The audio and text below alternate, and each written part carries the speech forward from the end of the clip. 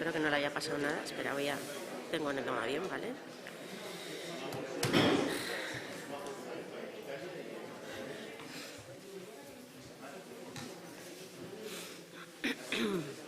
Bueno, a ver. Kaixo, egunon, ongi etorriak, Dolugelan laugarren jardunaldietara, Santelmo Museoaren izenean.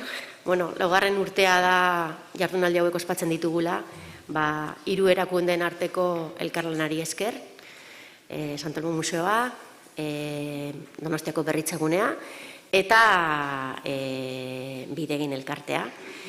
Eta, bueno, hausnarketa polita da, hain zuzen ere, pentsatzea, museoa duela 10 urte ireki izan, gizarte museo bezala. Horrek esan nahi du, bere xedea dala museo izatea hezkuntza komunitaterako topagune bat, hausnarketarako, partekatzeko, esperientzia partekatzeko, eta aldi berean, garrantzitsua da ere bai, gizarte museoa da nenean, bere xedea ere bada, hausnarketa sustatzea, gure gizarte garaikidean agerian dauden gaien inguruan, eta gai bat adibidez, heriotza da. Eta guzti hori, islatzen da, egiten den aldi baterako erakusketen bitartez, izan genuen duela 2 urte heriotzaren inguruan erakusketa bat, azaltzen da bildumen bitartez, erakusketa iraunkorrean, eta baita ere programazioan horrelako jardunaldietan bezala, ez? Orduan, besterik gabe nik eskertu nahi zaituztet gaur ona etorri izana, gaur tratatuko dugun gaia izango da suizidioan erabezaroan, benetan beharra dagolako gai honen inguruan hitz egiteko, gizarte mailan, eta horregatik gaude hemen, guztion artean gure esperientziak eta hausnarketa partekatzeko. Eta, simplemente daros la bienvenida a estas 4ª jornadas Dolugelan en el Museo Santelmo, que son fruto de una colaboración desde hace ya 4 años con el Berritzegune de Donosti, el Centro de Orientación de Profesores y la Asociación Bidegin.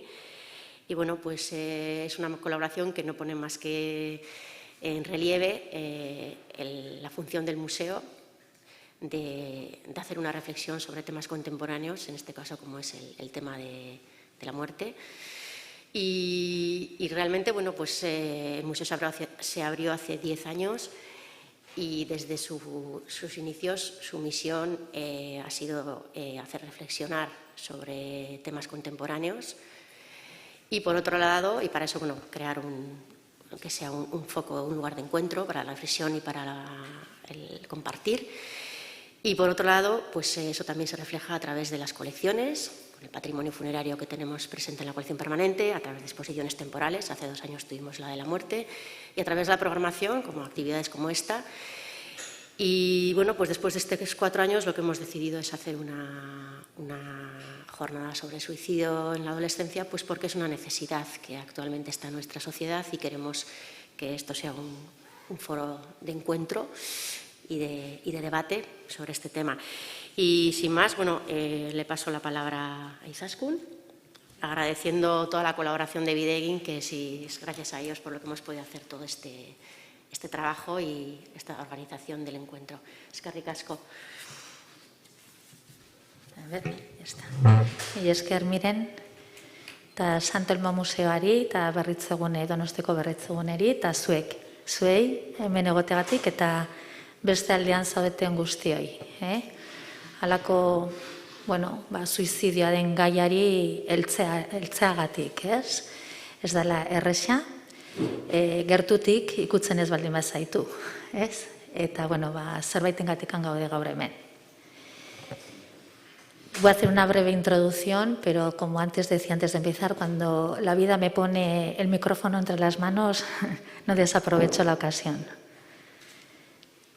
Cuando silenciamos socialmente la realidad del suicidio, escogemos la vía rápida de la comodidad, de la no implicación, de no ver, de no atender, de no conocer, en vez de escoger la verdad, la realidad. Y la realidad es la siguiente.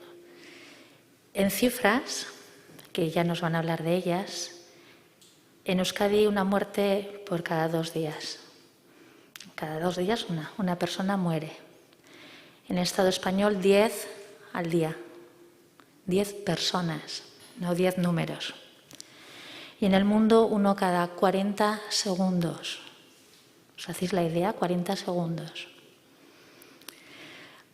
Os voy a invitar a hacer una pequeña reflexión. A los que estáis en casa, dejarlo todo. A los que estáis aquí también, dejar todo lo que tengáis en las manos.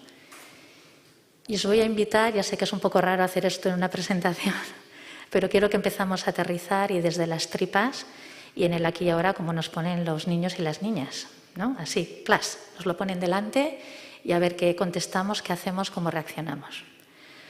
Pues entonces quería desconcertaros un poco de la misma manera. Y os invito a que por un instante vais a cerrar los ojos. No tengáis vergüenza, nadie os ve, está bien así. Cerrar un momento los ojos y voy a contar 80 segundos. Una persona muere cada 40 segundos.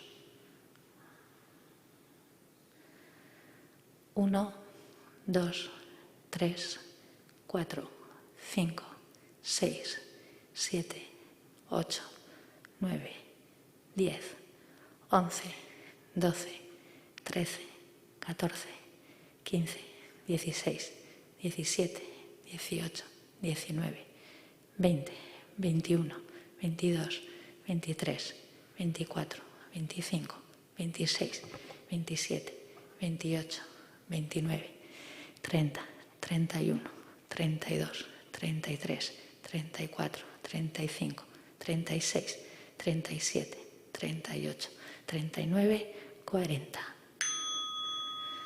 1, 2, 3, 4, 5, 6, 7, 8, 9, 10, 11, 12, 13, 14, 15, 16, 17, 18, 19, 20, 21, 22, 23, 24, 25, 26, 27, 28, 29, 30, 31, 32, 33, 34, 35, 36, 37, 38, 39,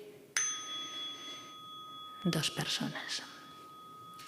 Volvemos a la sala, podéis ir abriendo los ojos. No es lo mismo, ¿verdad? No es lo mismo. Bideginetik 11 urtez Donostian Gipuzkoan sufritzen dagoen pertsonei lagundu egiten dugu egoera desberdinengatikan eta baita ere suizidioarengatikan. Berritzegune, Donostiko Berritzegunetik eta Santelmoarekin, Mirenek esan duen bezera, gure alea jartzen dugu gaurko jardunaldi honetan. Euskal Herriko irakaslegoei batez ere espazio hau urtero eskaintzan eta heriotzaren pedagogiaren beharra mahai gainean jartzen eta kurrikulunean sartzea aldarrikatzen. Durante este año último, juntamente con el Berritzegune de Donosti, hemos estado en 4 centros educativos aquí en Donosti en materia de prevención y acompañamiento por muerte por suicidio y tentativas de suicidio a adolescentes de sexto de primaria y de secundaria. Promover el bienestar emocional y la salud emocional y mental en nuestra comunidad, en las familias, aquí ahora, donde, ¿no?, como lo estamos haciendo y, por supuesto, en los centros educativos, sabemos que ayuda a prevenir muchas muertes. Y es lo que vamos a hacer hoy, aquí, aportar nuestro grano de arena. Si escuchamos con atención y hacemos de la expresión de nuestra vulnerabilidad una fortaleza y no una debilidad, es un buen indicador de salud emocional y mental. Y ganaríamos todas, absolutamente todas. Voy terminando. Hoy vamos a dar voz a los y las jóvenes que están aquí ya en la sala, que saben del sufrimiento en carne propia y de la esperanza también. Y que nos cuenten, nos contáis. Y vamos a aprender también aquí los adultos. También escucharemos y compartiremos con profesionales de la educación como Gloria Iniesta, bienvenida, Y de la salud mental, como Jon García Ormaza, que viene acompañado de Alex Muela. Y os presentaremos desde Videgain una pequeña guía sobre suicidio, prevención, intervención y acompañamiento, muy simple, muy sencillita, como un mapa de ruta que lo podéis tener en euskera y en herderas, editado por nosotros, desde la necesidad y desde la humildad de lo que podemos hacer. Y como dice Jon, voy a acabar con unas palabras tuyas que me gustó cuando te escuché. Es más fácil educar personas sanas mentalmente que recomponer vidas rotas. Eskerrik asko y que empiece esto. Aurrea, Gloria.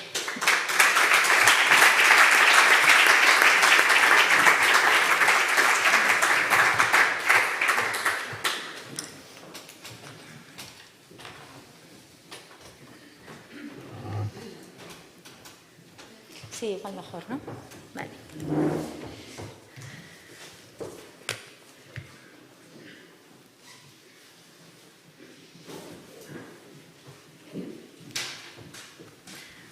Muchísimas gracias, Izaskun, por todo.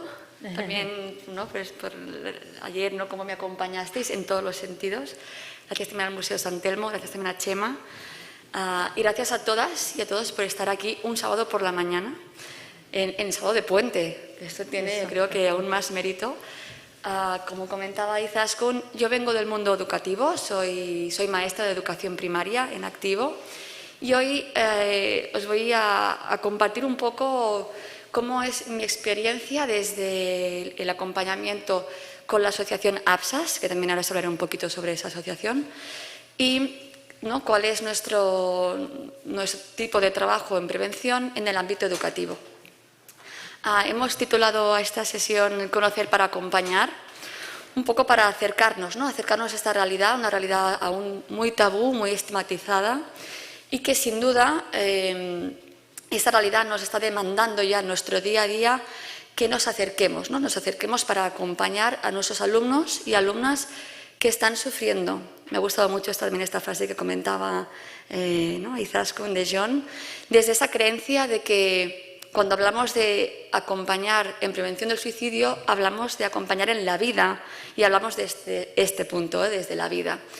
Para empezar, os voy a compartir brevemente quién somos como asociación. La asociación APSAS estamos ubicados en Girona, pero trabajamos también en Barcelona.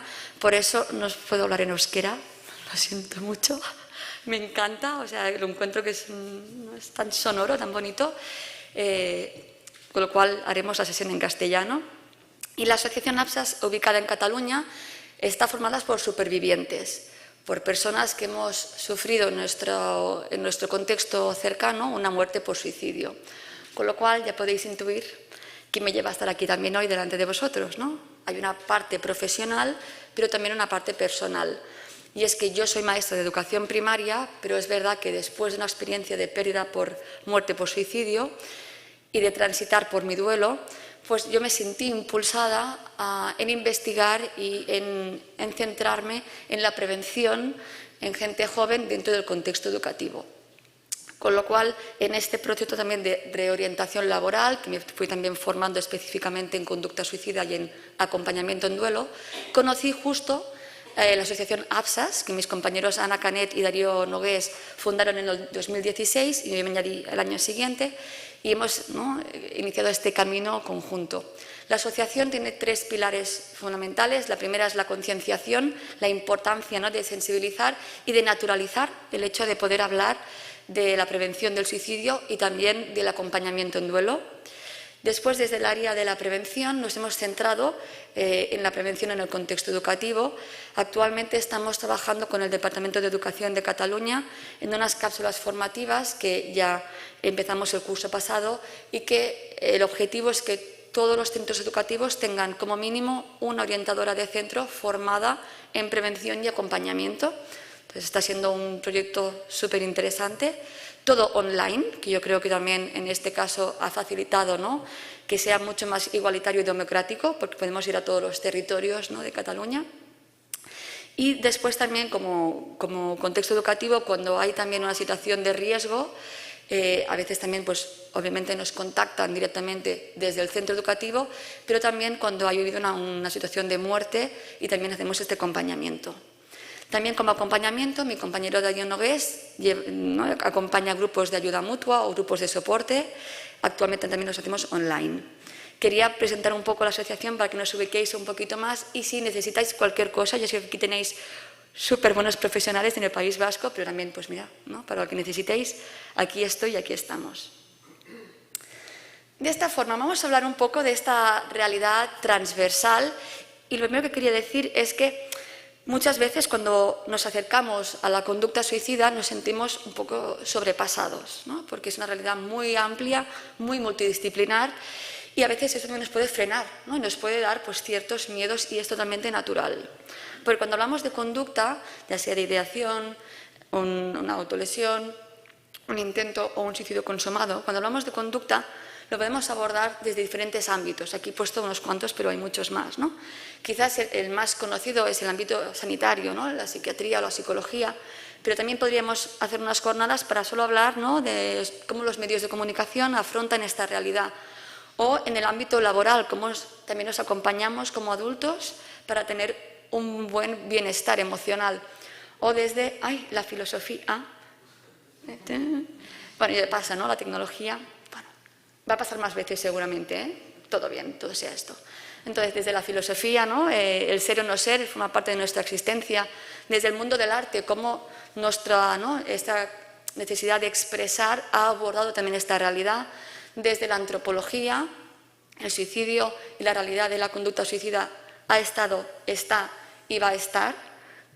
Vamos a ver cómo va avanzando.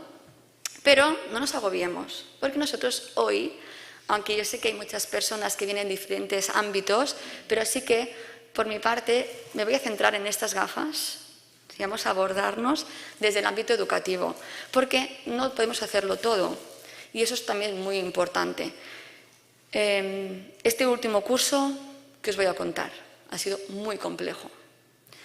Y en esta complejidad del día a día de confrontarnos con muchos alumnos que han tenido autolesiones o intentos de suicidio, también hay una parte de la cura del profesional, porque esto genera mucha impotencia, ¿no? Entonces también es importante ver que vamos a acercarnos a esta realidad y ver qué puedo hacer yo como orientadora, como profesora, como tutora, como directora, como jefe de estudios, desde mi ámbito y luego qué puedo hacer para conectarme con otros profesionales que puedan también aportar, ¿no? Cada uno su grano de arena desde su ámbito. Pero vamos a acercarnos a esta realidad también sabiendo decir, bueno, he hecho todo lo correcto y hasta aquí.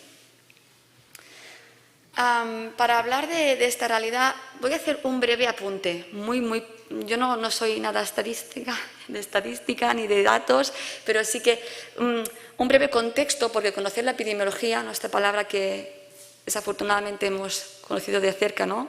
Estos últimos años, para acercarnos a la realidad y empoderarnos en la necesidad de trabajar desde el ámbito educativo, sí que creo que es importante abordar cuáles son los datos que tenemos actualmente, que están recogidos por el INE y que son los más actuales. Como comentaba también Izaskun, en el mundo se estima que se producen 800.000 muertes por suicidio al año.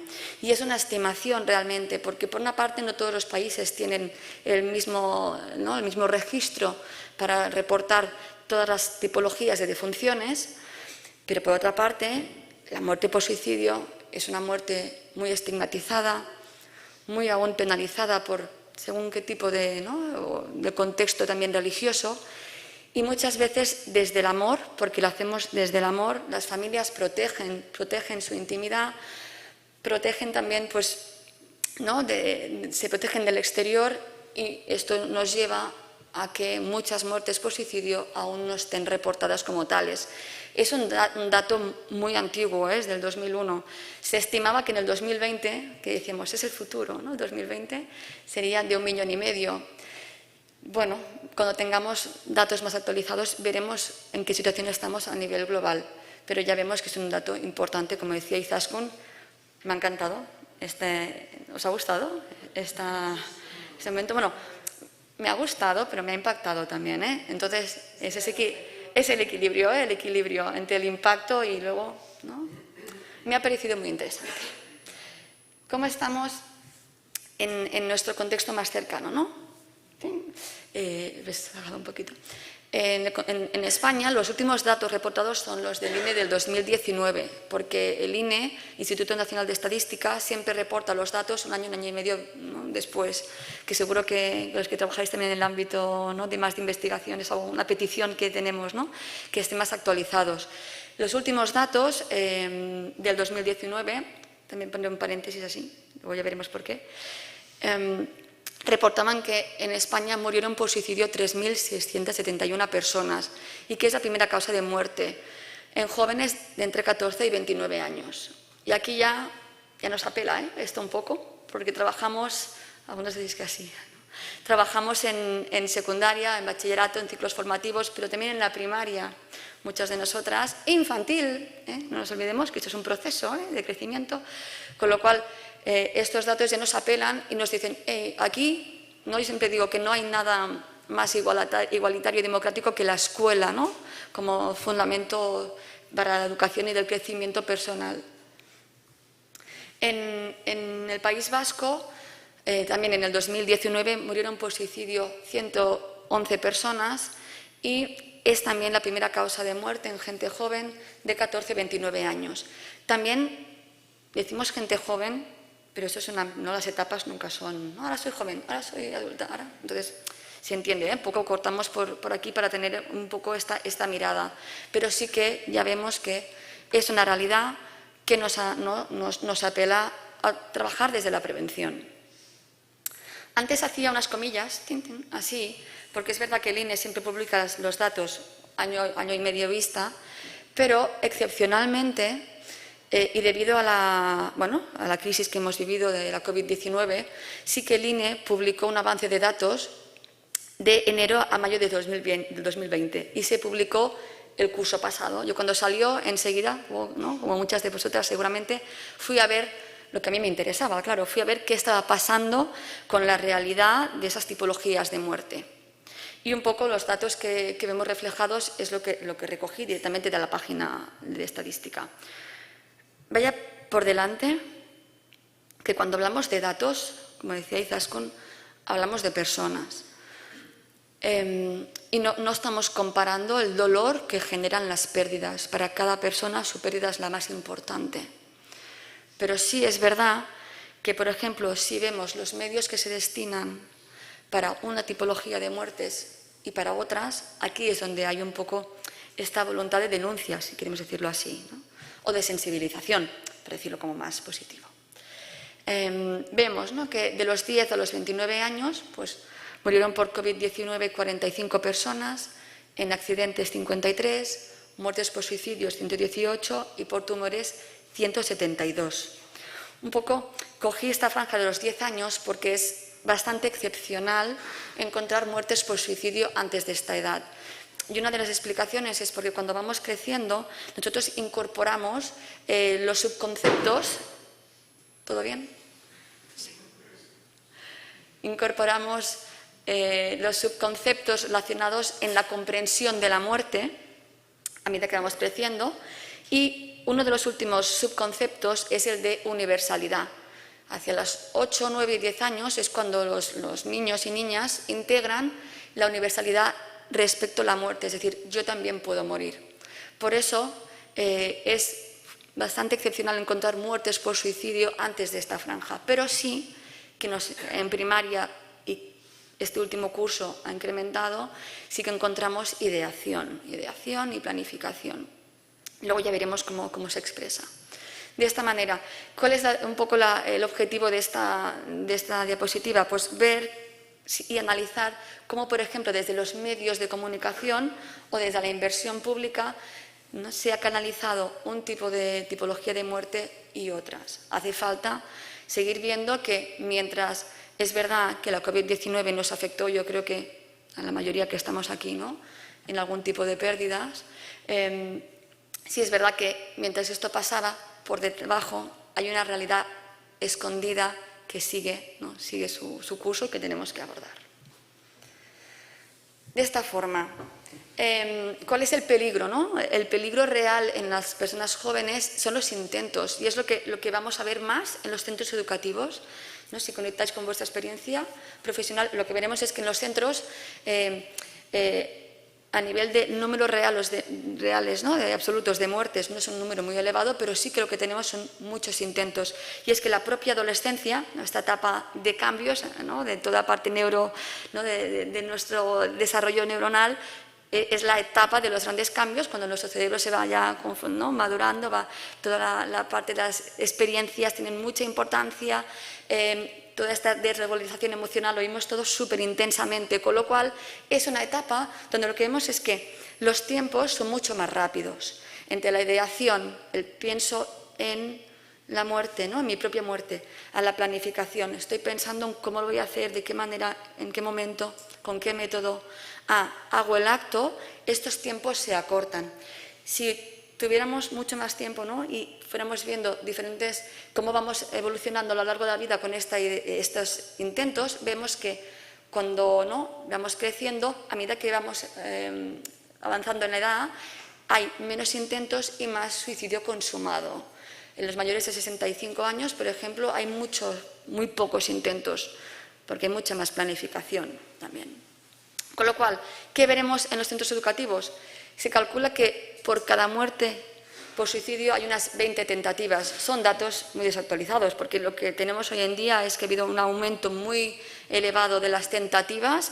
En Cataluña, por ejemplo, a nivel global se ha aumentado un 27% las tentativas y ¿no? tentativas reportadas por el sistema sanitario, que eso también es otra cosa, porque a veces hay autolesiones que no son ideación suicida, que no llegan, ¿no? a ser tampoco pues, tratadas desde el ámbito sanitario, pero en el cómputo general tenemos un aumento del 27%, pero hay centros hospitalarios que han reportado un aumento de hasta un 200%. ¿no?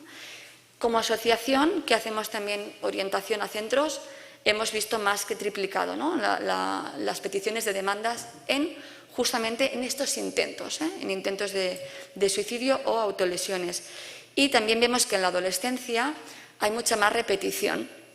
Hay un 50% de las personas que realizan un intento de suicidio repiten este intento y normalmente con el mismo método. Y aquí ya tenemos un buen indicador de prevención en los centros educativos, porque si yo hago un buen traspaso de información, por ejemplo, el otro día en una formación una orientadora me comentaba que había tenido un alumno que había hecho un seguimiento en cuarto de la ESO, pasó primero de bachillerato, que en cuarto de la ESO pues, hubo un avance muy grande a nivel emocional y que ahora había tenido una tentativa en bachillerato, ¿no? En primero de bachillerato. Entonces, y ella comentaba, ¿no?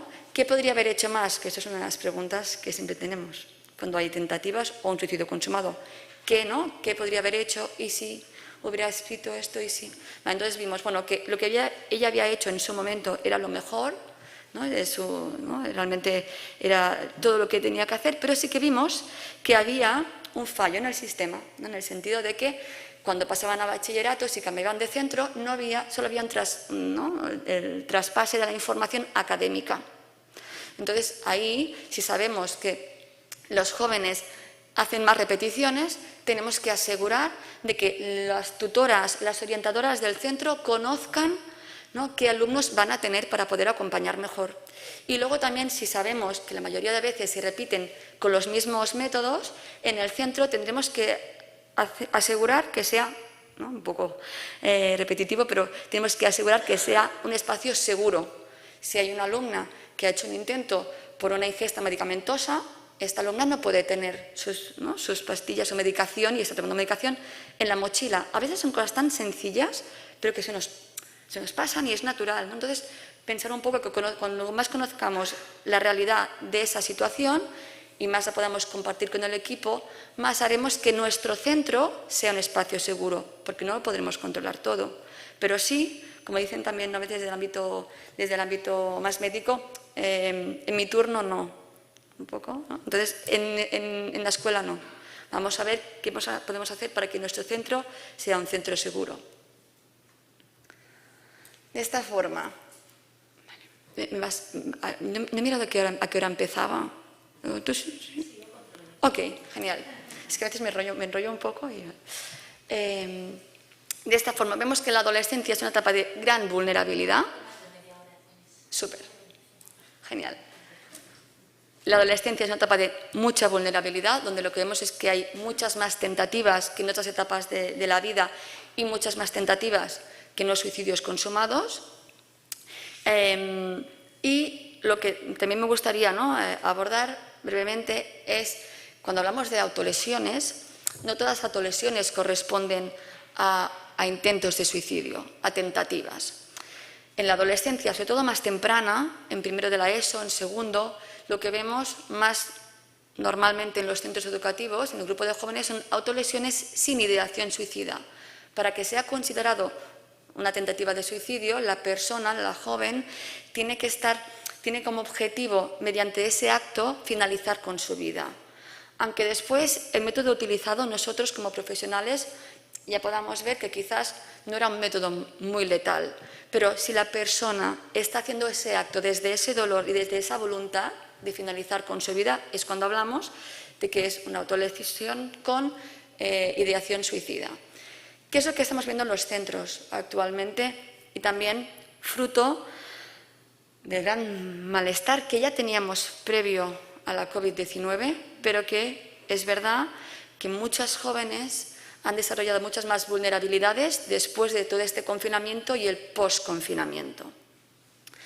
De esta manera, ¿a qué pueden corresponder esas autolesiones? Pues a una canalización de emociones intensas. Normalmente lo que vemos en los centros es la rabia. Yo creo, al menos lo que hemos constatado nosotros en los centros que acompañamos, son situaciones de rabia y de tristeza. Es la persona que no encuentra una manera más saludable de canalizar su malestar y lo canaliza a través de su cuerpo, normalmente a través del cutting, que es el método más utilizado en jóvenes para ese tipo de autolesiones. ¿La persona desea morir en ese momento? No. Lo que necesita es canalizar ese dolor emocional tan fuerte a través de una sacudida física, ¿no? Antes comentábamos, cuando hacíamos esta sesión, ¿no?, de los 80 segundos, decía Izaskun, vamos a sentirlo desde aquí. Pues es eso, ¿no?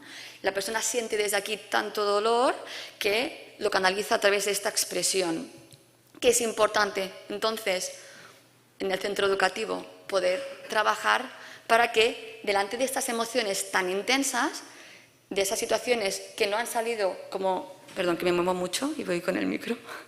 De esas situaciones que tengo que afrontar en la vida que no son como me gustaría, cómo canalizarlas de manera saludable. Otra de las autolesiones, otra de las explicaciones que damos a este fenómeno es la necesidad de crear impacto. Y aquí es donde tenemos, ¿no?, también que eliminar de nuestro vocabulario esta frase que seguro que habéis escuchado alguna vez, que dice, bueno, lo ha hecho para llamar la atención. ¿Esto lo habéis escuchado alguna vez? Algunas os miráis y hacéis así, que os veo todo, os estoy viendo todas. Hacéis así. Sí, es verdad, porque lo hemos dicho muchas veces, y yo también, seguramente hace tiempo, porque, primero, no estamos formadas en estas realidades. Los que tenéis la suerte de trabajar, ¿no?, en el ámbito más de la psicología, psiquiatría, pero tenéis esta base, pero las personas que estamos en los centros no hemos escuchado hablar muchas veces, ¿no?, de estas realidades, con lo cual, ¿qué nos ha llegado a través de estas creencias, de estos mitos, ¿no?, que quien lo dice no lo va a hacer, pero tienes que vigilar, porque el quien no lo dice, este sí que lo va a hacer. Bueno, ¿esto en qué se basa? Pues en creencias, prejuicios, mitos. No es verdad. Sabemos además que en la gente joven, como hay más intentos, también hay más ambivalencia, porque estos intentos, estas conductas nacen del sufrimiento humano. Es la persona que no encuentra otra salida al sufrimiento que poner fin a su vida. Es esta acción. Me gusta remarcar acción y no decisión, donde la persona se debate entre el vivir y el morir, porque lo que quiere es vivir bien. Con lo cual hay muchos mitos como este, ¿no? Que lo dice no lo va a hacer, que no lo va a hacer, no son reales. ¿Qué vemos? Que vamos a cambiar, ¿no? Vamos a cambiar esta frase de llamar la atención. A mí me gusta más crear impacto. Pero es verdad que la lingüística está muy bien, pero si nuestra manera de hacer es la misma, decirlo como queráis.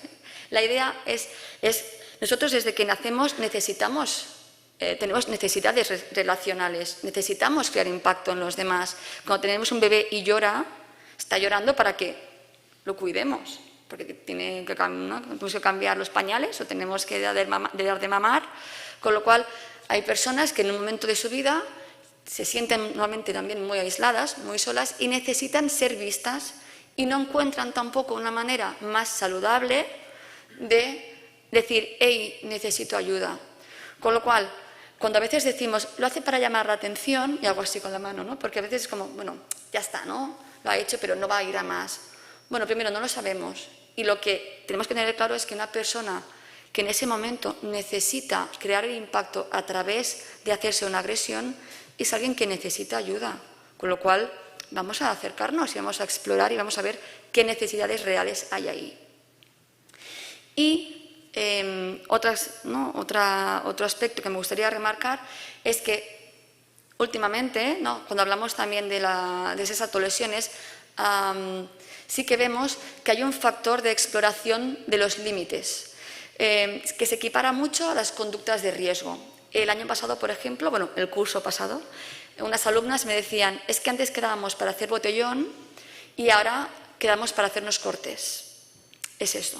Y eso nos lo encontramos, lo digo así directamente porque es lo que nos dicen los alumnos, ¿no? Entonces, ¿qué vemos? Que es verdad, ¿no? Que hay una parte de exploración del cuerpo que corresponde a ponernos al límite, como hacían, ¿no? Como se puede hacer cuando los jóvenes pues, tienen, ¿no? abuso de sustancias y que ahora pues, también tenemos esta parte de exploración, lo que se asimilaría a una conducta de riesgo. De esta forma, ¿qué nos está pasando con toda esta realidad?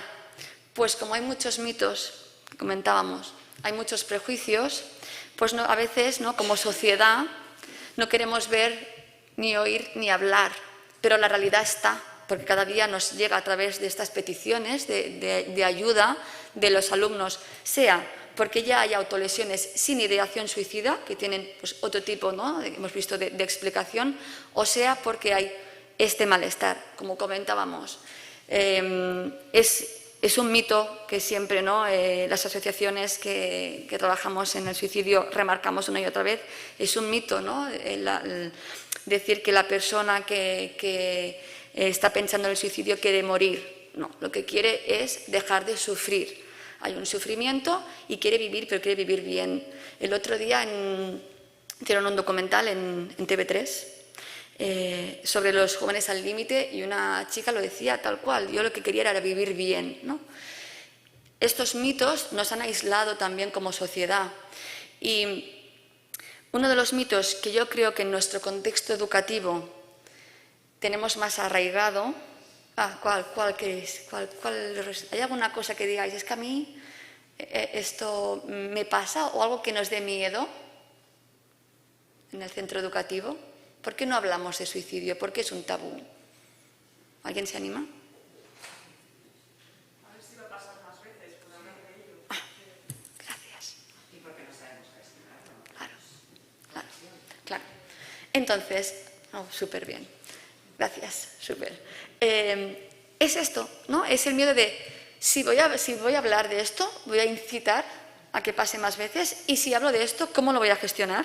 ¿No? Que eso es otra cosa, claro. Entonces, aquí es donde nos encontramos con este mito que, a mi entender, y desde mi práctica, ¿no? en el centro, es el que más miedo nos da, que es, si yo hablando de la conducta suicida, voy a provocar que hayan pues, más intentos, o más ideación, o más planificación, o más suicidios consumados. Este mito os suena el efecto Werther, ¿sí? es el efecto contagio, ¿no? Es el que conocemos como efecto contagio. El efecto Werther, su nombre viene de un libro, Las desventuras del joven Werther, que es un libro que es verdad, donde su protagonista, es un libro del romanticismo alemán, de Goethe, su protagonista finaliza su ciclo vital dándose muerte por suicidio. Pero es verdad que a lo largo de todo el libro, cuando lo lees, ves que hay un montón de señales de alerta. O sea, que no es el que muera, también es que hay un entorno que en ese momento no ha sabido cómo acompañar, ¿no? Que decía también la compañera, sabremos acompañar, ¿verdad? Bueno, en eso estamos, O sea, vamos a, ¿no? Poco a poco. Entonces, el efecto Werther, el efecto contagio, ¿de dónde viene un poco este mito? Bueno, en su momento se llegó a prohibir el libro en Alemania porque se constataron un aumento de suicidios consumados. Pero ahora bien, yo siempre hago la misma reflexión. ¿El arte refleja o influye? ¿No? Pues quizás un poco las dos cosas. No sabemos. Y además, ya nos cuesta tener un reporte de los datos fiables ahora, pues no me quiero imaginar, ¿no? Hace 300 años.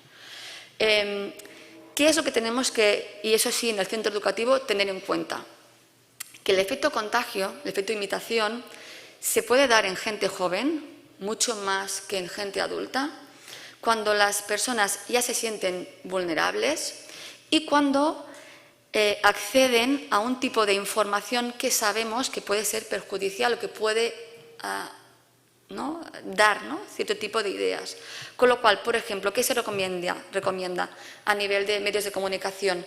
Pues no hacer visiones reduccionistas. Sabemos que la muerte por suicidio corresponde a este sufrimiento y en ese sufrimiento hay muchos factores de riesgo, no solo uno. Muchas veces en los titulares ponemos causa-efecto cuando sabemos que no es así.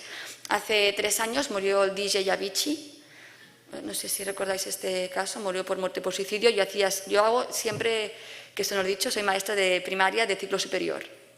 Entonces, en sexto estuvimos hablando de esta muerte y ellos habían escuchado, o sea, y se hizo todo mal. Ahora ya, por suerte, yo creo que a nivel de medios de comunicación se va haciendo un poco mejor. Aunque el otro día, en un programa de... Bueno, eso se hace en streaming, ¿no? Bueno, pues no voy a decir muchas cosas.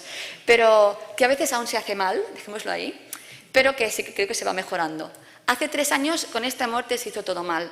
Se contaron los datos, que sabemos que lo que hacen es introducir imágenes intrusivas y además no aportan absolutamente nada. Se trata el suicidio desde la morbosidad, con lo cual, fuera. Se dieron versiones totalmente reduccionistas, también desde la perspectiva de género, también horrible, ¿no? Lo dejó porque la novia, murió por suicidio porque la novia lo dejó. Dios mío, todo mal, ¿no? Entonces, bueno, sabemos que si no informamos bien o no transmitimos bien esta información, sí que personas que ya se encuentren muy vulnerables pueden tener una cierta conducta imitativa, porque pueden percibir que eso es una solución. Claro, si nunca hablamos, aquí está, ¿no? Si nunca hablamos de la realidad del suicidio y solo hablamos cuando referentes, que sabemos lo que significa para la adolescencia tener estos referentes, cuando estos referentes mueren por suicidio, personas que ya estén muy vulnerables, pues perciben, si esta persona que lo tenía todo no ha encontrado solución, ¿cómo lo voy a encontrar yo?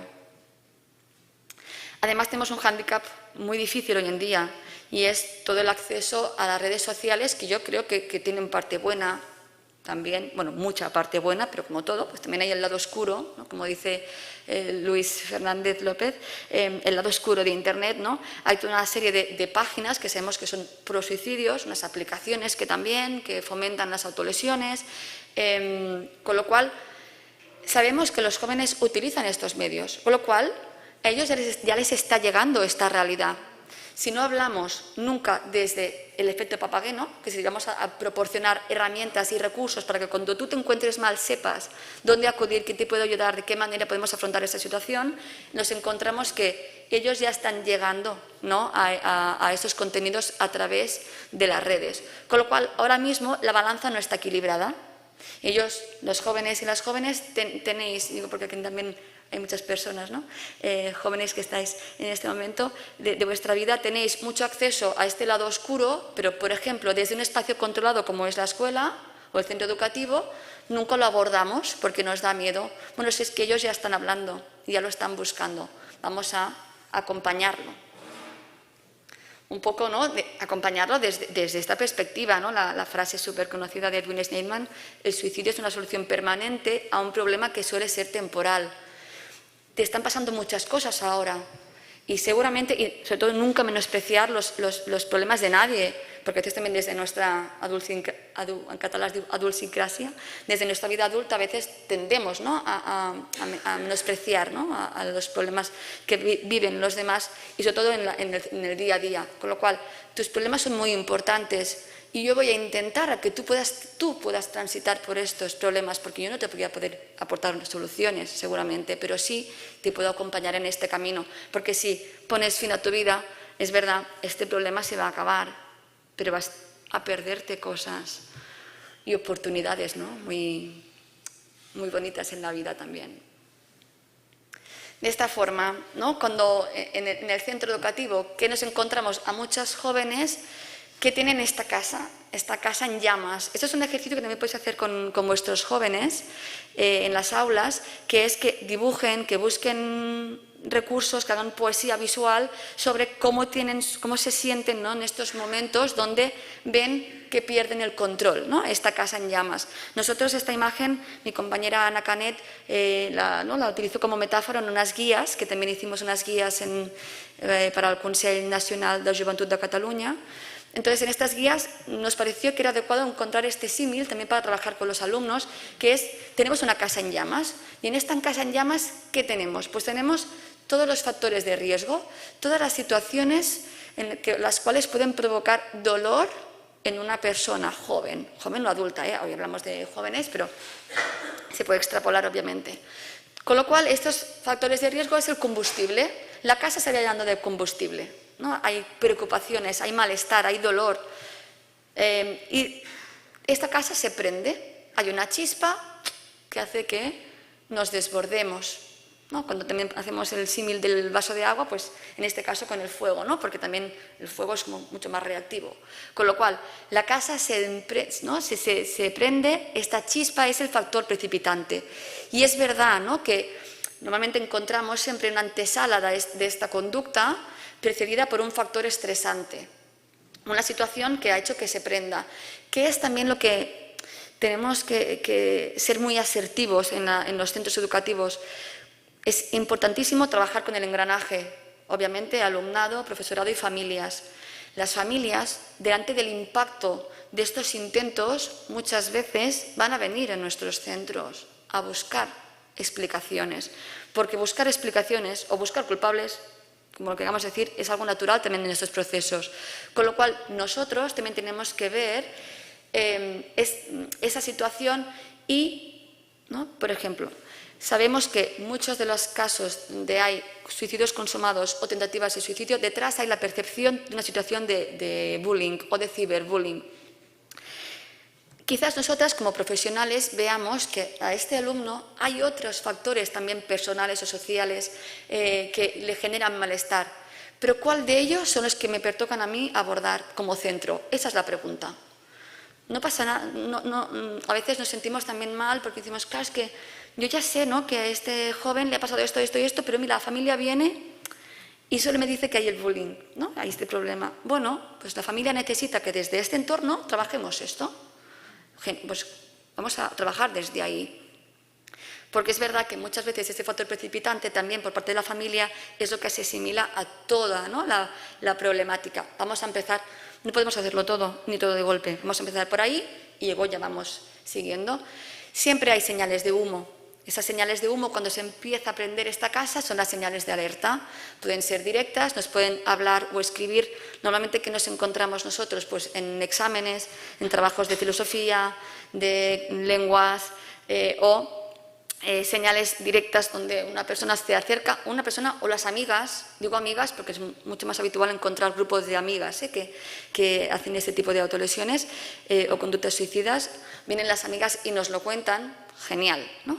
Esas son las señales de humo, pueden ser directas porque nos lo cuentan o nos lo escriben, pero pueden ser también indirectas, ¿no? Un poco lo que nosotras ya vemos, Nosotros vamos todos los días al centro y tú ya ves que algo no va bien. Entonces, quizás este alumno se empieza a aislar mucho más, no se comunica, vemos que hay un baja, ¿no? El rendimiento escolar también va variando, con lo cual cuando tú dices, aquí hay algo que no me cuadra, vamos a explorar un poco más, porque quizás ese sufrimiento puede derivar, no son matemáticas obviamente, pero puede derivar hacia una conducta suicida.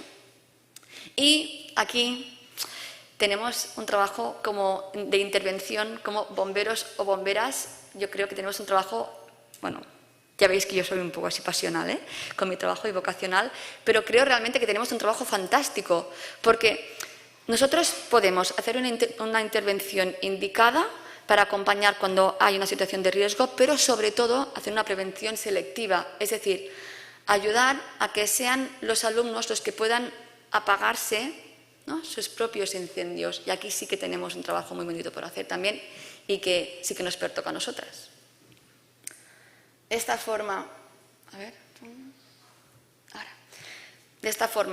la conducta suicida, esta casa en llamas, este iceberg, tenemos muchas situaciones que pueden provocar malestar, que serían todos estos factores de riesgo, y lo que vemos es que la persona en este sufrimiento no encuentra otra salida, no ve otra decisión, con lo cual, ¿no?, se genera esta punta del iceberg, que es lo que vemos y lo que nos ayuda también, porque al final vamos a trabajar desde aquí, lo que nos ayuda a poder intervenir desde los factores de riesgo.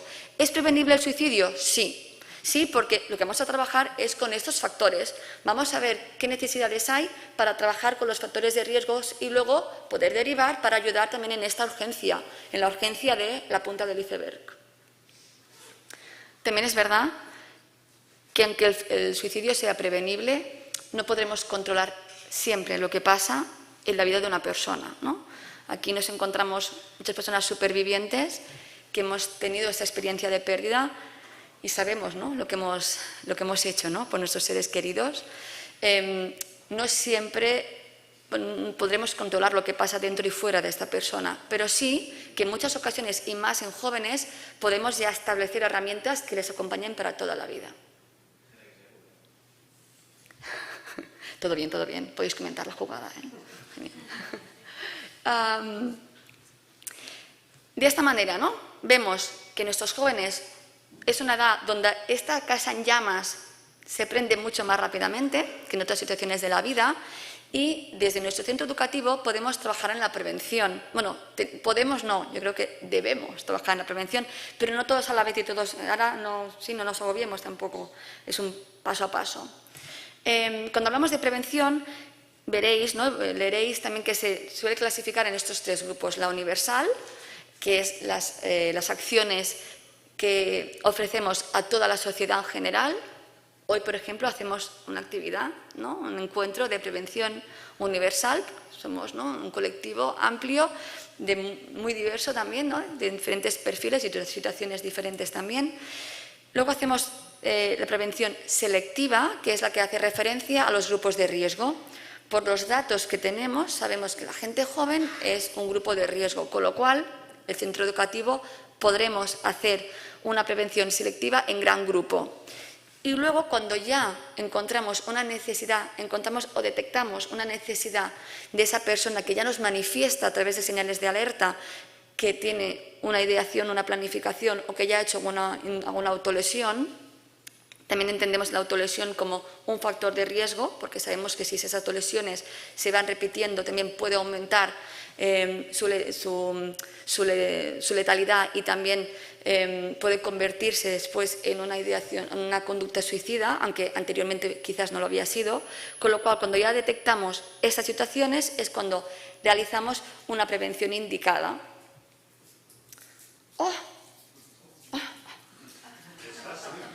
Desastre. Muy bien.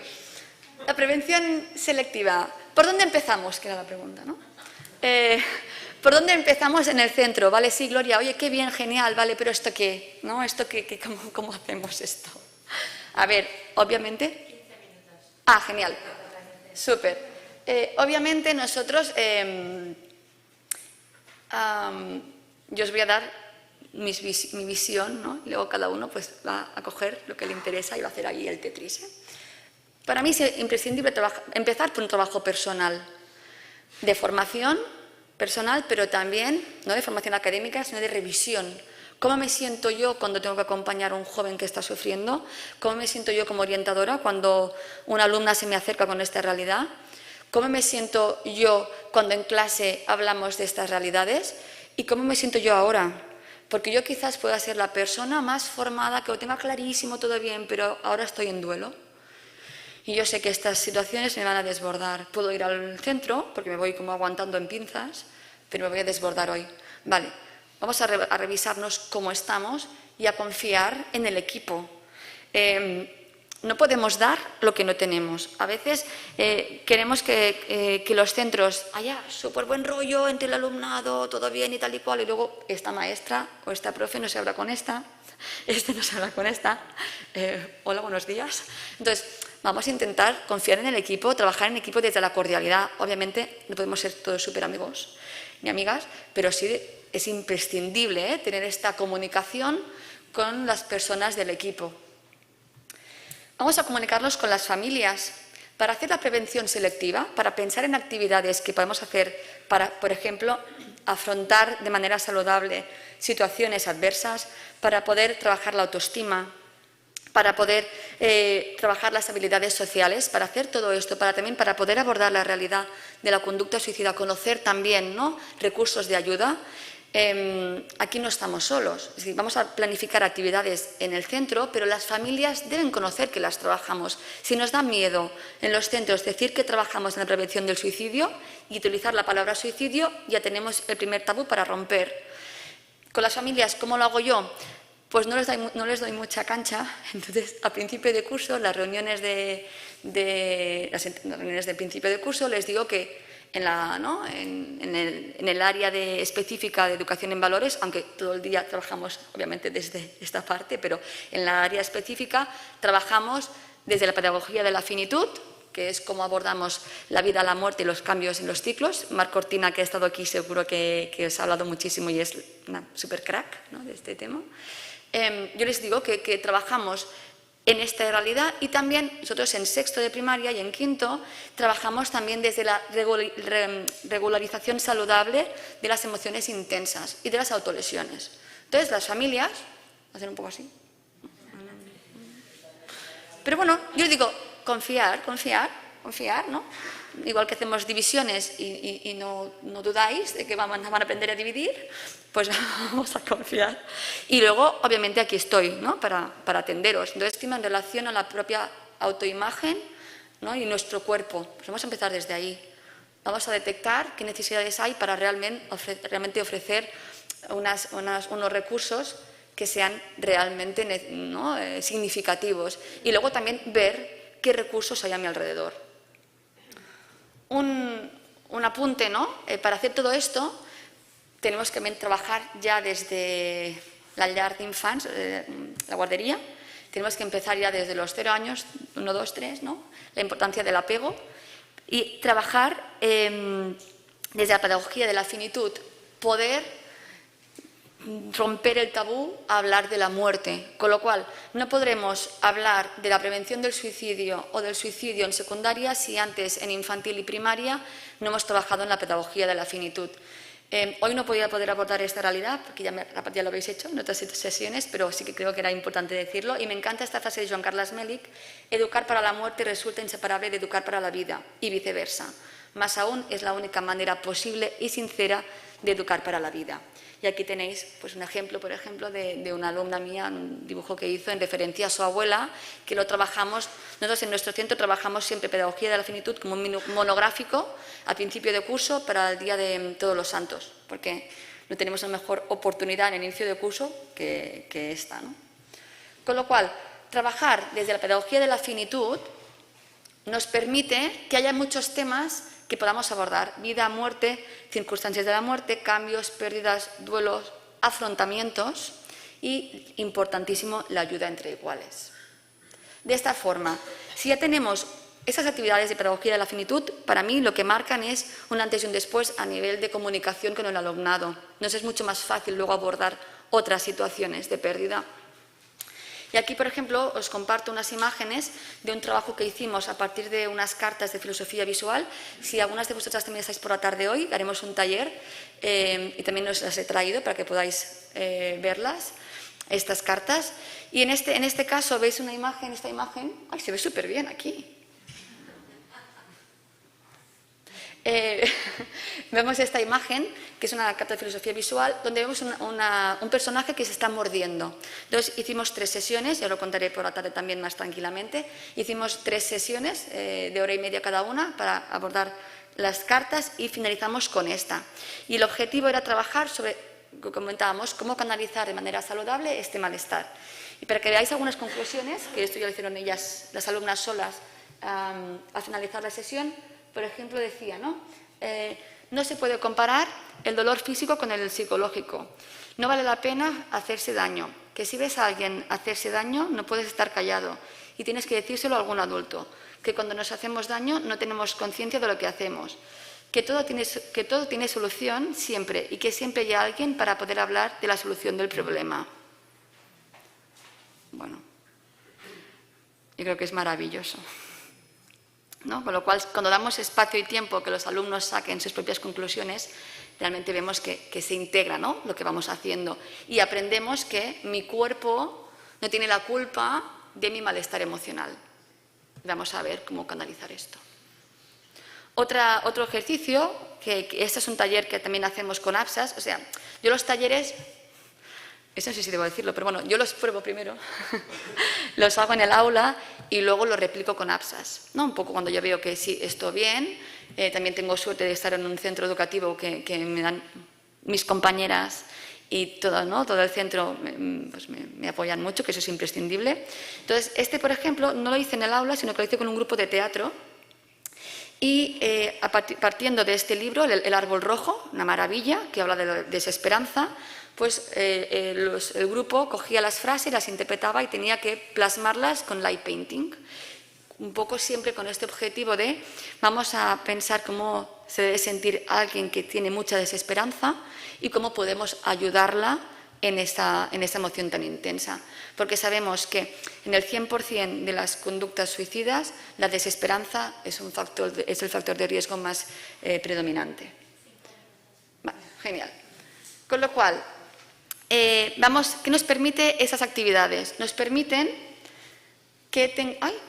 nos permiten detectar mejor los factores de riesgo, porque mi aula ya va a ser un espacio donde podremos hablar de todo. Nos permiten también poder acompañar mejor en la prevención indicada y a la vez hacer más prevención selectiva. Cuanto más actividades hagamos de prevención selectiva, más fácil nos será comunicar. Ese sería el objetivo. ¿Y comunicar para qué?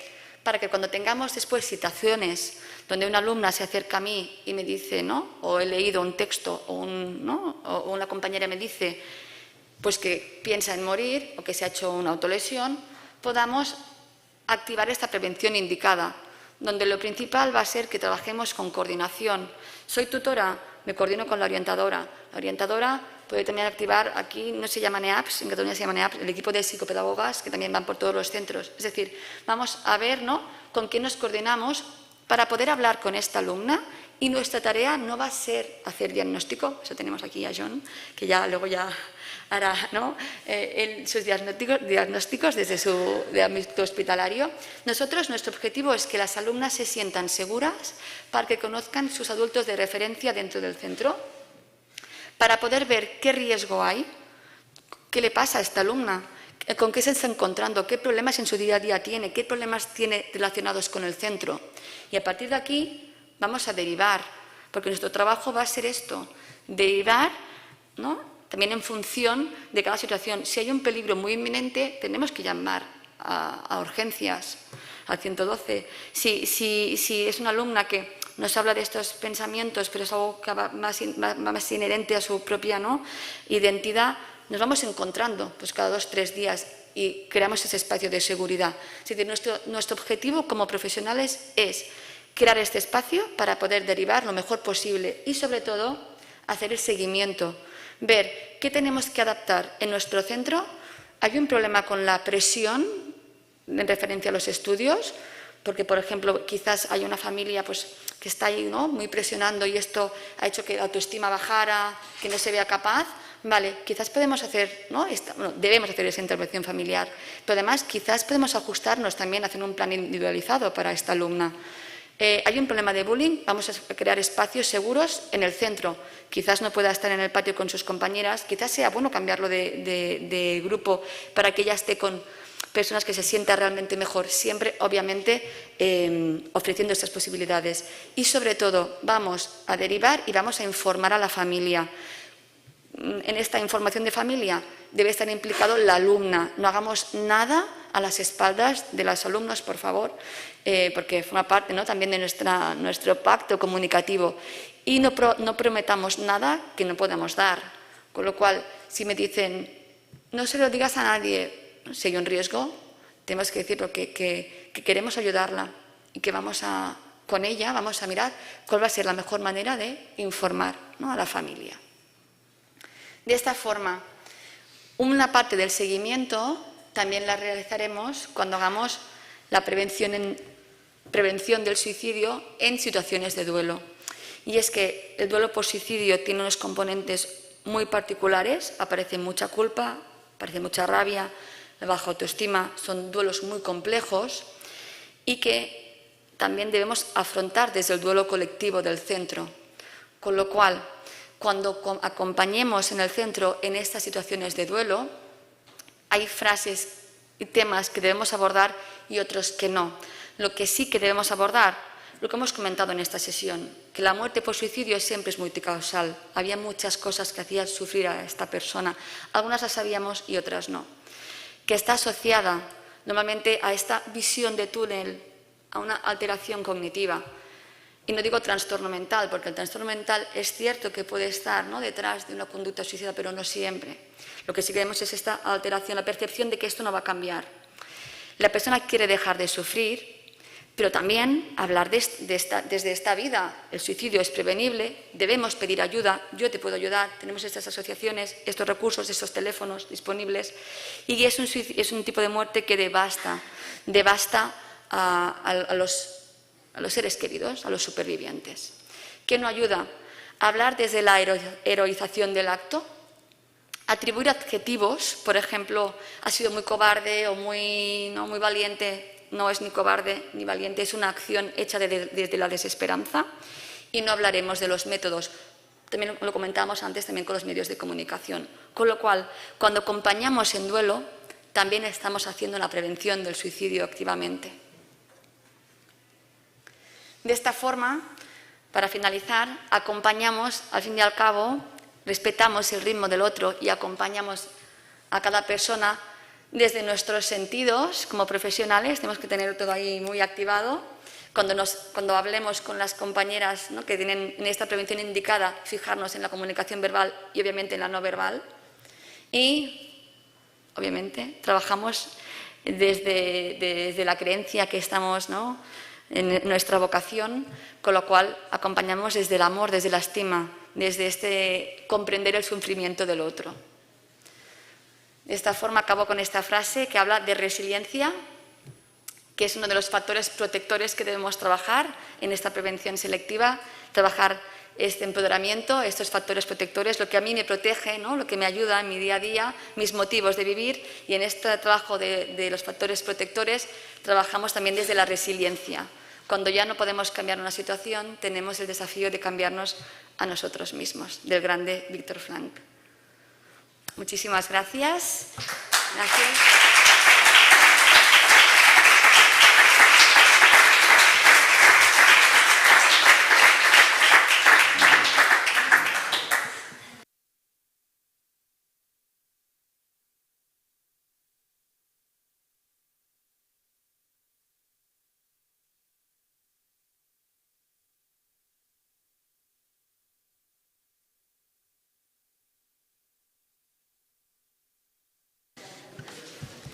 Eskerrik asko, Gloria.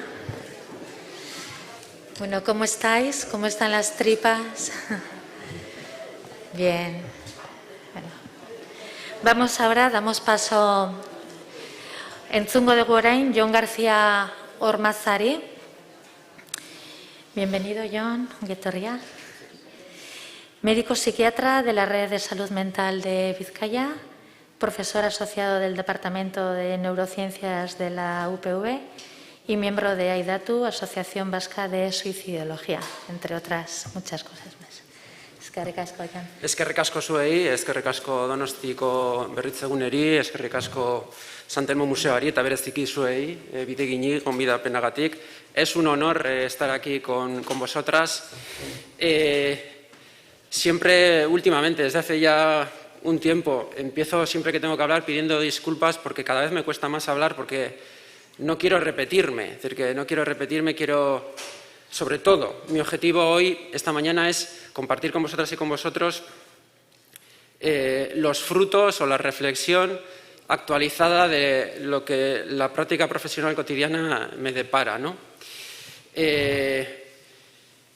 Y curiosamente, cada vez la experiencia, no sé, las competencias que poco a poco vamos adquiriendo, me hace ser más cauteloso en lo que transmito, cómo lo transmito. Y sobre todo, bueno, me hace más difícil esta tarea. Luego, si queréis, en persona hablamos de ello. Vale.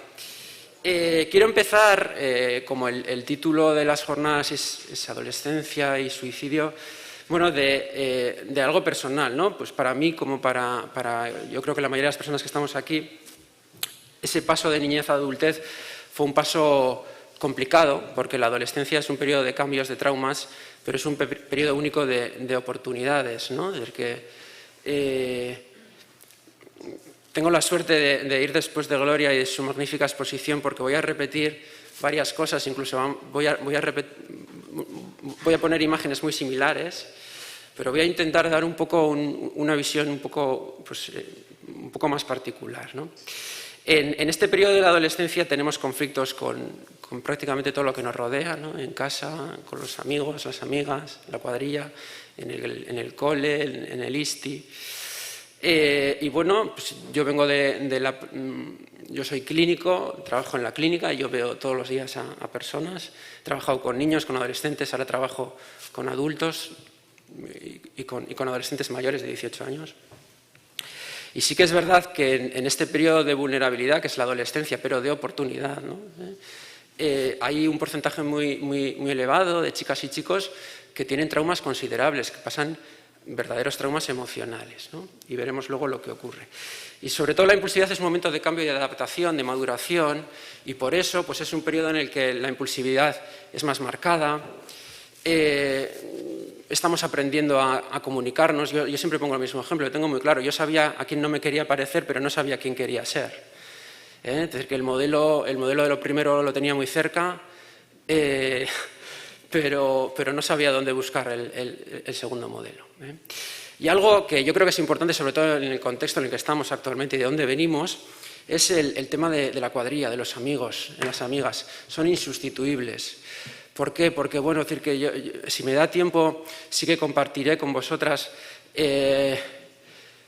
cómo veo yo, ¿no?, la realidad del suicidio, la fenomenología del suicidio, en el que evidentemente hay un dolor y un sufrimiento muy intensos, pero lo que hay es un más desapego de la vida que un apego a la vida. Es decir, que el suicidio ocurre porque hay un dolor psíquico ingobernable, está claro, porque además hay una desesperanza, se cree que ese dolor no tiene solución o no tiene solución sencilla, fácil, pero también porque no es suficientemente intenso, fuerte, lo que nos une a la vida. Porque si estamos bien unidos a la vida, es decir, que ese dolor es superable, lo veremos, ¿vale? Vale, y aquí los amigos son únicos, ¿eh? Vale. Hoy día, ¿qué está pasando? Miro mucho el reloj porque tengo una grandísima sorpresa para vosotras y es la presencia de Alex y quiero dejarle tiempo suficiente. Estamos viviendo, bueno, yo tengo aquí otro gran amigo, Pablo Hein, sociólogo. No soy sociólogo, aunque me rodeo de sociólogos y sociólogas, cada vez leo más.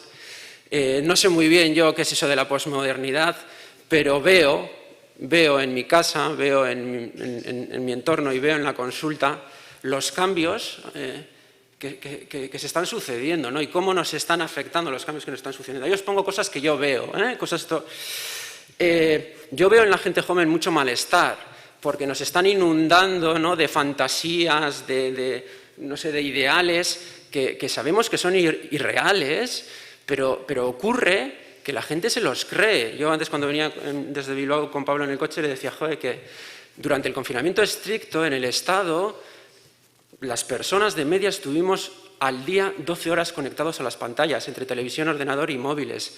12 horas. Vivimos en un momento terriblemente incierto en lo político y en lo social.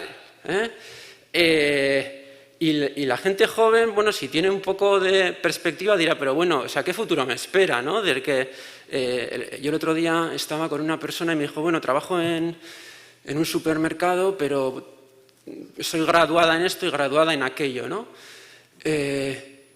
Vivimos en la época decís que el posmodernismo es el individualismo máximo, ¿no? Vivimos en que como mucho me importa mi cuenta corriente y el funcionamiento de mi casa, ¿no?, de mi hogar. Y luego tenemos que reconocer que la estructura familiar ha cambiado y está cambiando. Y aquí no quiero decir que no estoy criticando nada, pero ha cambiado. Y yo escucho en la consulta como las chicas y los chicos me dicen, es que yo no sé nada de mis padres. Es que no sé ni a qué se dedican. Es que la dinámica de la familia no cuenta conmigo.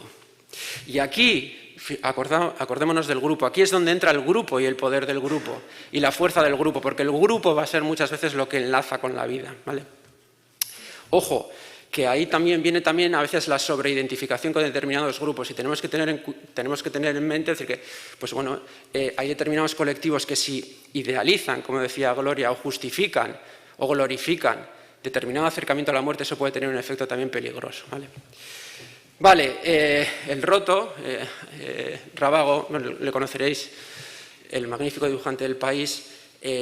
Yo hace años me puse en contacto con él para pedirle un dibujo para poder ponerlo en mi tesis, ¿no? Esto ya es de hace algunos años, pero es que yo lo vi y dije, joder, perfecto. O sea, para conectar conmigo utilizo Internet. Es decir, que cuando yo tengo un dolor insoportable y no veo salida, y si necesito conectarme a la vida y necesito una pantalla o un móvil o una aplicación, mal voy. Vale, esto lo voy a pasar muy rápido, ¿vale? Es decir, que lo voy a pasar muy rápido porque me quiero enrollar más adelante. Sí quiero hablar de las autolesiones y evidentemente, decía la Gloria, afortunadamente la inmensa mayoría de las autolesiones no tienen una finalidad suicida. El ánimo, el objetivo no es el de acabar con la vida. Pero yo soy un defensor de no quedarme en el reduccionismo de cuáles son los factores de riesgo o no quedarme en el reduccionismo de hay un trastorno mental, voy a tratar el trastorno mental y ya está, no. Sino de analizar cuál es la función que desempeña la ideación suicida, la tentativa suicida, la conducta suicida, el riesgo suicida en esa persona. Y eso es muy sencillo. Es muy sencillo, esto lo paso también, con esta imagen os lo quiero explicar. Ese iceberg que también mostraba Gloria, por debajo es necesario, porque el dolor es necesario, el dolor es inherente a la vida. Cuando nacemos sabemos que vamos a doler, hasta lo más maravilloso que tiene que ser para una mujer, que es dar a luz a su bebé, es decir, duele, pero es muchísimo más lo que une a la vida, ¿me entendéis?, que ese dolor. Entonces, Cuando vi esta imagen me acordé un poco, estamos ahora también inmersos en esa preocupación acerca del calentamiento del planeta, dónde vamos y tal, ¿no?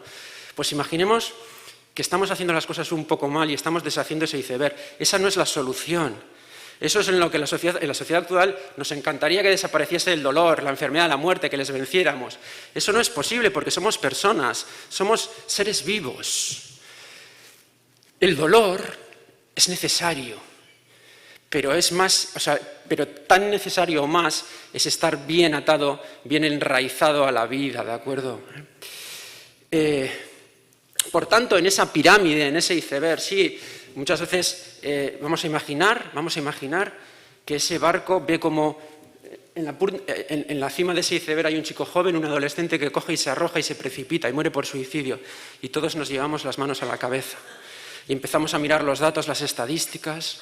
Nos preocupamos, empezamos a dar noticias, pero ¿qué hay por detrás? Por detrás hay dolor, desesperanza y poca conectividad con aquello que me hace vivir, con aquello que me hace trascender, me hace pensar que es superable ese dolor y que ese dolor me puede hacer más fuerte y que además esa fortaleza se la puedo transmitir a mis amigos, a mis amigas, a mis familias, a mis compañeros de trabajo, a quien queráis. Vale, esto simplemente, las autolesiones empiezan, esto sabemos, es bastante universal. Hablaba también de etapas madurativas. Gloria, esto os lo pongo porque si empieza a haber autolesiones o empieza a haber ideación suicida o, dicho de otra manera, ese dolor y esa desesperanza a veces no encuentran un manejo adecuado a esas edades, quiere decir que antes tenemos que tener un trabajo hecho. O sea, tenemos que llegar a los 10 años, a los 11 años con un trabajo hecho. Y eso se hace desde que una persona nace y antes, desde el propio embarazo. Es decir, que voy a avanzar para decir, se hace desde antes. Cada vez está más acreditado, podemos afirmar con mayor rotundidad que todo lo que sea promover un apego seguro en la más etapa, o sea, precoz de manera más temprana, es prevenir el suicidio, porque es la base para enraizarnos a la vida, a que esa conexión pueda más en el futuro que cualquier dolor emocional, que cualquier dolor psíquico. Lo de dolor psíquico a mí me encanta porque soy un ferviente admirador de Edwin Sneidman, y ya sabéis que él fue el creador del psique, ¿no? O sea, de este término de dolor psíquico. Él decía que no hay suicidio sin psique, sin dolor psíquico. Tenía razón, pero si esas raíces vitales son muchas y muy fuertes y me tienen enraizado a muchos lugares, ese dolor es superable. Es superable, lo veremos.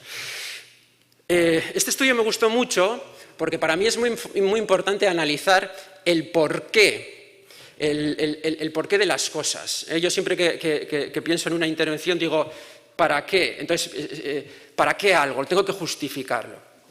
Lo decía Gloria, las autolesiones son la manera que tienen las personas que las ejecutan para controlar una regulación emocional, un malestar emocional. Es la manera, la mente humana es una máquina muy sabia y hace aquello que desempeña una función y que tiene un resultado y les funciona, y por eso algunas personas las repiten o las interiorizan y las automatizan.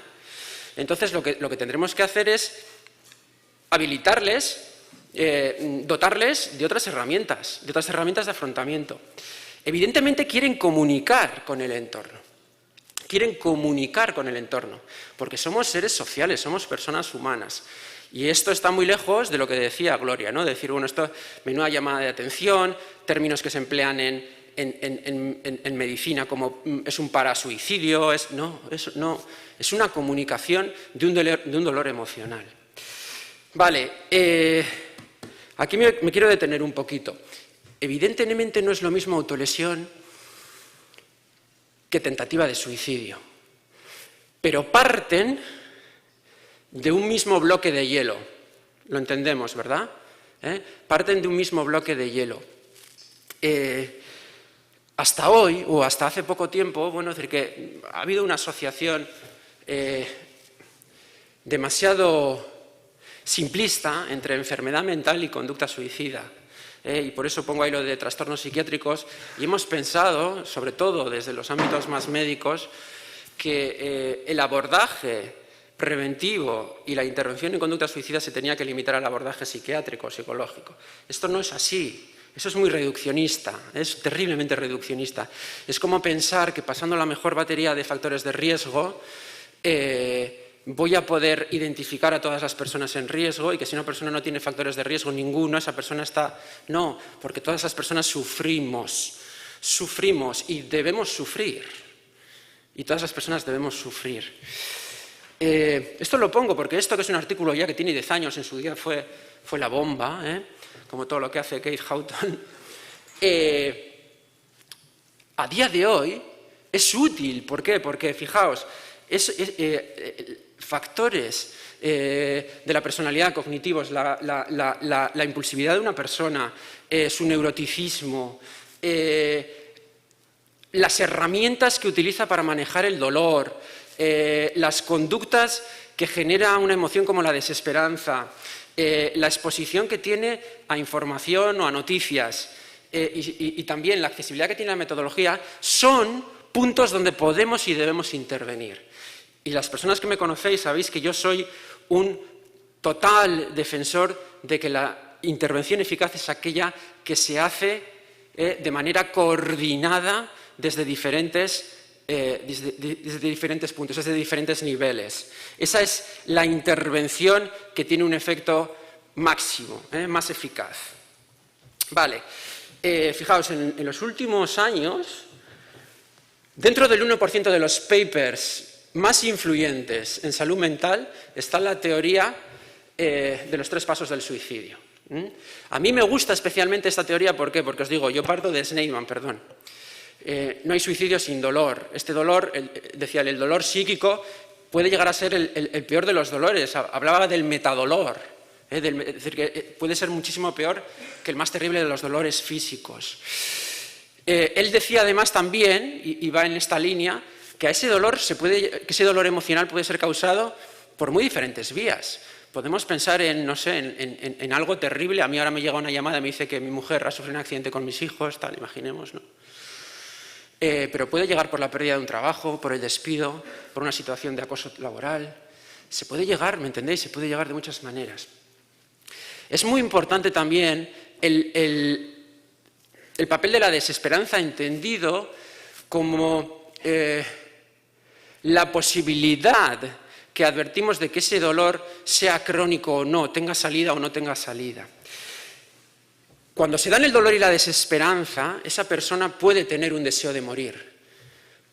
Puede considerar la posibilidad de morir como salida, lo que decía Gloria. La persona que muere por suicidio habitualmente no quiere morir, quiere dejar de sufrir, o mejor dicho, quiere dejar de vivir así, en esas condiciones. Aquí os pongo por eso el tema de la conectividad, de la conexión, de las raíces. A mí la palabra root, raíz, me encanta, entendido como eso, como el fin de semana pasado en Getxo tuvimos la suerte de celebrar los mundiales de Sokatira. Por un lado tendríamos aquello que me une a la vida y por otro lado tendríamos ese dolor y esa desesperanza, ¿me entendéis? Porque me une a la vida todo lo que me ha venido uniendo desde que he nacido. Empezando por esos primeros días, semanas, meses, todo lo que sea apoyar el embarazo, la crianza, el apego seguro, es prevenir la idea suicida. Y en un último paso, es decir, que pensemos que hay esa persona que no está suficientemente unida y esa fuerza, esa pulsión de muerte está venciendo aquello que le une a la vida.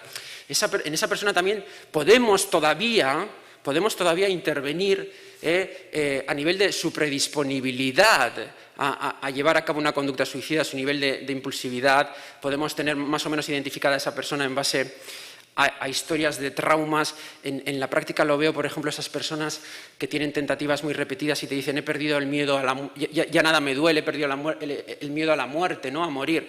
Esta persona tiene una alta predisponibilidad, pero por eso hay que intervenir ahí también. Y luego el tema de acceso a métodos que sabemos que es de lo más eficaz que hay. Vale. Sigo avanzando. Para mí, el suicidio es esto, ¿no? Lo que decía Sneijman ya en sus últimos años profesionales. El suicidio en este mundo que llamamos occidental, es un acto consciente de aniquilación autoinfligida, entendido como el malestar multidimensional de la persona que define un problema para el cual el suicidio se percibe como la mejor solución. Carlos Martínez es un compañero, es un psicólogo argentino. Yo hice un curso el año pasado con ellos, de Colombia, en Colombia, y me llamó la atención porque me decía, cuando se presentó, decía, no, yo soy un psicólogo, trabajo en la Patagonia Argentina, en una clínica. A nosotros nos llegan los casos más, aparentemente más, no sé cómo decir, más difíciles de toda Argentina, derivados, Y no tenemos psiquiatras, no tenemos médicos, porque no nos hacen falta. Se me presentó así, entonces claro, yo ya me quedé como... y luego le entendí. Él dice, el suicidio no es una enfermedad, es un evento que se produce en el marco de la vida, de la resolución de los conflictos, asociado a distintos factores de riesgo, donde uno de ellos puede ser la existencia de psicopatología. Esto un poquito para afianzar esa idea de que no tenemos que quedarnos en los factores de riesgo ni en la enfermedad mental. Vale. Hablaba de precipitantes también Gloria en algún momento. Bueno, los precipitantes los definimos como esos eventos que pueden desencadenar una crisis en la infancia y en la adolescencia. Serían los conflictos, sobre todo, los conflictos interpersonales, con los progenitores, con los iguales, cualquier situación de acoso, discriminación, abuso, cualquiera.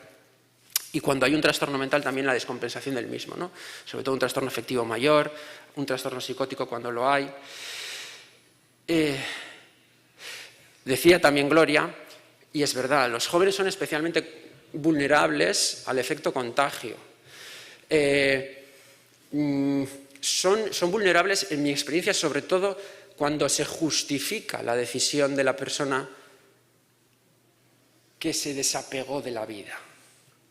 Es decir, que yo cuando, por desgracia, hay una muerte por suicidio en un entorno y me piden, pues no sé, algún apoyo o colaboración o recomendación, les digo, bueno, que consideren la posibilidad de trabajar eso que ocurrió, es decir, que para buscar entre las personas que rodearon a la víctima las alternativas que aquella persona pudo haber llevado a cabo.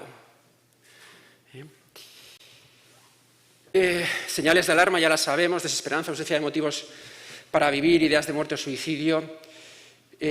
Ojo que muchos jóvenes las esconden por vergüenza, por miedo, por temor, por dificultades en la comunicación. Aislamiento, sobre todo cuando es un aislamiento no conocido.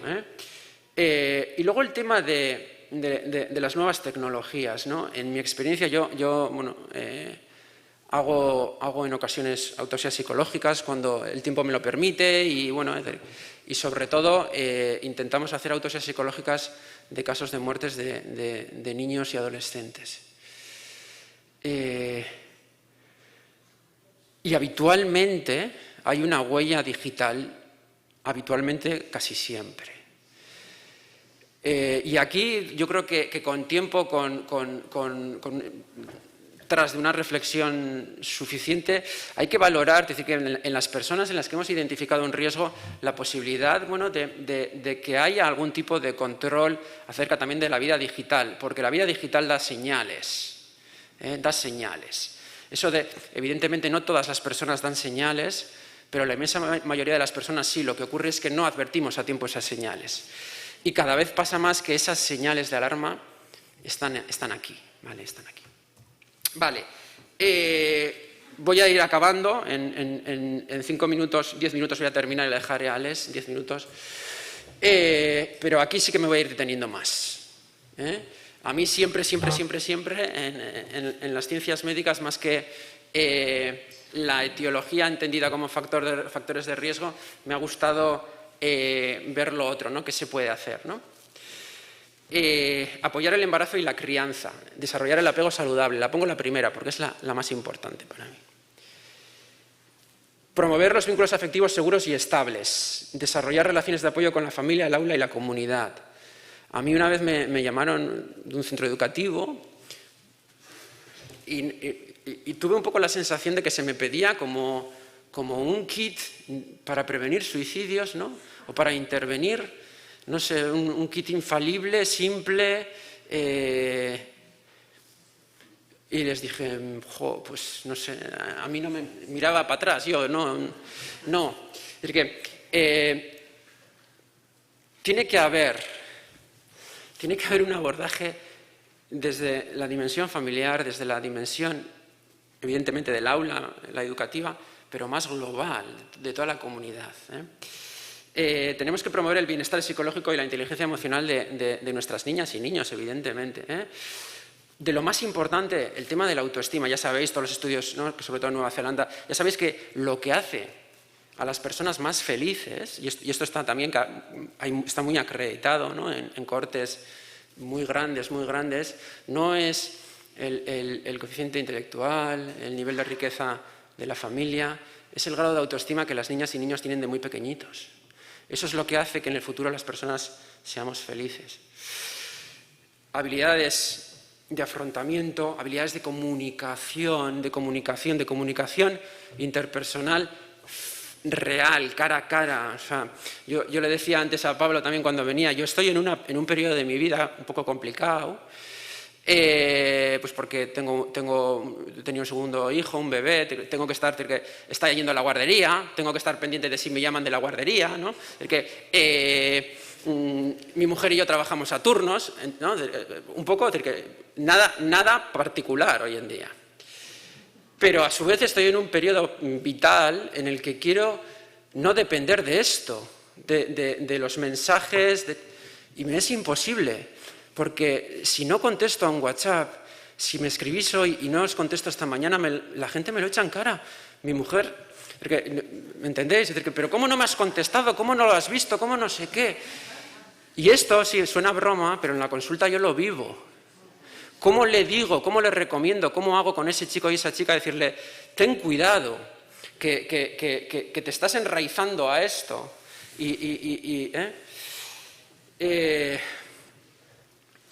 Evidentemente, tenemos que ser capaces y tener preparados unos sistemas de detección e intervención temprana de aquello que esté pasando. Evidentemente, si hay un sufrimiento emocional o un trastorno mental, de ese trastorno mental, pero también de eventuales situaciones de discriminación, etcétera. Decía antes que la dinámica familiar está cambiando, ha cambiado, lleva tiempo cambiando, pero las niñas y los niños, los adolescentes también, siguen necesitando de un referente, de esa persona que, tras las bambalinas, sabemos que está ahí desde la distancia, sin juzgar, pero a la que podemos recurrir cuando tenemos necesidad. Ese es el arte también, ¿no?, de acompañar a un niño, a una niña, a un adolescente. Para mí es, y algo que en la consulta digo mucho o defiendo mucho, es lo importante de aprovechar las decepciones, los fracasos, para generar, para transmitir lo importante que es el sentido de la trascendencia. Es decir, que bueno, el poder un poco como salir de nosotros mismos y mirar las cosas con más perspectiva, el acordarnos de historias previas de superación personales o cercanas, el pensar, el considerar, en visualizar segundas oportunidades, etcétera, ¿no? La comunicación, se ha dicho, ¿no?, lo importante que es la comunicación entre el aula y la familia, ¿no? Y luego, en mi experiencia también con niños y niñas, es muy importante desde edades tempranas favorecer espacios donde las niñas y los niños aprendan a expresarse emocionalmente, expresarse, a comunicar y a reconocer emociones. A mí me gusta mucho el teatro, los juegos de rol, no sé, grupos de deporte colectivo. Aquí tenemos múltiples ejemplos. Voy terminando.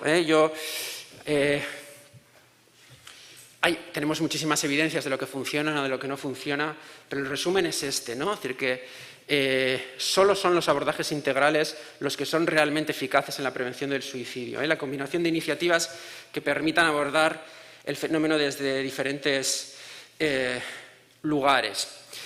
Y a este respecto, yo os he marcado, dentro de todas las cosas que sabemos que funcionan, aquellas que son potencialmente trabajables desde el ámbito educativo: identificar y ayudar a personas vulnerables, persuadir en la búsqueda de ayuda, responder eficazmente en crisis, reducir el acceso a métodos letales, desarrollar habilidades para la vida y la resiliencia, establecer relaciones de apoyo y una eficaz conexión comunitaria. Estas para mí las más importantes. Voy a dejarlo aquí porque quiero dar paso a mi compañero, y os dejo ahí mis direcciones de email, ¿no? Es decir, que, bueno, supongo que luego también tendremos tiempo, pues, para charlar más detenidamente. Y una vez más agradeceros que estéis ahí, que habéis estado tan atentas y atentos escuchándome, y luego seguimos en el debate. Mila esker.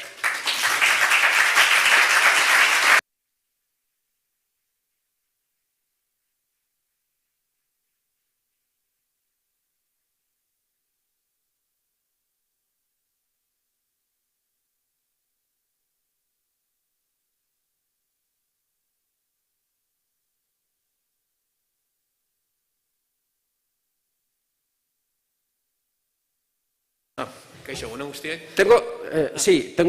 Para mí es un orgullo que el que Izaskun y Chema tuvieran a bien permitirme en el último momento incorporar a esta mesa a Alexander Muela. Alex es psicólogo clínico, profesor de la Facultad de Psicología aquí en el campus de Donosti. Nos conocimos hace poco, es decir, que la vida nos hemos encontrado recientemente, pero tengo la poderosa sensación de que vamos a caminar juntos bastante, ¿no? O sea, que tenemos un recorrido juntos. Y sobre todo el motivo de que hoy esté aquí es porque es una persona que creo que tiene mucho que compartir con nosotros y que sobre todo que tiene una pasión y un conocimiento, una competencia poco habituales en la materia. Así que, Alex, es que ricasco. Bueno, gracias por tus palabras, John. Con esto pues va a quedar un poquito complicado esta presentación llegar a esa altura, pero bueno, con vuestro permiso voy a intentarlo. Bueno, yo para cerrar un poquito esta ronda de comunicaciones, lo que había preparado es, y bueno, ha sido cuestión de hacerlo en poquitos días. Entonces, he tratado de hacer una pequeña síntesis de lo que he llamado hacia un modelo de prevención del suicidio en el contexto educativo. Bien, vamos a empezar Gloria empezó con datos. Yo también quiero presentar esta diapositiva primero, porque no es muy usual verla. Cuando aparecen datos sobre el suicidio siempre son datos generales. Gloria sí que ha puesto los datos de suicidio entre 15 y 25 años más o menos, creo que era. Pero yo suelo ser una persona que voy recogiendo todos los datos del Instituto Nacional de Estadística y los voy recopilando. Y voy haciendo un Excel y poco a poco voy analizándolos. Entonces, voy a comenzar por aquí, porque esto nos va a llevar un poquito a lo de allá, a lo del contexto educativo. Una de las primeras preguntas es ¿qué está pasando en los últimos años? Esto es una estadística a nivel estatal, ¿no? Pero ¿qué está pasando con el suicidio en la juventud? Es decir, ¿aumenta? ¿Más o menos es estable? ¿No? Bueno, aquí tenemos una clara recta en el que se observa, en una recta de regresión en el que se observa cómo el suicidio está aumentando, pero sobre todo está aumentando en los chicos, porque hay diferencias de género. Esto vamos a llamar la paradoja del género. Es decir, los chicos son mucho más letales, las chicas lo intentan más y se autolesionan más y su letalidad es un poquito menor.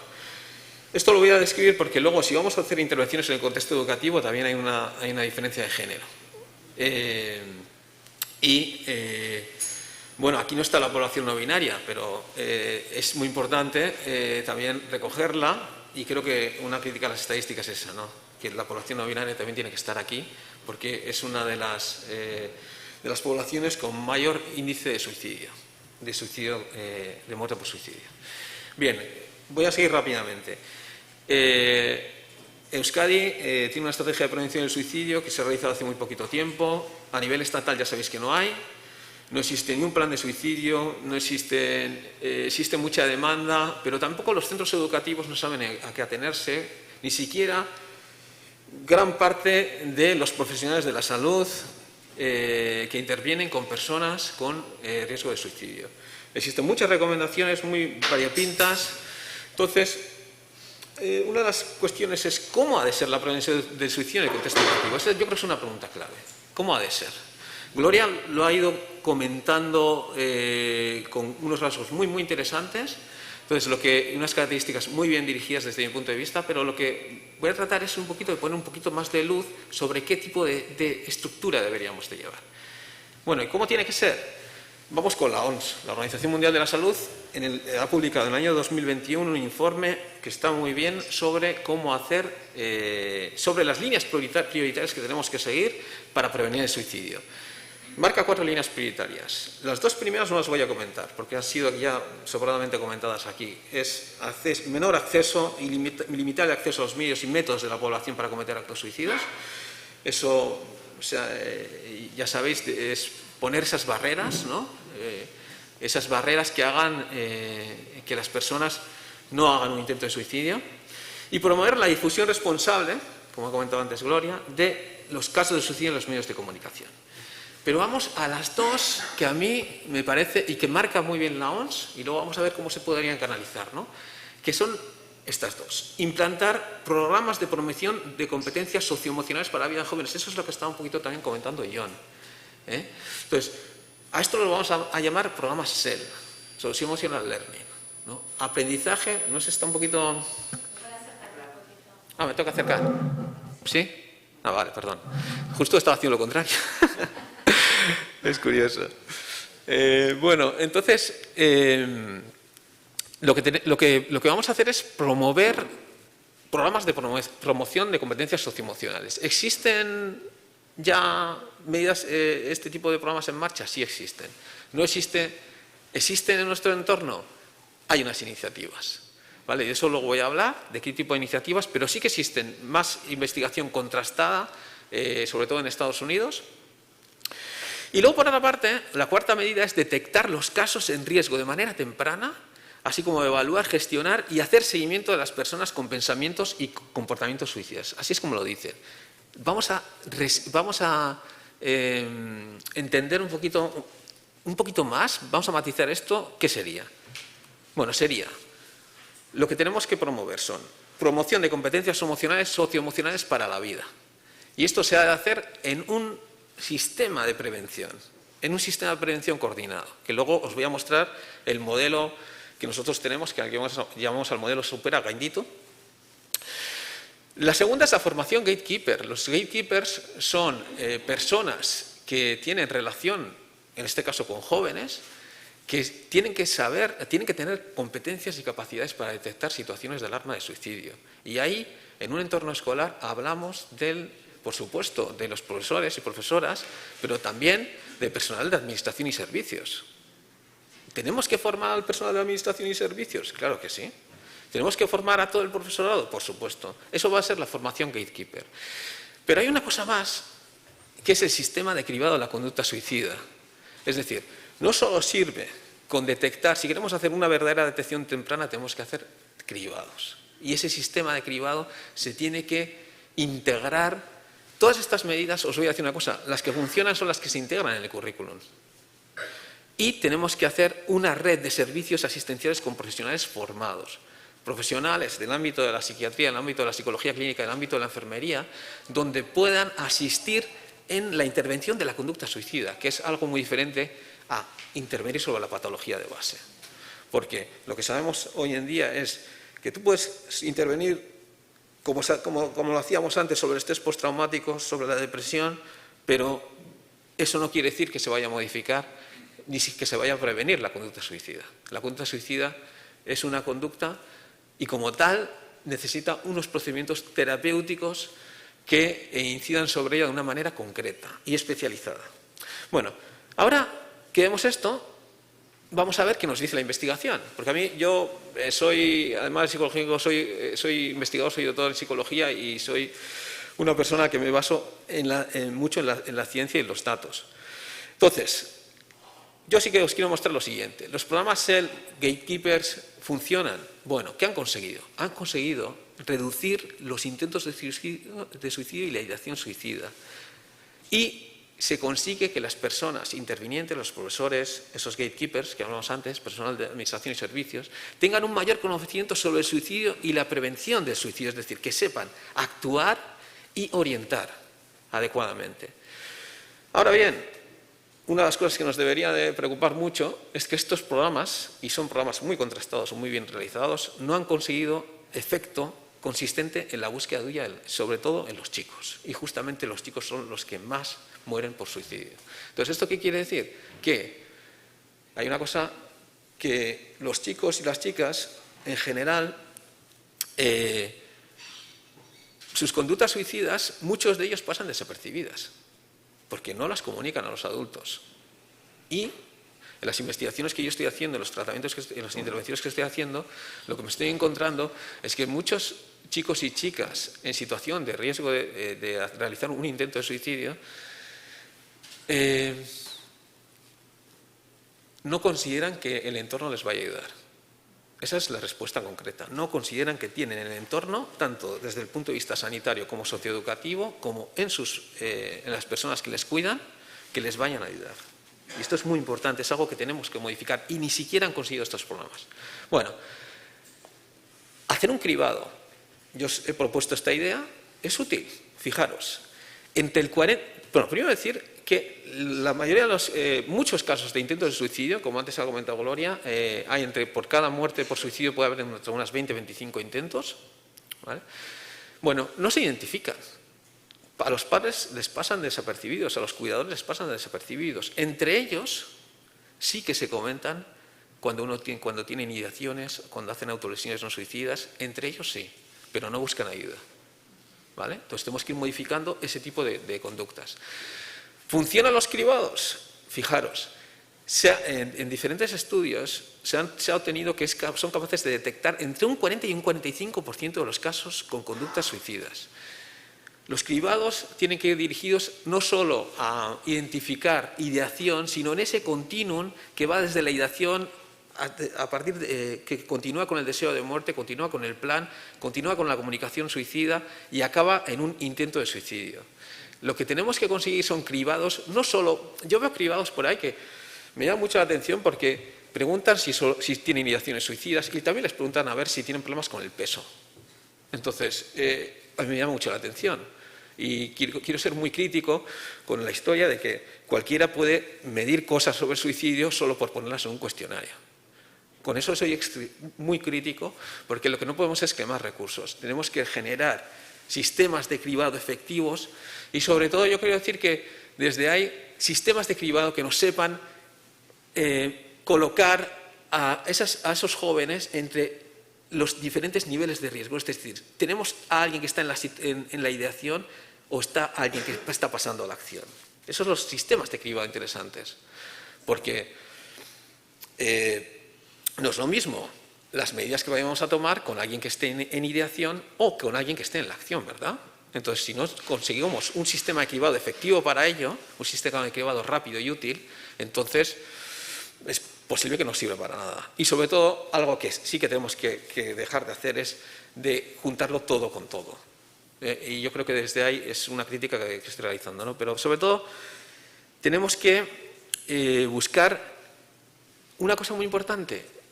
Sabéis que cuando a los jóvenes se les pregunta sobre sus ideas suicidas, contestan con honestidad. Y esto me parece muy remarcable. Por lo tanto, hay que preguntar. Tenemos que preguntar y no tenemos que tener miedo a preguntar, pero tenemos que saber cómo hacerlo. Tenemos que utilizar sistemas de cribado porque ellos nos van a contestar con la verdad. Y normalmente los planes son muy creíbles. Por lo tanto, había una educadora, esto ya que se está grabando, que es mi mujer. Afortunadamente tengo en casa una maestra de educación infantil que me ayuda mucho. Que me decía, Alex, está muy bien lo que hacéis, pero también, me dice con sus palabras, ¿no? Me dice, pero lo que le necesita a la gente es que os mováis, que nos movamos, que la comunidad educativa nos movamos, la comunidad sanitaria nos movamos. Porque eso de escuchar a alguien, tener competencias para escucharles y decirles darles validez a sus preocupaciones, podemos ser muy competentes en eso. Pero si no buscamos salidas de recursos, lo que estamos haciendo es una situación iatrogénica. Es decir, somos capaces de detectar situaciones de riesgo, pero no hacemos lo adecuado. Y eso es una gran crítica que tenemos que tratar de modificar. Y además tenemos un compromiso ético legal. La nueva ley, esta ley tan avanzada, que nos tenemos que congratular, porque a mí, yo la leí de arriba abajo y me parece que es una ley muy, muy interesante, pues ya dice una cosa que a los centros educativos nos tiene que llamar la atención, que dice, y me alegré muchísimo, está un poquito así rara puesta, ¿no? Pero lo que podemos decir es que hay que realizar medidas de prevención y detección precoz de la violencia, dice de la violencia. Bueno, en los centros educativos incluye protocolos de actuación sobre suicidio y autolesión. Sobre suicidio y autolesión. Esto hasta ahora no estaba escrito en ninguna parte. Vale, está un poquito raro, ¿vale? Que sí, la violencia por aquí, ¿no? Y que hay que constituir un coordinador o coordinadora en el bienestar y protección en todos los centros educativos. Y que hay que conseguir protocolos. ¿Cómo lo vamos a hacer? Bueno, Afortunadamente, yo y otras personas estamos trabajando en medidas. Estamos pensando en hacer medidas y algunas ya están en marcha. A esto les llamamos el sistema Supera Gainditu. Lo pongo también en Gainditu porque tenemos ya, poco a poco se está desarrollando la versión en euskera de todos estos protocolos, ¿no? Bueno, entonces, desde mi punto de vista, una adecuada prevención exige un sistema de prevención. O sea, vamos a ver si puedo haceros llegar esta idea, ¿no? Es decir, es un sistema de prevención que si nos fijamos en estas columnas, y ahora os voy a pedir que no me miréis mucho a mí, que miréis mucho a la pantalla, en contra de lo que dicen los buenos oradores, ¿no? Pero lo que os quiero decir es lo siguiente. ¿Qué tenemos que buscar? Tenemos que buscar que, por ejemplo, en cada tipo de prevención haya una conceptualización de lo que es el suicidio, de cómo prevenirlo, que esté bien hilado y coordinado en las diferentes etapas de prevención universal, selectiva y indicada y posvención. En todas esas etapas. Entonces, vamos a las medidas, por ejemplo. Si cogemos la prevención universal, las medidas que se tienen que realizar desde mi punto de vista es una formación gatekeeper con los profesores y personal de servicios. Y lo tenemos que hacer de una manera resumida, lo que llamamos el modelo IDREMI: identifica, responde y remite. Identifica señales de alarma. Responde entendiendo y dando validez a sus preocupaciones y a sus emociones, ¿vale? Y no juzgándolo, siendo empático y siendo compasivo con el sufrimiento. Y hemos de habilitar y lo que tienen que entender los centros educativos es que entre sus funciones está el remitir. Pero esto no lo podemos hacer solo formando a los profesores, sino administración y servicios también. Y estoy recargando esta idea mucho, porque hablamos de un sistema educativo en su conjunto y las familias, por supuesto. Pero bueno, vamos a quedarnos primero desde aquí solo con los educadores y personal de administración y servicios. Esto tiene que venir acompañado con programas SEL. Hemos dicho, aprendizaje socioeducativo para toda la vida. Aquí está el programa Visicasi, ¿no? que está ahí, se interviene con él. Eso es un programa SEL. ¿Qué tenemos que hacer al programa SEL? Añadirle un módulo de prevención del suicidio que no tiene. Es decir, hay que montar una idea de a los chicos y a las chicas se tiene que hablar del suicidio. Claro que sí, pero lo que se ha demostrado es que tienen que ser desde habilidades socioemocionales, pero también incluyendo un módulo sobre suicidio. 3, un sistema de cribado. El sistema de cribado tiene que estar integrado. Afortunadamente, nosotros hemos desarrollado de forma ya bastante experimental, si voy rápido, de forma experimental, ya un sistema de cribado que ya han pasado más o menos unos 100 jóvenes que presentan diferentes factores de riesgo, ¿vale?, de suicidio, y funciona muy bien. Y es capaz de discriminar entre esa ideación y esa acción donde lo coloca. El sistema de cribado tiene que estar ahí. Tiene que estar ahí, pero hay que hacerlo sin mezclar con muchas otras variables, ¿de acuerdo? Luego está el nivel de prevención selectiva, y hay un poquito, Claudia, contigo hay, en tu visión, yo creo que hay ciertas diferencias, en el sentido de que para mí la universal ya se tiene que integrar ahí, y en la selectiva lo que tenemos que hacer es cómo hacemos. Si hemos tenido ya a todo el grupo profesional de la escuela en formación de identificar, responder y remitir, la segunda parte es, tenemos que hacer unos protocolos, tenemos que generar un grupo especializado donde tenga un referente esa escuela de prevención del suicidio.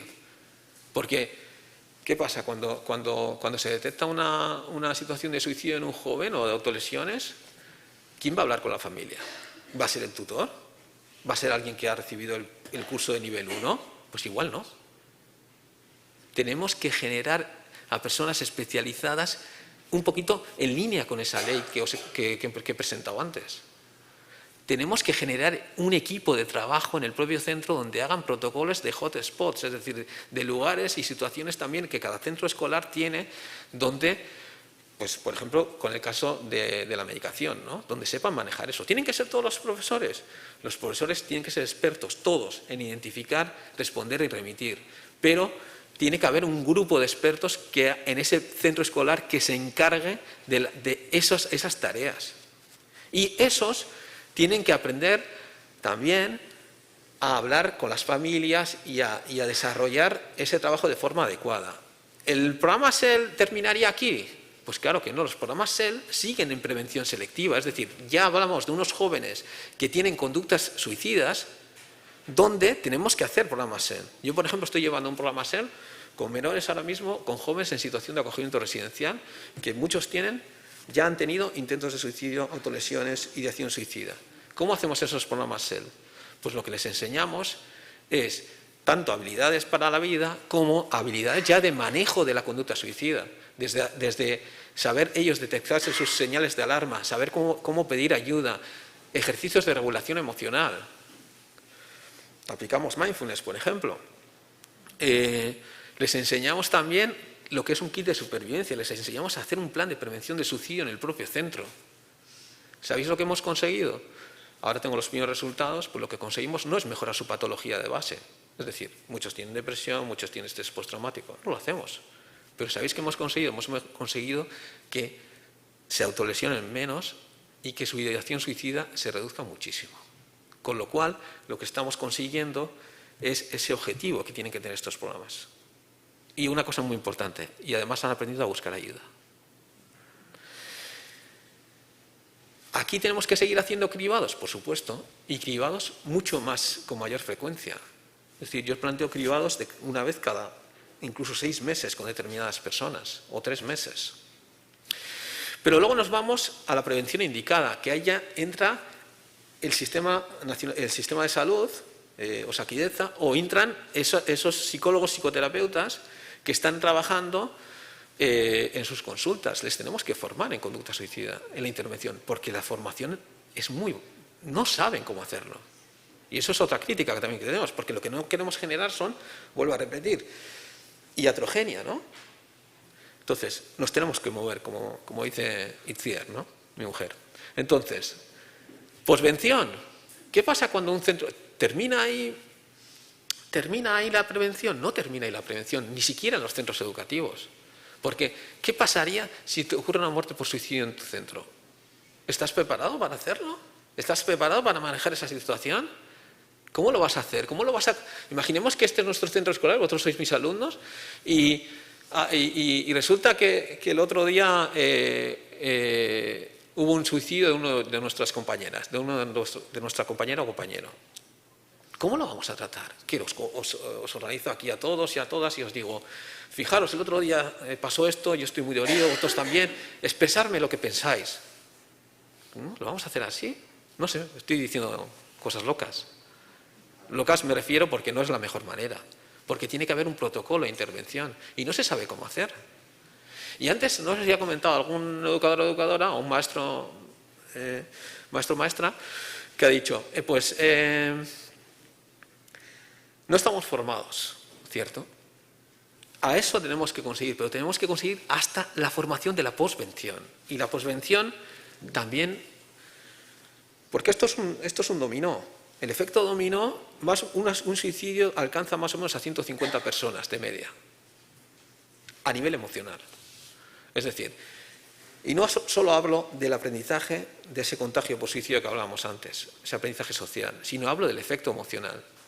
Existe la posvención en los padres, existe la posvención en los amigos, existe la posvención en el propio centro, y todo eso es nuestra responsabilidad en el sistema educativo de integrarlo. Entonces, voy a terminar, sí, ya termino rápidamente. Claves de la formación del suicidio. Fundamental, formación de gatekeepers. Esta palabra que os suena rara, tiene que ir incluyendo en vuestro vocabulario. Yo la mantengo anglosajón, porque no me gusta la versión que existe. Tendremos que buscar quizás otras medidas, pero suena bien. Gatekeepers, programas SEL, programas de promoción de competencias socioemocionales. en todos los niveles de riesgo, perdón, en todos los niveles de prevención. Y una cosa muy importante, integrados en el centro educativo y ser parte del currículum educativo general. Esto ya sé que no nos compete a nosotros, compete a otras instancias, pero hay que moverse. Y tenemos que formar a los chicos y a las chicas a los iguales para saber orientarles y hacer figuras resilientes. Es decir, ellos tienen que saber, hay figuras muy resilientes donde puedes ayudar a otro, ¿no? Esto en suicidio también funciona. Tenemos que promover la idea de que hablar de las señales de alarma del suicidio es la forma habitual de prevención del suicidio. El cribado funciona y de esto mucha gente no le gusta nada hablarlo. Pero si queremos hacer detección temprana, o hacemos cribados o lo tenemos muy mal. Sé que a muchos padres y madres esto les da mucho miedo y a muchos centros educativos también.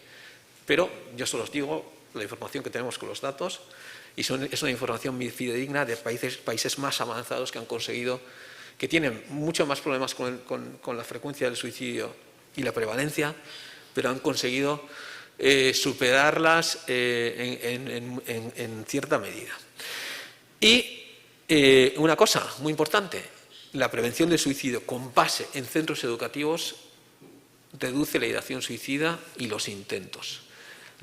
Quiero terminar con las características ineficaces, la otra cara de la moneda. ¿Qué es lo que no se puede hacer? Programas breves.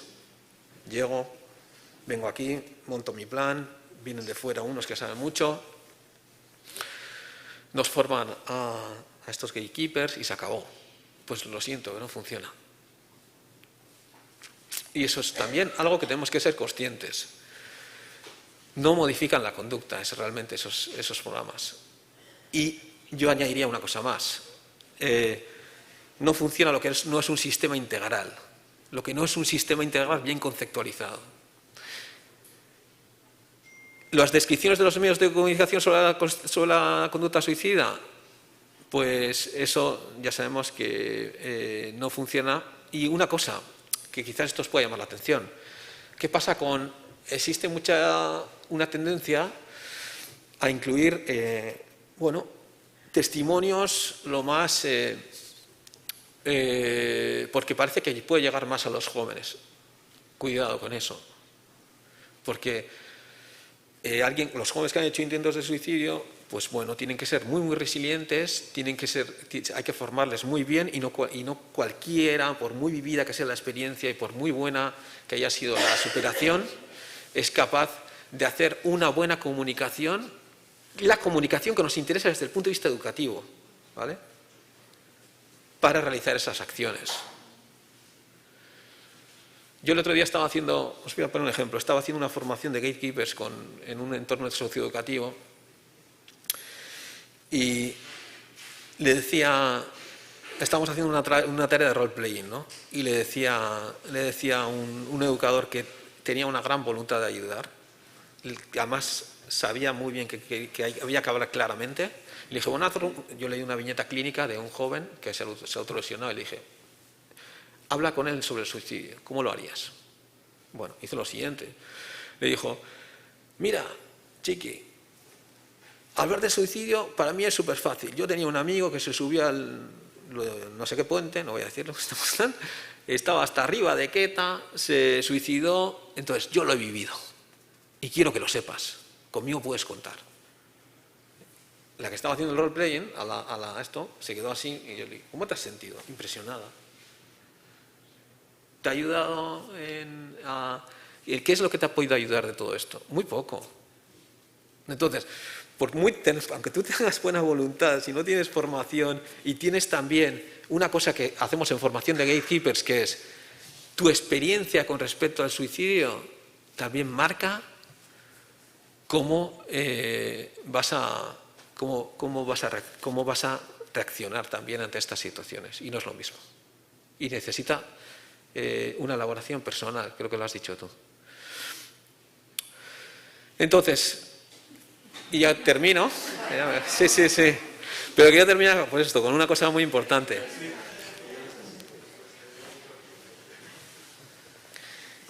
Sí, ya está. Pero con el punto 3, ¿vale? ¿Qué es? Habilidades para toda la vida, sí. y todo eso está muy bien, pero también tenemos que incluir módulo de prevención del suicidio con jóvenes en esos programas SEL. Muchas gracias.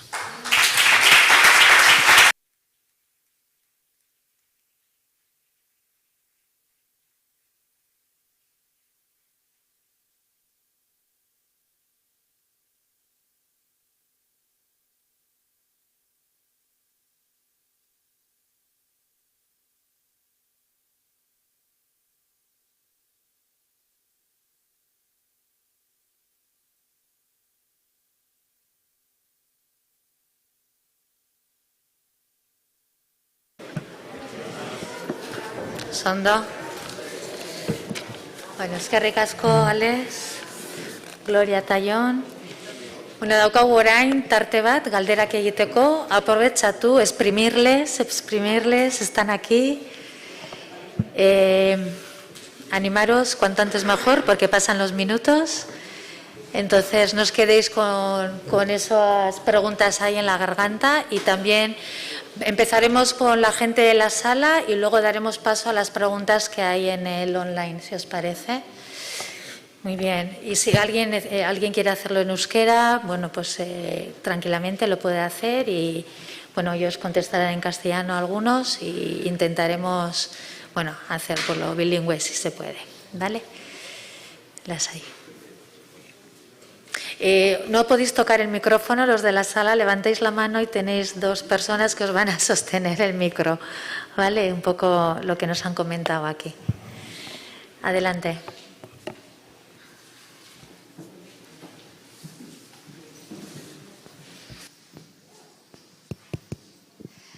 Quería preguntar, bueno, de esto último que has dicho, Alexander, en primer lugar, si cuando hablas de testimoniar de personas que han tenido tentativas de suicidio, ¿cómo ves a las personas que la han tenido y ya han alcanzado una estabilidad emocional en su vida, ese tipo de testimonios?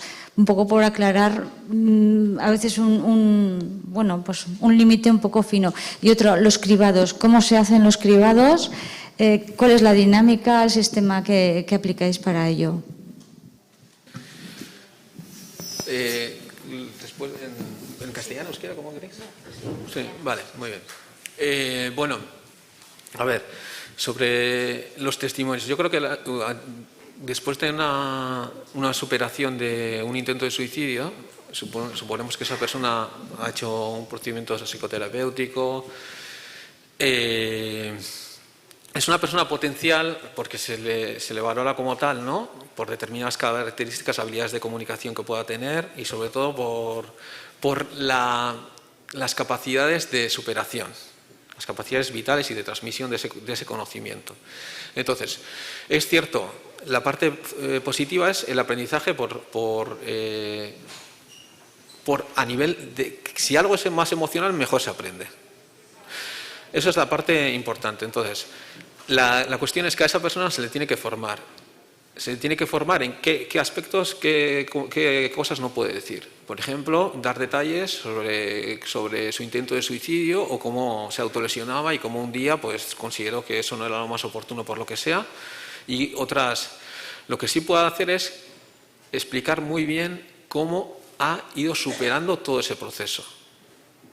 Es decir, lo que tiene que centrarse esa persona sobre todo es en pensar que tiene que ir comunicando todo lo que le ha ayudado a superar sus dificultades, tanto emocionales, pero lo que no puedes dar detalle alguno de cómo ejecutaba o cómo ejecutó el intento de suicidio, por ejemplo.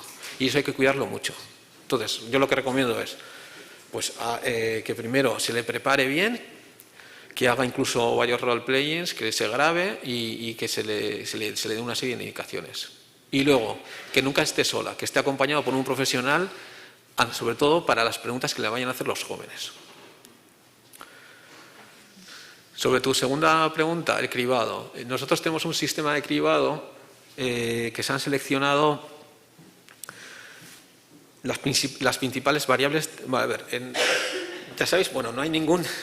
En las teorías que se presentan sobre el suicidio son muy diversas. No se puede hablar de una sola teoría que lo explique todo, porque el suicidio es multicausal, ¿no? Ahora bien, lo que se ha observado, nosotros partimos de una teoría que parece ser que, y lo hemos visto en la práctica, que uno de los aspectos fundamentales de un intento de suicidio es la vulnerabilidad que tiene la persona. La vulnerabilidad principal es si ha hecho un intento de suicidio anteriormente. Entonces tú lo primero preguntas eso. Las ideaciones no suicidas tienes que preguntar.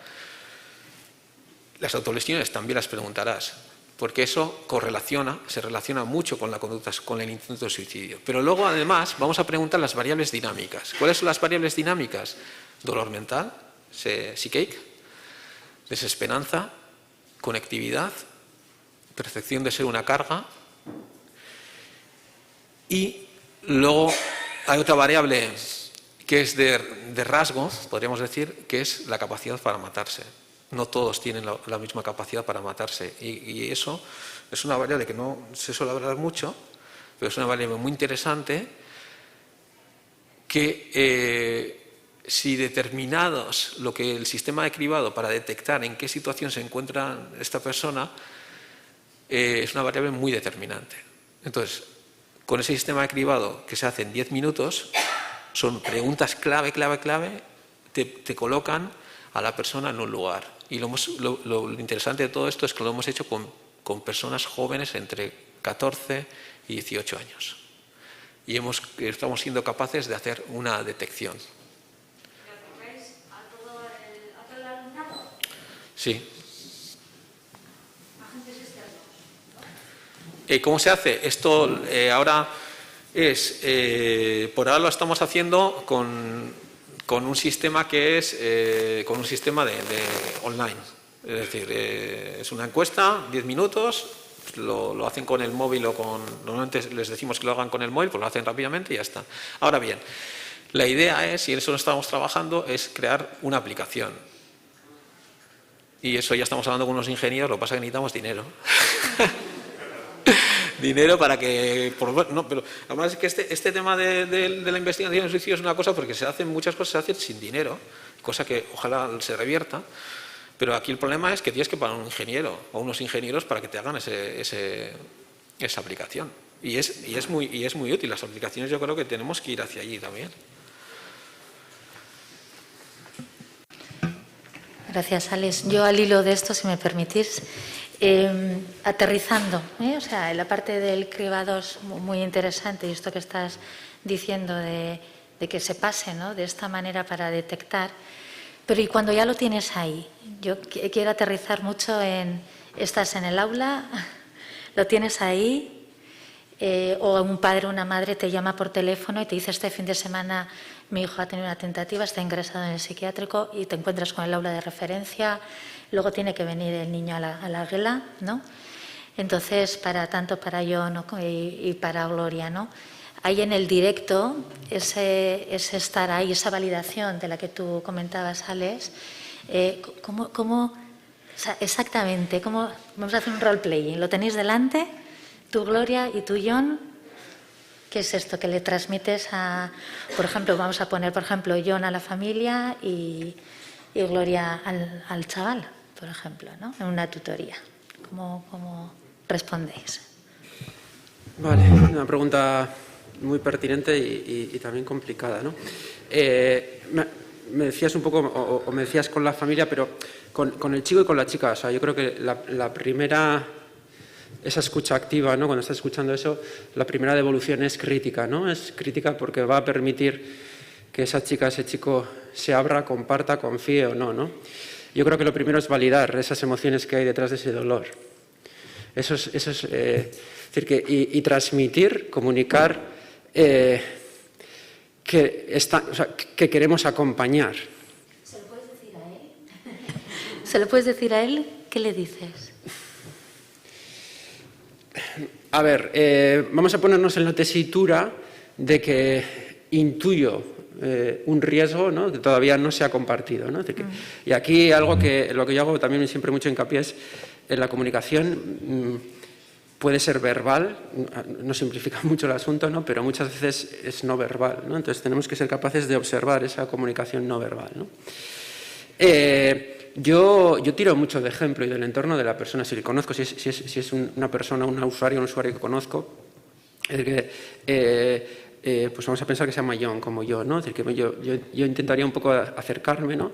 En la situación que me cuentas, en la situación que estás compartiendo conmigo, no sería raro decir que llegar a padecer, a sentir, pues no sé, un dolor que a veces decir que puede ser muy intenso, te ocurre esto a ti, no te ocurre, es decir, que permitir, ¿no? Es decir, que si ese dolor existe, se reconoce, ver cómo de intenso es, cómo le repercute, cómo lo maneja, cómo lo afronta, qué emociones le genera, ¿no? Es decir, qué temores le plantea. Yo cada vez doy más... En mi foro interno hablo de barreras internas y barreras externas, ¿no? Que para mí son esas raíces que antes os mencionaba. Es decir, que barreras internas son un poco, bueno, qué habilidades tiene, qué habilidades de afrontamiento tiene, y barreras externas es qué conexión tiene con la vida fuera de sí, ¿no? Es decir, qué le conecta, qué le une a la vida. Llegado el caso, yo pregunto claramente, es decir, y yo siempre pongo el ejemplo, es decir, que yo hablo de mí siempre, es decir, que en una relación confidencial con un chico o una chica, una relación en el ámbito profesional, yo a veces digo, es decir, que no sería extraño que en una situación como la que comentes se pueda llegar a pensar que vivir tiene poco sentido o no tiene sentido. ¿Te ha pasado esto a ti? O sea, yo así lo hablo. A ver, yo soy partidario de hablar de la muerte desde edades muy precoces. Porque exactamente lo que decías tú, ¿no? Es decir, que no se puede hablar de la vida sin hablar de la muerte, ¿no? Y con la familia, es decir, que con la familia yo creo que hay que hacer una labor pedagógica de informar, ¿no? Es decir, que de informar un poco, porque tenemos miedo a aquello que no conocemos y aquí hay mucho desconocimiento. Entonces, es decir, que un poco aprovechando el símil que poníamos del iceberg, ¿no? Estamos delante de una autolesión, estamos delante de una tentativa suicida, pero no podemos dejar de ver que lo que tenemos delante es sufrimiento. Entonces, bueno, vamos a comprender este sufrimiento, ¿no? Y vamos a intervenir sobre este sufrimiento, ¿no? Un poco desde ahí lo haría yo. Qué ricasco. Entonces, indagar sin miedo, ¿no? Sí. Indagar sin miedo. Que es importante que la otra persona sienta ese anclaje, ¿no? Esa seguridad de la que dices, un poco, sin espantarse. Sí, y un poco, ahora mientras te escuchaba, me recordaba esto que decía de los bomberos, Gloria. Yo cuando me formé en psiquiatría, en salud mental, también hice, muchos hacíamos entonces un trabajo personal, ¿no? Es decir, a ver, el bombero tiene un traje ignífugo que le protege. Es decir, que todas las personas que nos sentamos delante, nos ponemos al lado de una persona que sufre, tenemos que tener también, es decir, que unas competencias que son necesarias. Es decir, que el poder acercarme a ese fuego sin quemarme, ¿no? Sin quemarme o quemándome lo menos posible. Lo que no puede ser es que venda o ofrezca la posibilidad de meterme en unas llamas y llegado el caso veo una casa en llamas y no me acerque, ¿no? Porque eso me acobarde, ¿no? Entonces, decir que y esto lo vemos también, por desgracia. Gloria, ¿podrías tú focalizar igual con el aula de referencia cuando este chaval vuelve, por ejemplo? Sí, un apunte solamente. Sí. Nunca había pensado en esto del traje ignífugo y te lo voy a copiar. ¿Vale? Pero me dejas, ¿no? Sí. Es que, bueno, siguiendo la metáfora, ¿no? Aquí nos enriquecemos todos, ¿no? Gracias. Ya te pondré la referencia. Mira, voy a partir de una experiencia propia, ¿sí?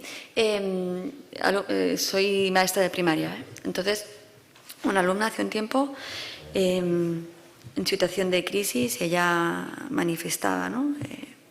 Bueno, con mucha agitación, que quería morir, ¿no? Entonces, para mí la clave es, me emociono, ¿eh? Yo me emociono fácil, ¿no? También aprender a controlar esto.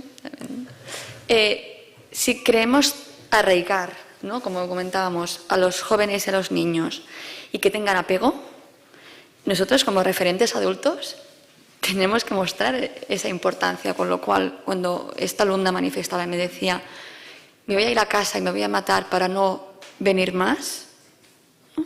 Tal cual, dentro del marco del aula, con lo que esto significa. Ahí. Entonces, con todos ahí, yo estaba con ella, obviamente, y decía, yo quiero que vuelvas porque para mí eres muy importante. O, por ejemplo, decía, es que os estaba, ¿no?, haciendo daño, haciéndose golpes. Además, tú te vas como analizando, porque te sale, ¿no?, en el contexto, te sale decir, te vas a hacer daño. Entonces, ¿cuál es la respuesta? Me da igual. No me da igual hacerme daño. Pues para mí sí es importante y yo no quiero que te pase nada. Entonces, desde ahí, luego ya pues vas a buscar los recursos humanos que te pueden ayudar, obviamente, ¿no? Pero esa alumna va a volver. Entonces, cuando la ves, lo primero que dices, qué bien que estés aquí, cómo me alegro. Oye, veo que estás, ¿no? Veig que, bueno, perdón, me sale en catalán, ¿eh? Veo que no, te veo mucho más relajada, qué bien te veo, ¿no? Qué bien. Vamos, mira, y adelantarte, ¿no? Pues hoy vamos a hacer esto, esto, esto, esto y esto. Cuando no, sabes que este es tu espacio de seguridad. Cuando tú necesites, vamos a ir aquí, allí, allí. Pero para mí la clave es hacer, ¿no?, la frase de Nietzsche, ¿no? Quien tiene un, ¿cómo es? Que me sale en catalán. Quien tiene un para qué vivir encontrará normalmente el cómo. Yo siempre digo, ¿no? Nosotros podemos ser parte de este cómo.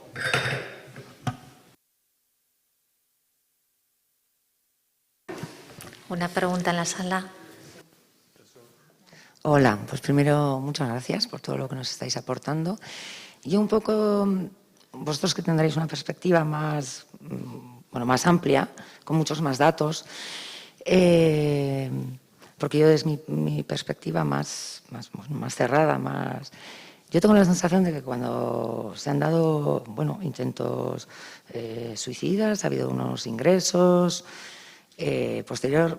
posteriormente esos niños, chavales más, vuelven a sus centros de referencia. Yo hago un poco un paralelismo también con el bullying, ¿no? O sea, yo creo que ahí mi idea, no sé, me gustaría saber vosotros con lo que veis, realmente los centros, las familias, todos, ¿se está haciendo un trabajo para que esos chavales puedan volver? ¿O lo que se hace es, pues un poco también como el bullying? Yo creo que se hace eso. La víctima es la que desaparece, el victimario se queda. En estos casos, ¿estos chavales vuelven o van a otros centros en el cual todos miramos para otro lado, no ha pasado nada? Se queda ahí una gran parte de trabajo por hacer, ¿no? O que no estaba hecha. No sé, yo conozco un caso en concreto, ¿no? Un compañero de mi hija no ha podido volver. Él quería volver, pero por supuesto el centro tampoco le ayudaba, nadie sabía hacer esa mediación, lo podían hacer tres chavalitas de 17 años no pueden hacer una mediación, pueden quedar a tomar un café, pero no lo pueden incluir en una vida diaria. Y eso es un poco, no sé si eso coincide con, pues eso, con la realidad o no de los datos o de la vuelta de esos chavales y chavalas.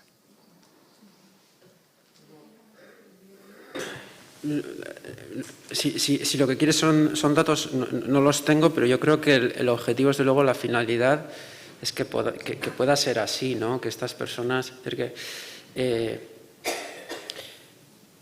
puedan participar en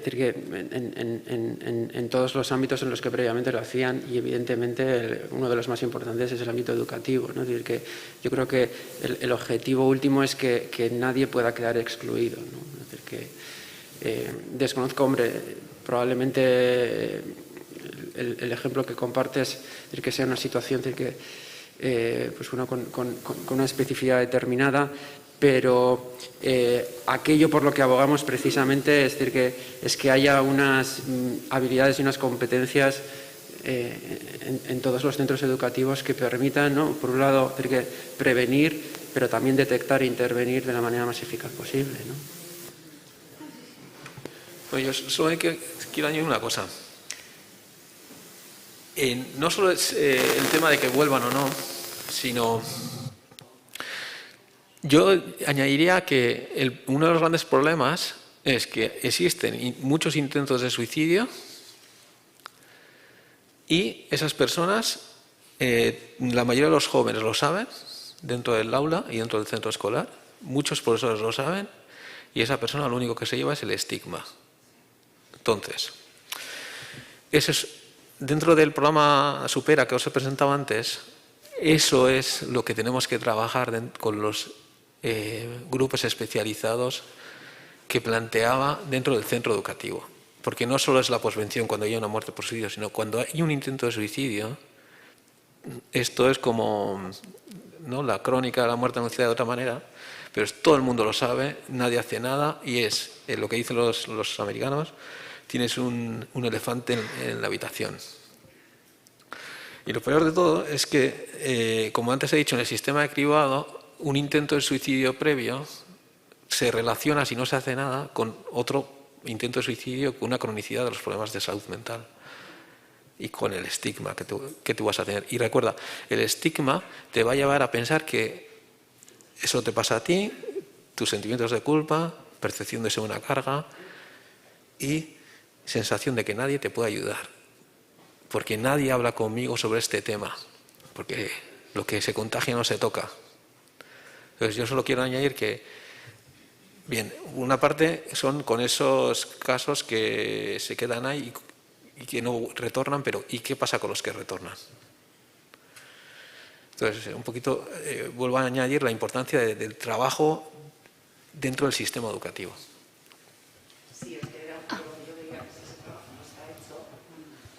Difícilmente se va a poder retornar o difícilmente se va a poder retornar bien.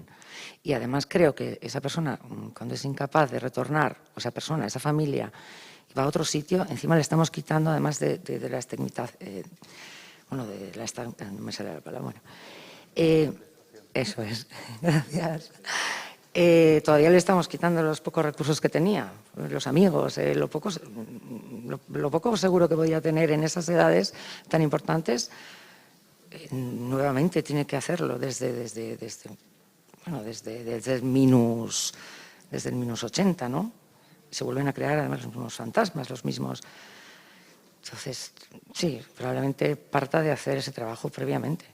Pero yo es que tengo la sensación de que no se está haciendo, igual porque no sabemos cómo, ¿no? Yo hablo también como profesional, ¿eh? Gloria, ¿ibas a decir algo? Yo quería comentar, bueno, darte las gracias por comentar, ¿no?, esta experiencia más personal. Deciros que un poco tu consulta es la que recibimos prácticamente todo el curso pasado en relación a la asociación. Justo era estos casos, ¿no? Casos donde jóvenes pasan por un ingreso o no, o van a urgencias y vuelven para casa, porque también es verdad que tenemos que tener psicoeducación también con las familias y decirles que la parte médica en estos primeros momentos hace una intervención en riesgo físico, pero no hay otro tipo de intervención, sí que una revisión de diagnóstico. Entonces, lo habitual es que el alumno se va al centro y vuelve. Entonces, ¿qué pasa con el centro? Sí es verdad que existen protocolos escritos justo el otro día se publicó el de Aragón, la prevención del contexto educativo de Aragón, donde también se aborda esta realidad. También el de Galicia está muy bien, y estos dos, y el de Valencia también, que es el de Mar Cortina. Yo, de todos, al final esto es muy personal, ¿no? El que más me gusta es el de Galicia. Bueno, todos están muy bien, pero ahí sí que se aborda. Entonces, como tip general, siempre tiene que haber tenemos que hablar con este alumno antes de que vuelva al centro, ni que sea a las 7:30 de la mañana, si empezamos a las 8, para ver, ¿no?, primero cómo está, obviamente desde esta curiosidad de verdad auténtica, pero para saber qué afectaciones tiene, quién lo sabe, quién no lo sabe, a quién se lo quiere contar. Porque si él no quiere contar nada, vamos a mantener esa intimidad, pero vamos a ver, quizás en su grupo de amigos o amigas sí que, como lo han gestionado anteriormente, tenemos que decir, pero nos encontramos todos no en un pequeño grupo y hablamos sobre este kit de supervivencia. Comentabas tú, ¿verdad? El kit de supervivencia, saber qué adaptaciones tenemos que hacer y pactar con él o con ella, ¿vale? En tu día a día, vamos a ver cómo lo reincorporamos, qué necesitas. Entrar más tarde, porque no puedes ni quieres confrontarte con estos compañeros. A la hora del patio, quedarte en la biblioteca con tu amigo de referencia, porque ahora necesitas esa parte más de... Es decir, eso es muy importante y luego también si lo hablamos con todo el grupo o no. Vamos a ver, lo hablamos, no lo hablamos, tiene que partir de la propia experiencia y luego Y aquí ya acabo porque es un tema muy amplio. A la tarde también hablaremos de todo esto, de casos más concretos, pero a veces hay intentos que el grupo ya lo ha visto, con lo cual tenemos que trabajar eso también en grupo antes de esta reincorporación.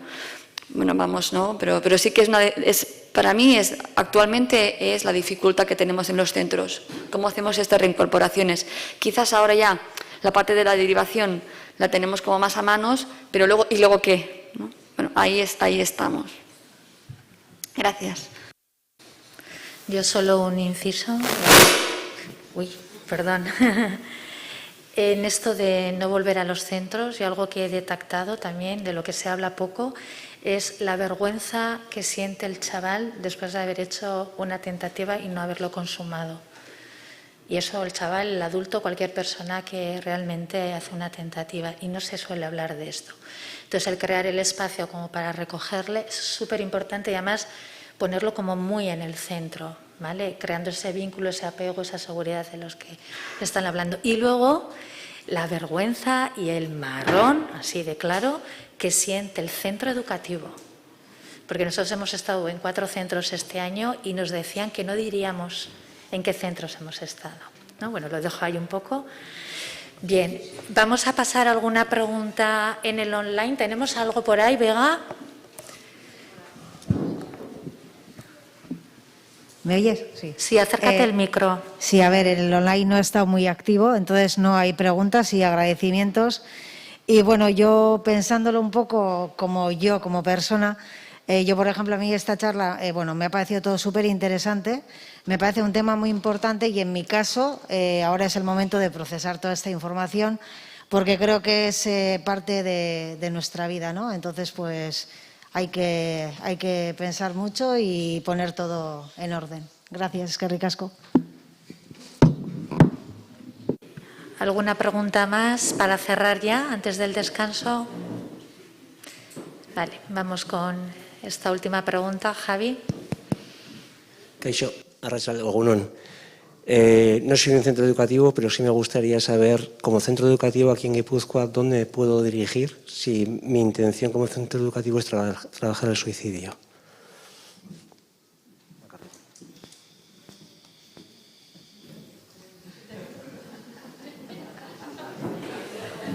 Bueno,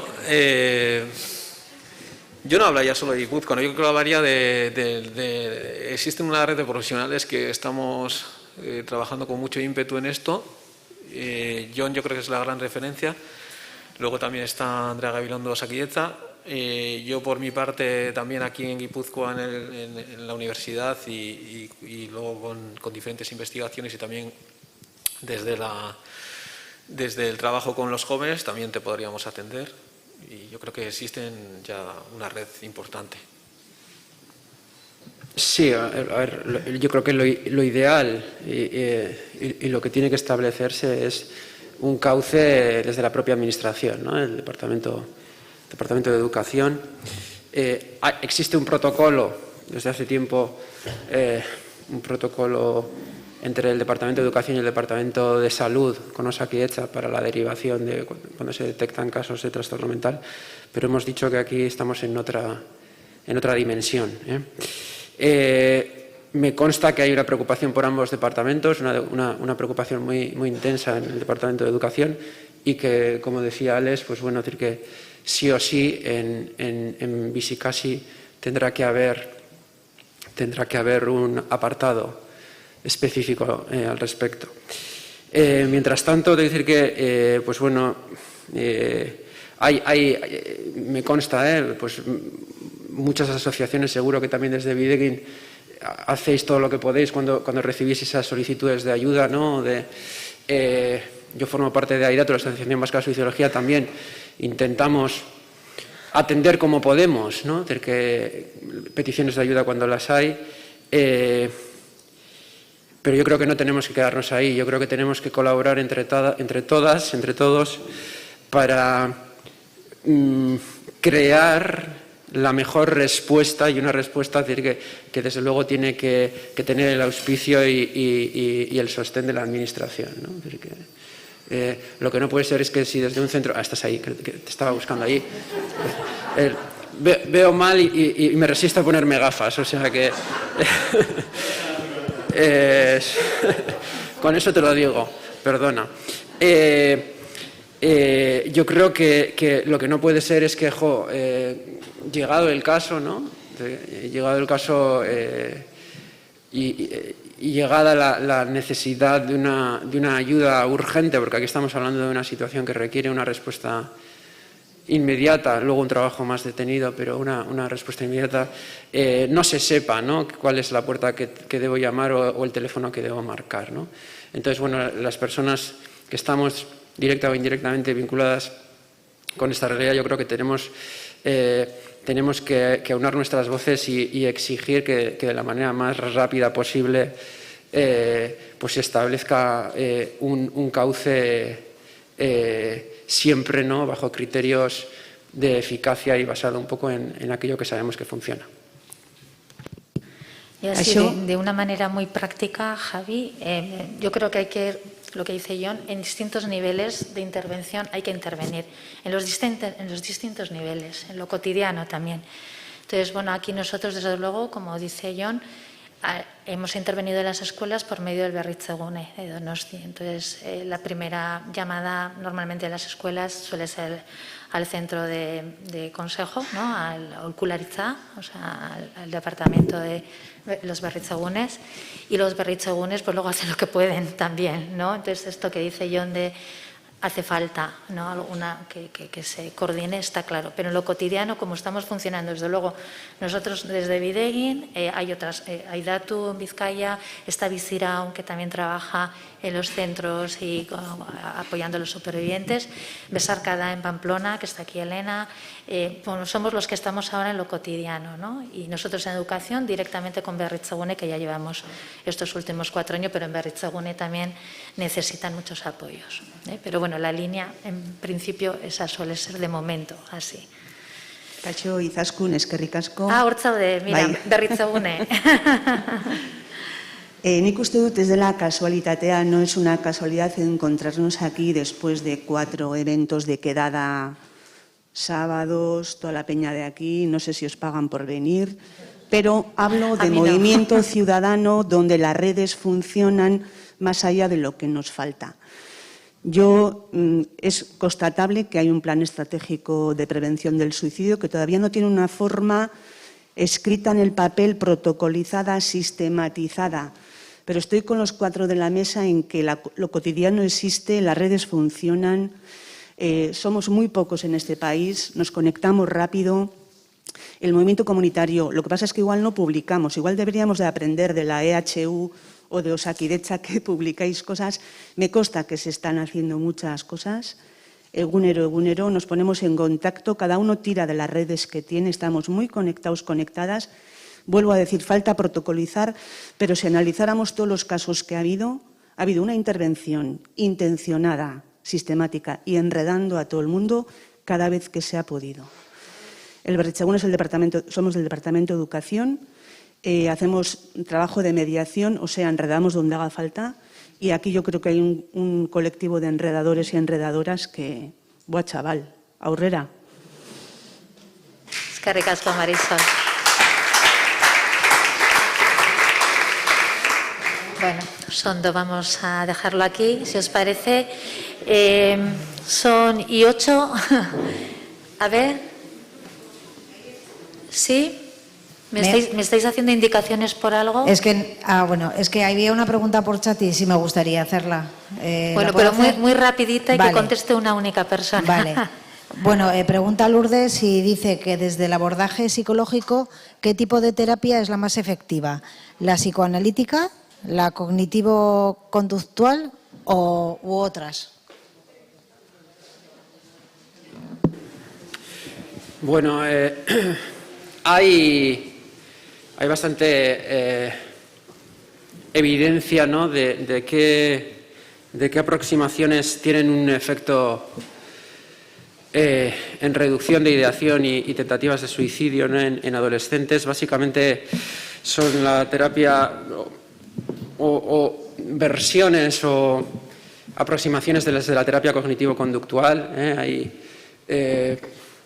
el abordaje de la conducta suicida y también desde la terapia dialéctico-conductual las que han mostrado una mayor eficacia, ¿no? Luego hay sistemas más específicos como el CAMS. También hay algunos resultados positivos para la terapia de mentalización. Y yo creo que un poco el trabajo que Alex y su equipo han ido desarrollando han ido aunando y un poco enriqueciéndose de los ingredientes más interesantes de cada una de estas intervenciones y adaptándolo a un contexto real, ¿no? Sí, ahí lo único que me gustaría decir una cosa. Tenemos una buena noticia, y yo creo que mejor este foro que ninguno, ¿no? A ver, hemos desarrollado el primer, bueno, creo que es el primero, ¿no? De los que se hace por aquí, uno de los primeros programas específicos de intervención de la conducta suicida adaptado a la cultura, a nuestra cultura. Va a ir en su versión, ya tiene su versión para adolescentes y para adultos, tanto en euskera como en castellano, porque es importante decir que cuando traté una vez a una paciente joven me decía, Alex, ez baldin badoztasun euskaraz hitz egiten ez, honek ez du ezertarako balio. Eta horrela egin nuen, ezta? Entonces, es decir que desde ahí es importante congratularnos por eso, porque tenemos que nutrir a los profesionales de también procedimientos terapéuticos que también se creen que se hayan creado bajo un prisma de la psicoterapia basada en la evidencia. Esperemos que en poco tiempo, como estos programas también no se pueden generalizar de ninguna manera de hoy para mañana, lo que estamos es un proceso de implementación y con el tiempo esperamos que obtenga las evidencias suficientes para generalizarlo a la población. Entonces, bueno, pues da esta noticia. Bueno, yo quiero añadir, porque me mueve esto también, algo muy práctico, transversal a cualquier estilo, bueno, cualquier escuela psicológica o psicoterapéutica, la importancia del contacto, de la relación terapéutica. Lo que sana es el contacto humano, lo que sana, y eso es transversal a cualquier tipo de intervención, conductual breve, lo que sea, psicoanalítica, la relación terapéutica, y no digo de entre profesionales, de tú a tú. Y eso es lo que realmente sana.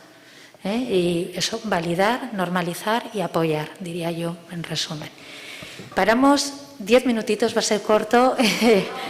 Son y cuarto, hay 25, por favor, estar aquí, no os vayáis lejos y empezamos puntual.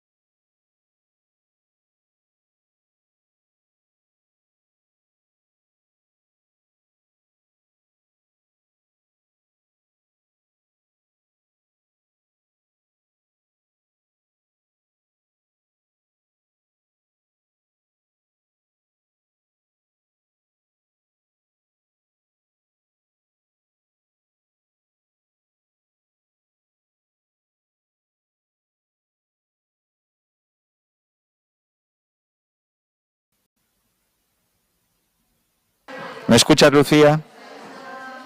Sí, te escucho.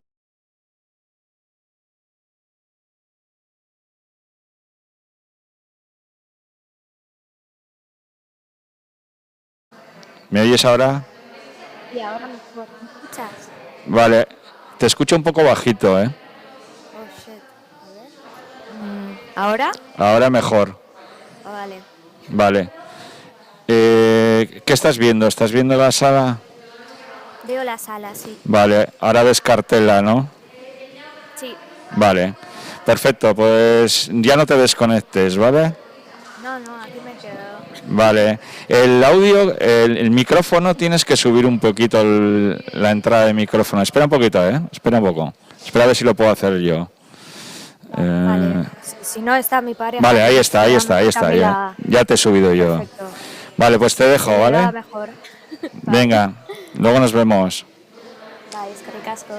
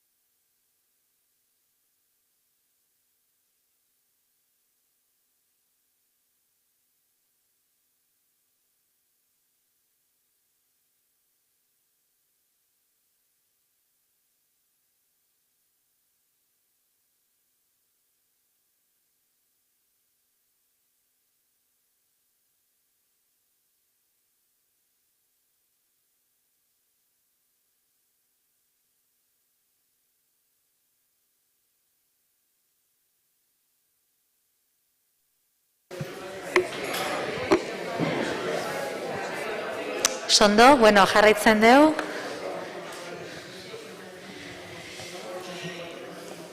Bueno, animo guztiei, hemen zaudeten guztiei eta beste aldean zaudeten guztiei.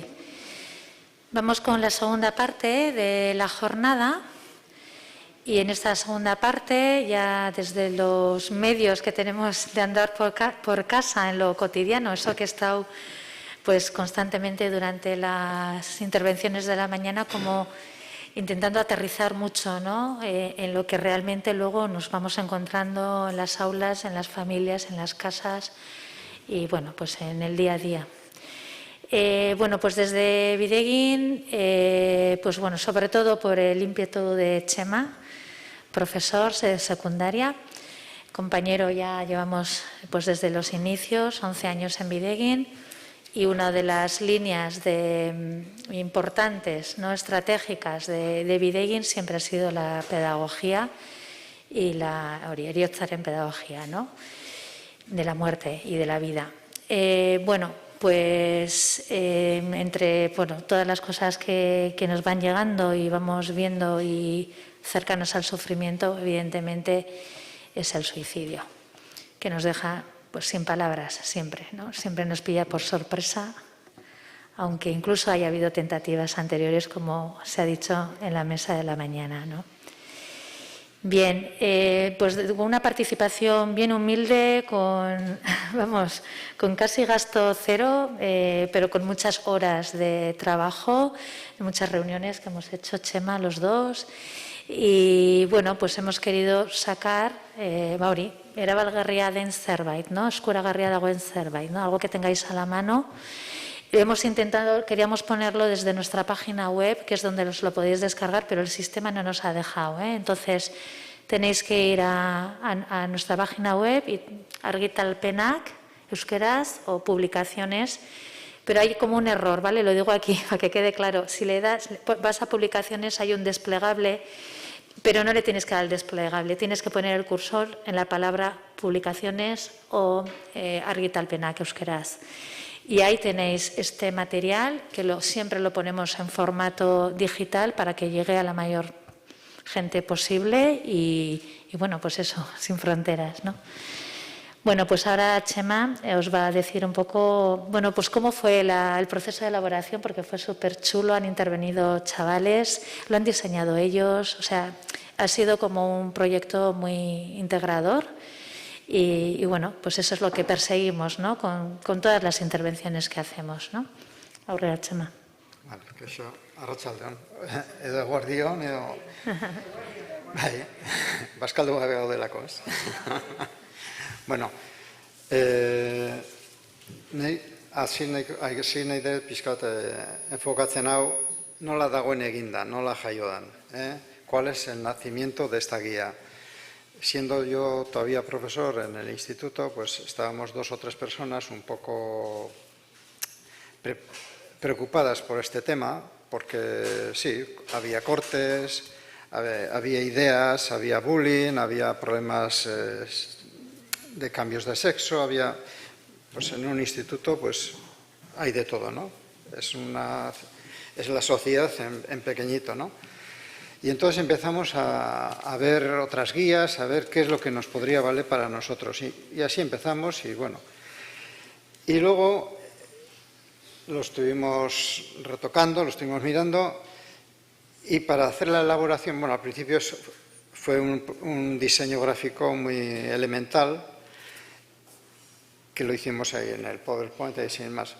Pero nos parecía que en el mismo instituto que teníamos diseño gráfico, el que los alumnos y alumnas de ese ciclo, pues que nos echasen una mano. Entonces fuimos allí, estoy hablando con ellos y ellas y les planteé, oye, mira, esto es lo que hay, sobre esto vamos a hablar y todo lo que aparece en la guía se lo transmití a ellos.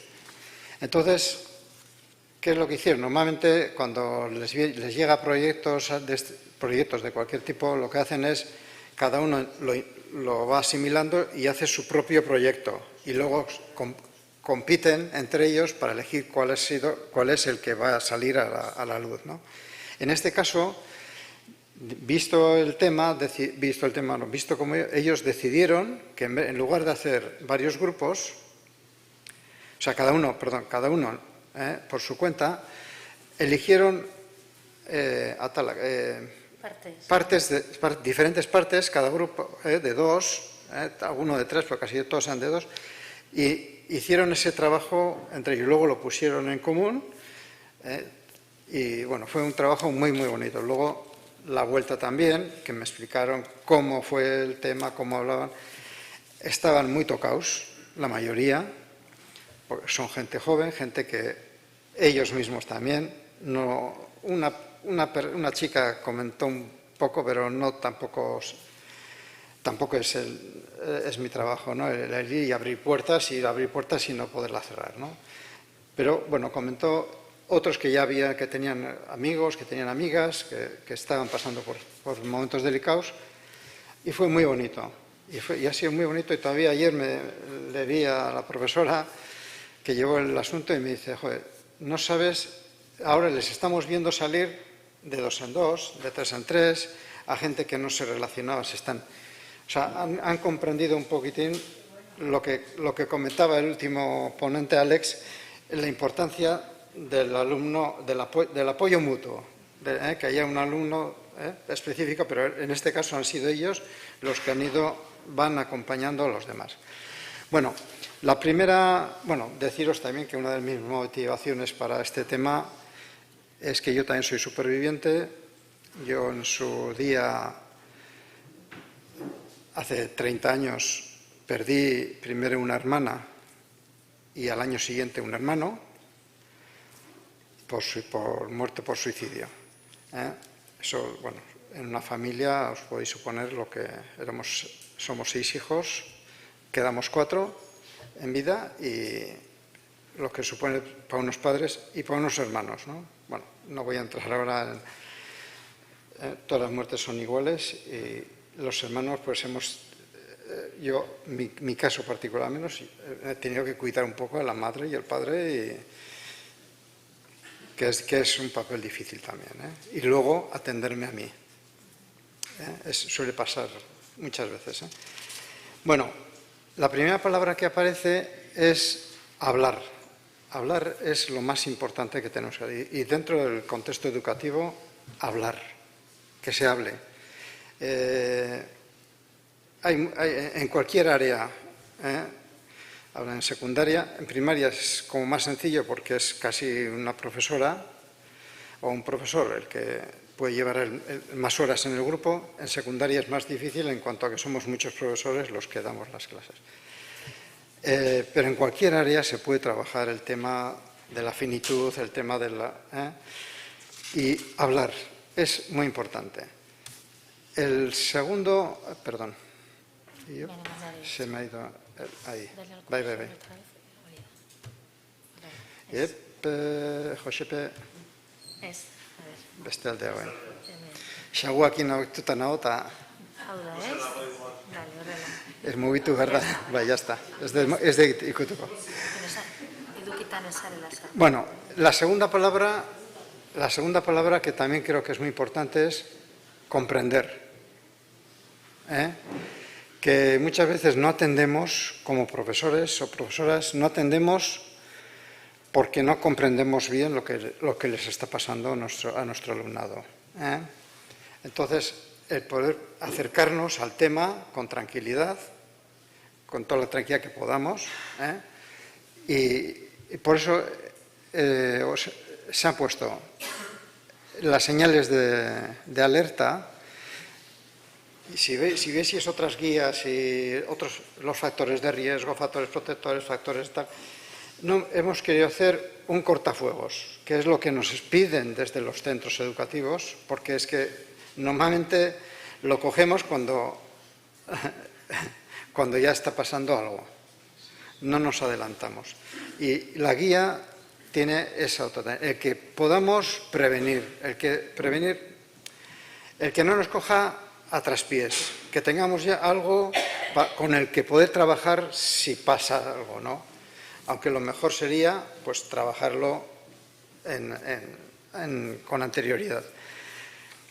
Bueno, están las señales de alerta, está el tema de las redes sociales, ¿no?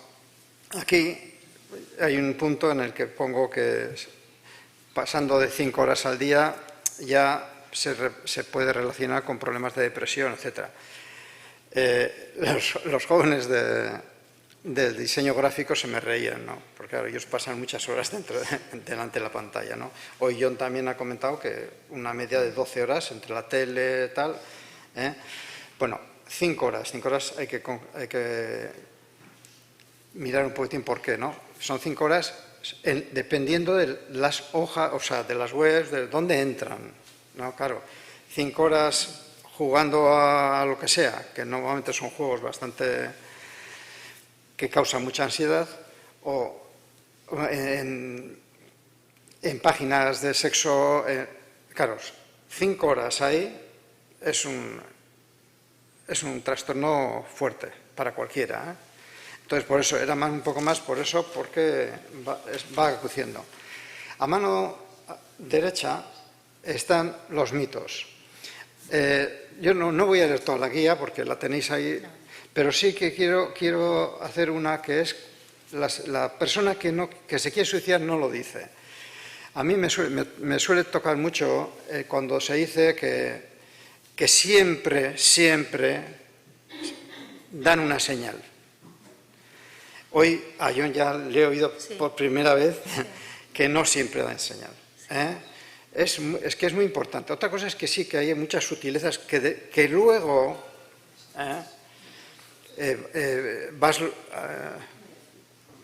vas cosiendo, ¿no? Que es tremendo, pero no nos damos cuenta de que a los que nos quedamos aquí, el que nos digan que sí, que te tenías que haber fijado, no nos lo dicen así, pero al decir esto, y creo que es muy, muy importante, y para el profesorado lo mismo, porque si nos toca en el centro escolar un caso y no nos hemos dado cuenta, es tremendo el sentimiento de culpa que se nos crea, como supervivientes, que también somos supervivientes los profesores que vivimos esas situaciones. Sí, Barcatu, con el tema de la prevención, que compartimos esta mirada y es verdad que la echamos de menos de muchos clínicos que se diga, ¿no? Y además, como aprovechando que esto se graba y se queda, pues queremos decirlo, ¿no? Que prevenir, cuando prevenimos, hacemos campaña de prevención de accidentes de tráfico, violencia de género, se reducen las tasas, ¿no? Pero ¿podemos evitar el sufrimiento humano radical, o sea, que desaparezca? Pues no. Entonces, prevenir, pues si se hace todo este trabajo previo, seguro que lo que prevenimos es que haya menos muertes porque invertimos en salud mental y en comunicar que cuando estamos mal, decir, ¿no? Lo estoy pasando mal, necesito ayuda. Ese es el mensaje principal. Pero efectivamente, el decir a las familias que quedamos es que se puede prevenir siempre, esto revictimiza a quien se queda. Y esto tenemos que tener mucho cuidado de cómo utilizamos este mensaje. Y el profesorado, cuando estéis en la escuela, pues especialmente. Y lo que nunca preguntéis, por favor, es ¿no os dabais cuenta? ¿No lo veíais? O sea, eso, vamos, es sabatú. O sea, quitarlo de vuestra batería de preguntas porque es algo que lacera y hace mucho daño, ¿vale? Seguimos un poco más rápido, Chema. Algo habrá, por algo será, ¿no? Ahí. Bueno,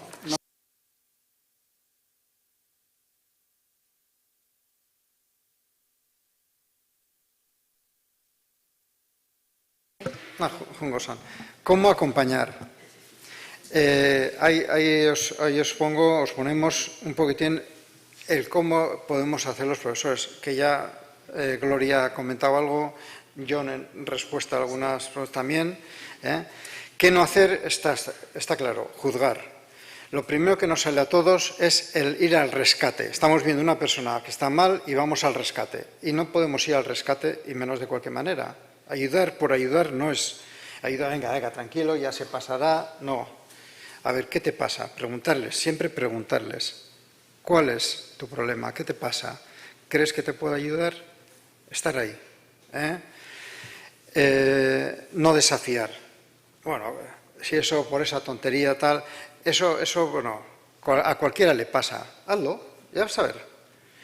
Es el culpabilizar, reprochar, discutir, minimizar, ridiculizar, ¿no?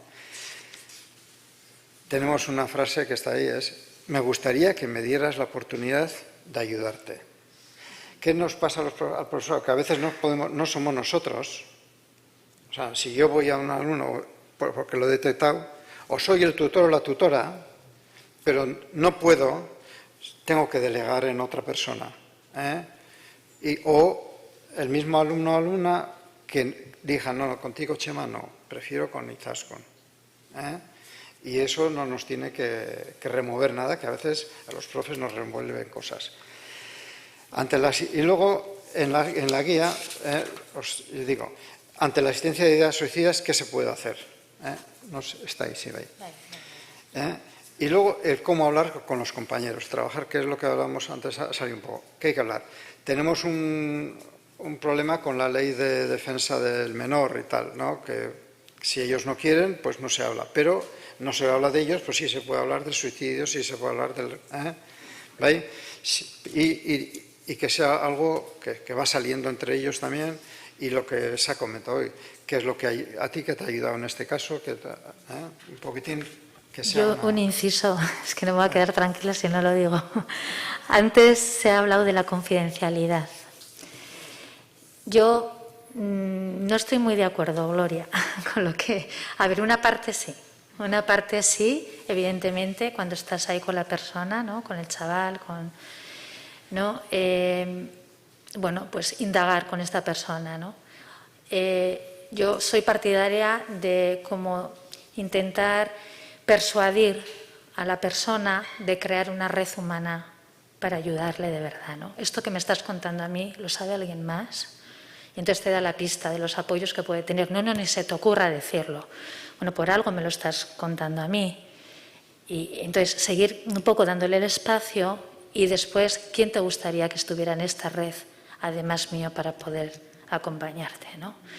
Y yo creo que realmente lo siento, que la confidencialidad es importante, pero es que es más importante la vida de esa persona. Entonces, si tú como profesor, un chaval te deposita esto ahí a tus pies, ¿cómo no vas a comunicar esto a la familia? Si la familia son las primeras seres que quieren a ese ser y quieren realmente hacer algo, ¿no? Para poder, ¿no? Porque efectivamente tú luego puedes hilvanar estas señales, pero en lo cotidiano pues es que suenan como frases tan naturales, ¿no? Que algunas son muy claras, pero otras no son nada claras, ¿no? Entonces la confidencialidad, yo cuando hay un riesgo alto, lo siento, pero preservo la vida y puedo perder la confianza contigo, vale, lo siento.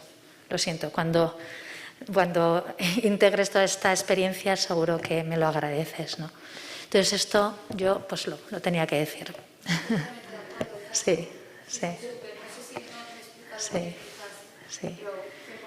Muy bien. Incluso intentar convencerle de que... 5 minutos. 2 minutos. Vale, intentar convencerle de que yo no estoy preparado, que está mejor preparado no sé quién, ¿no? Y muchas veces decimos, no, habla con los padres, pero es que a lo mejor el problema son los padres, o la familia, vamos, el tipo de familia. Tenemos que indagar un poco y ver un poco por dónde van. Bueno, y pedir ayuda a nosotros, claro. ¿Os he pasado? No. Ya, ahora he pasado 2 veces. Ya te paso yo, si quieres. Ahora 3. Ya hago yo, ya hago yo. Ya está. Vale, va. Es que si hago aquí ohituta el otro es, ante un intento de suicidio, ¿qué se puede hacer? ¿Cuál es la atención individual? ¿Y cuál es la intervención grupal que se puede hacer? Y luego, ante un suicidio ya consumado, cuando ya ha pasado, se ha muerto algún trabajador o trabajadora del centro o algún alumno o alumna, incluso familiares directos de los... Entonces, nosotros teníamos estructurado la página de otra manera y ellos, los alumnos y alumnas de diseño, nos dijeron, no, mira, vamos a hacer, mira, comprendemos, a nosotros nos llega más fácil. Digo, bueno, pues vale. Entonces, comprendemos, animamos, expresamos, escuchamos, damos espacio, lo que antes se hablaba.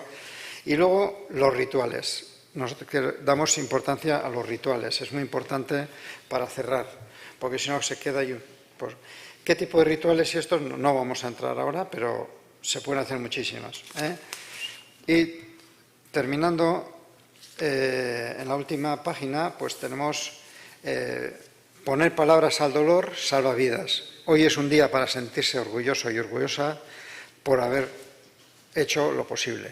A los profes. A los profes, sí, como profesores, ¿no? Y os viene, pues, a dónde acudir cuando podamos hacer, pues, entonces hemos puesto Videoegin, tenemos la asociación Biziraun, tenemos Besarkadat, Aidatu, los Biziraun que antes han nombrado, ¿no?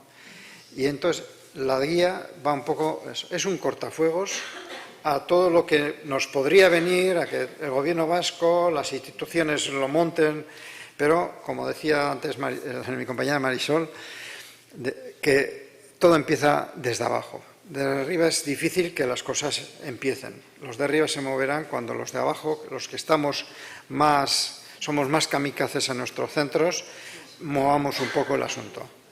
Eskerrik asko entzutagatik eta barkatu.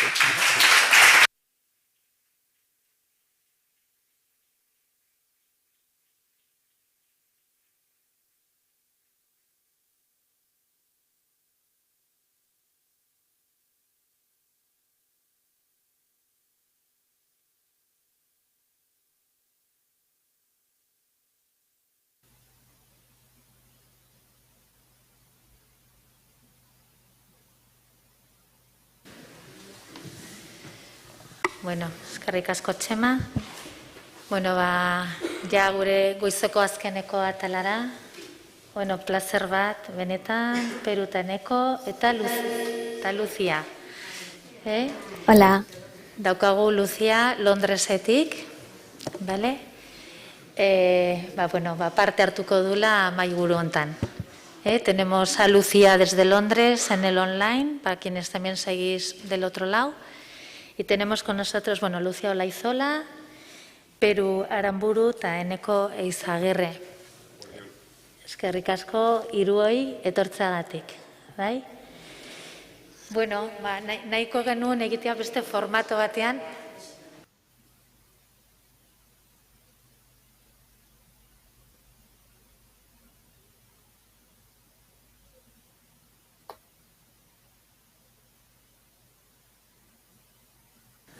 A ber, akoplatzen da?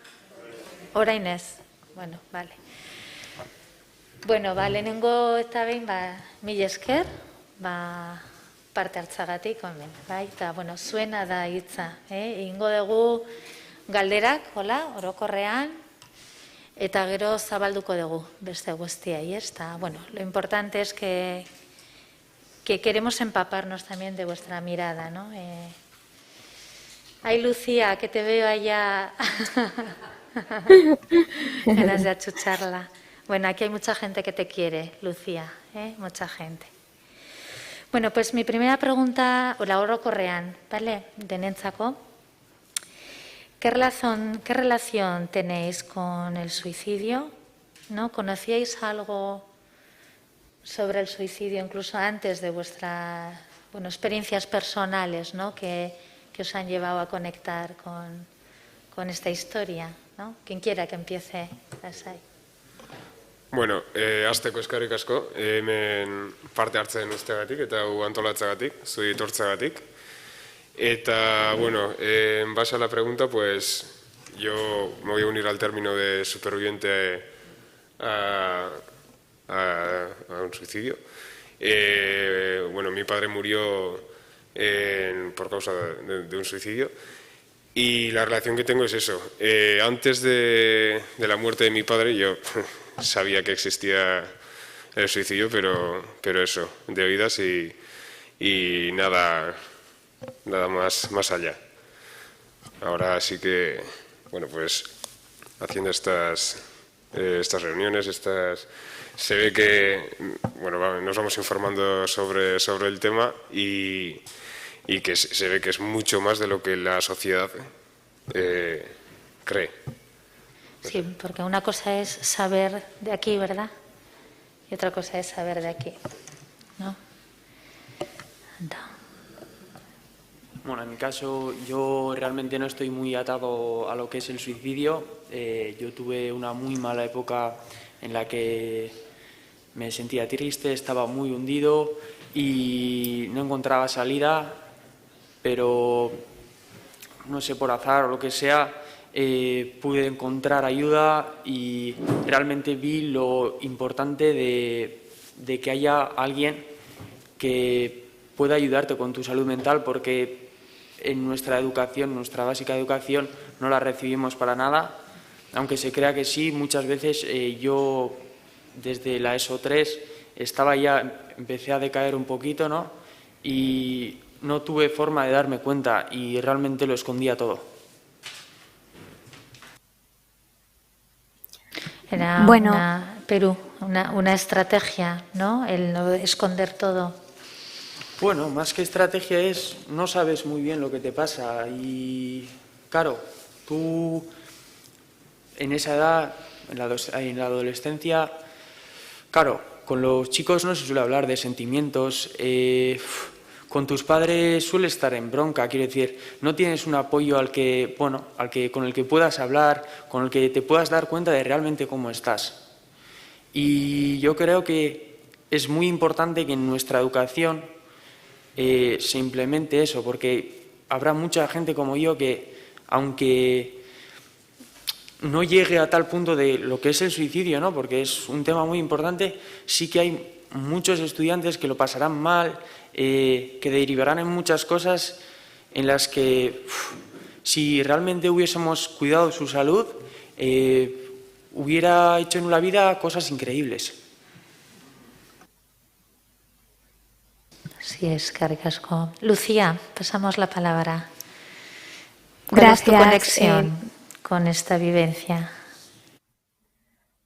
Bueno, pues yo soy Lucía y soy la hermana de Javier, un chaval de 15 años que murió por suicidio. O sea que también, al igual que Neko, soy una superviviente.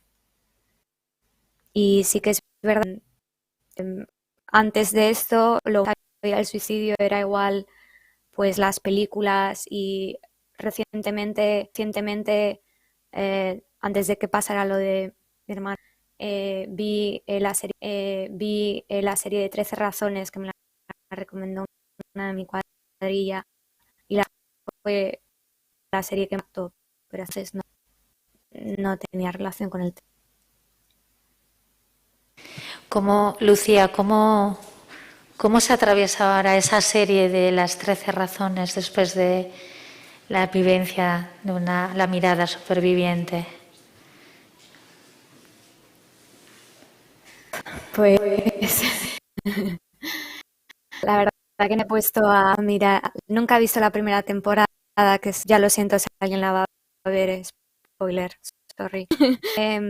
Pero la que se ve como es un fracaso de la sociedad, no es la escuela, ni los amigos, ni la familia. Fueron como múltiples causas, al igual que decía, no solo un factor multifactorial, porque una persona decide, que no es que decida, es que está sufriendo y quiere dejar de sufrir. Entonces, la única manera en la que crees es irse en error. Este fracaso social del que dice Lucía, ¿no? ¿Cómo lo veis, Neko? Sí, al final antes se ha comentado también que al final esta sociedad es bastante individualista. ¿Hace cuánto que no nos pregunta alguien de verdad cómo estamos? Esa manifestación de sentimientos que al final es que no se hace. Yo creo que hay que enseñar a la sociedad, hay que intentar inculcar el valor de darle valor a las emociones, tanto buenas como malas, porque al final la vida es eso, esa irregularidad, a veces estoy aquí, otras veces estoy aquí. Y yo creo que si aprendemos a a expresarnos cómo nos sentimos, podemos encontrar un montón de buenas cosas, pues, por ejemplo, pedir ayuda.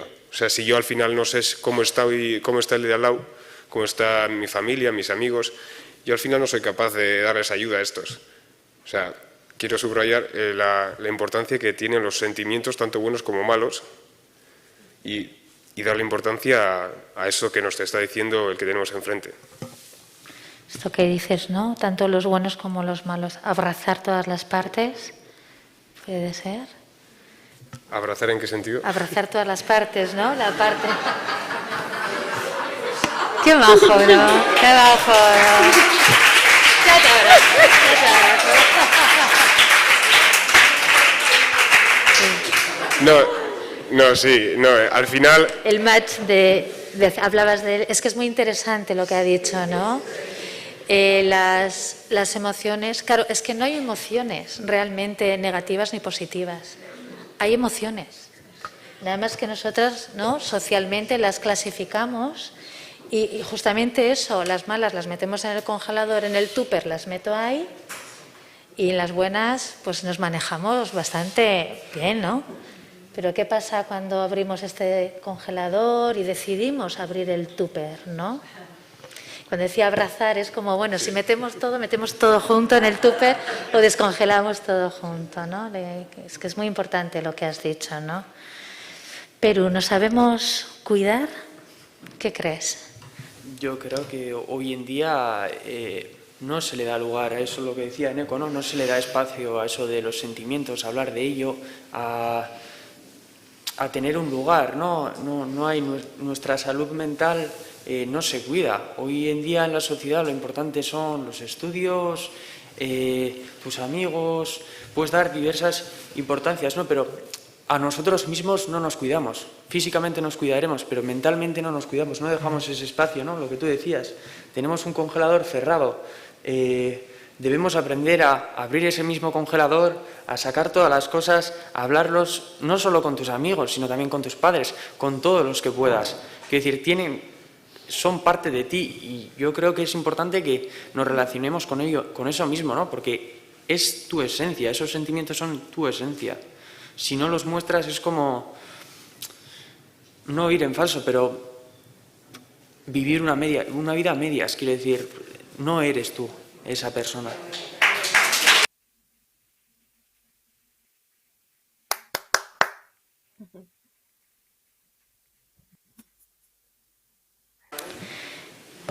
Zula zai galdetu, Txema, Yo sí te preguntaría, desde el sistema educativo, si encontraste algún apoyo, si pudiste preguntar, porque yo también creo que es difícil, porque cuando preguntas a un adolescente cómo está, o qué, no, tranquilo, yo controlo.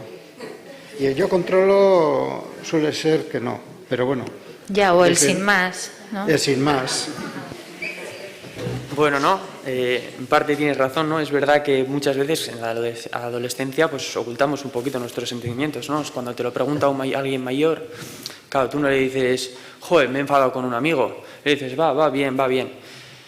Pero realmente en los centros educativos en los que he estado se suponía que sí había un orientador, sí había un orientador, pero claro, su función, quiero decir, Sí, dispuesto sí, pero quiero decir, su función al final, yo me acuerdo de eso, ¿no? En cuarto de la ESO, claro, entonces veías al orientador y era básicamente, te decían, era para ayudarte un poquito a decir si ibas a bachiller o ibas a FP. Quiero decir, tampoco tenía muchas más funciones, ¿no? Se supone que tienes una hora de tutoría cada semana, pero en esa tutoría, aunque se trabajen cosas, es como muy superficial, no se trabaja de a uno, no se trabaja de, seamos conscientes de que hay un mundo aquí, hay un mundo interior, cada uno tiene un mundo. Trabajemos eso y no no lo que esa superficialidad de, ahora vamos a trabajar sobre el suicidio, pero no te dicen nada, ¿no? Realmente no te dicen que, ¿qué es el suicidio? ¿Cómo pasa? Todas esas cosas que realmente deberían de ser trabajadas bien, a conciencia, con todos los alumnos, que lo entiendan y que puedan compartir sus vivencias y todo lo que les rodea. Porque si no hay un vínculo entre ese profesor y el alumnado y lo que siente, al final a ese alumnado no le llega nada. Y es como una constante de espera, hasta que igual el alumnado realmente sí se encuentre en una tristeza y no se da cuenta de que puede ser una depresión, puede ser cualquier cosa, no se da cuenta. Yo creo que por parte de la educación no pediría más responsabilidad, sino igual más gente o más tiempo para que realmente pueda cada alumno tener un vínculo con un profesor o un experto con el que realmente tanto se identifique como que pueda hablar de todo y realmente le sirva algo para sí, para su mundo, para sus sentimientos y poder trabajarlos. Vale. Lucía, te estoy viendo que estás asintiendo con la cabeza. Sí, estoy asintiendo con la cabeza porque estoy totalmente de acuerdo con Peru. Creo que el orientador está muy orientado a la parte académica y todo lo que es mental, cómo te encuentra cada uno por dentro, no lo aprendemos en la escuela. Es como una asignatura pendiente.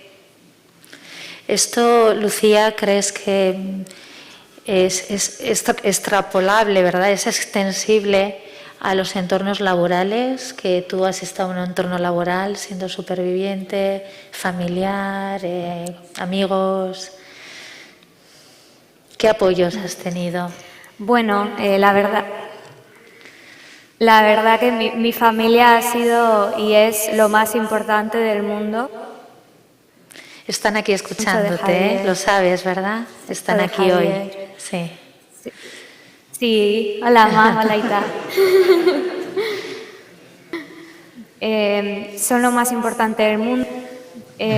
Son lo más importante del mundo y nosotros hablamos mucho de Javier. Javier ha tenido una vida, ha vivido hasta los 15 años. Bonita y lo hemos vivido todos, el núcleo familiar, momentos preciosos y le echo de menos. Y luego en lo laboral pues fue muy complicado porque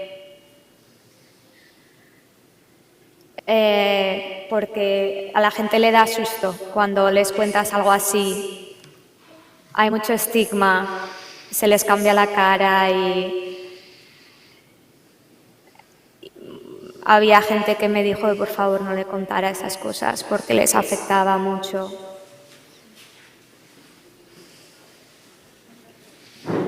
Pero luego hay gente como mi cuadrilla que también son muy importantes y me escuchan y me están escuchando, por ejemplo, online la chat y para mí eso es muy importante. Importantes los apoyos, Lucía. Eneko, ¿nos da miedo? Básicos. Bildurtu egiten gaitu, suizidioa, ondorengoa. Bueno, a ver, yo sí creo que la sociedad, o sea, yo por ejemplo, cuando la gente me habla de que lo de tu padre, o sea, a la gente le da miedo la palabra suicidio, o sea, yo lo tengo muy interiorizado y yo no tengo ningún problema en hablarlo sobre ello, pero yo creo que la falta de conocimiento sobre el tema, que sea un tabú, o sea, es la causa de esto. Sí. Yo creo que si se diese una formación en las escuelas, ahora que la gran mayoría de los presentes aquí creo que sois profesores, si se educa a los alumnos en solamente informarles qué es el suicidio, con qué presencia está en nuestra sociedad, eso, o sea, yo creo que ayudaría un montón a que este tema pues dejase de ser un tabú, a normalizarlo, y que tan simple como me preguntas en, oye, ¿qué tal? No sé, ¿qué opinas tú sobre el suicidio que se está dando por aquí? No sé si... Vale, yo quería hacer, al hilo de lo que hemos comentado, yo sé que ahora están cambiando las cosas, que hay muchos y muchas orientadoras que están preocupándose por el tema, que las cosas también se están moviendo dentro del sistema educativo, aunque es verdad que hasta hace poco se tenía un poco, pero yo en este momento lo puedo hacer porque hemos trabajado y trabajamos con orientadoras y orientadores de los centros, ¿no? Y que creo que algunas estáis por aquí. Yo quería preguntaros a cualquiera de los tres ¿en qué os habéis podido apoyar para salir adelante de esta situación? ¿Cuáles han sido vuestras fortalezas?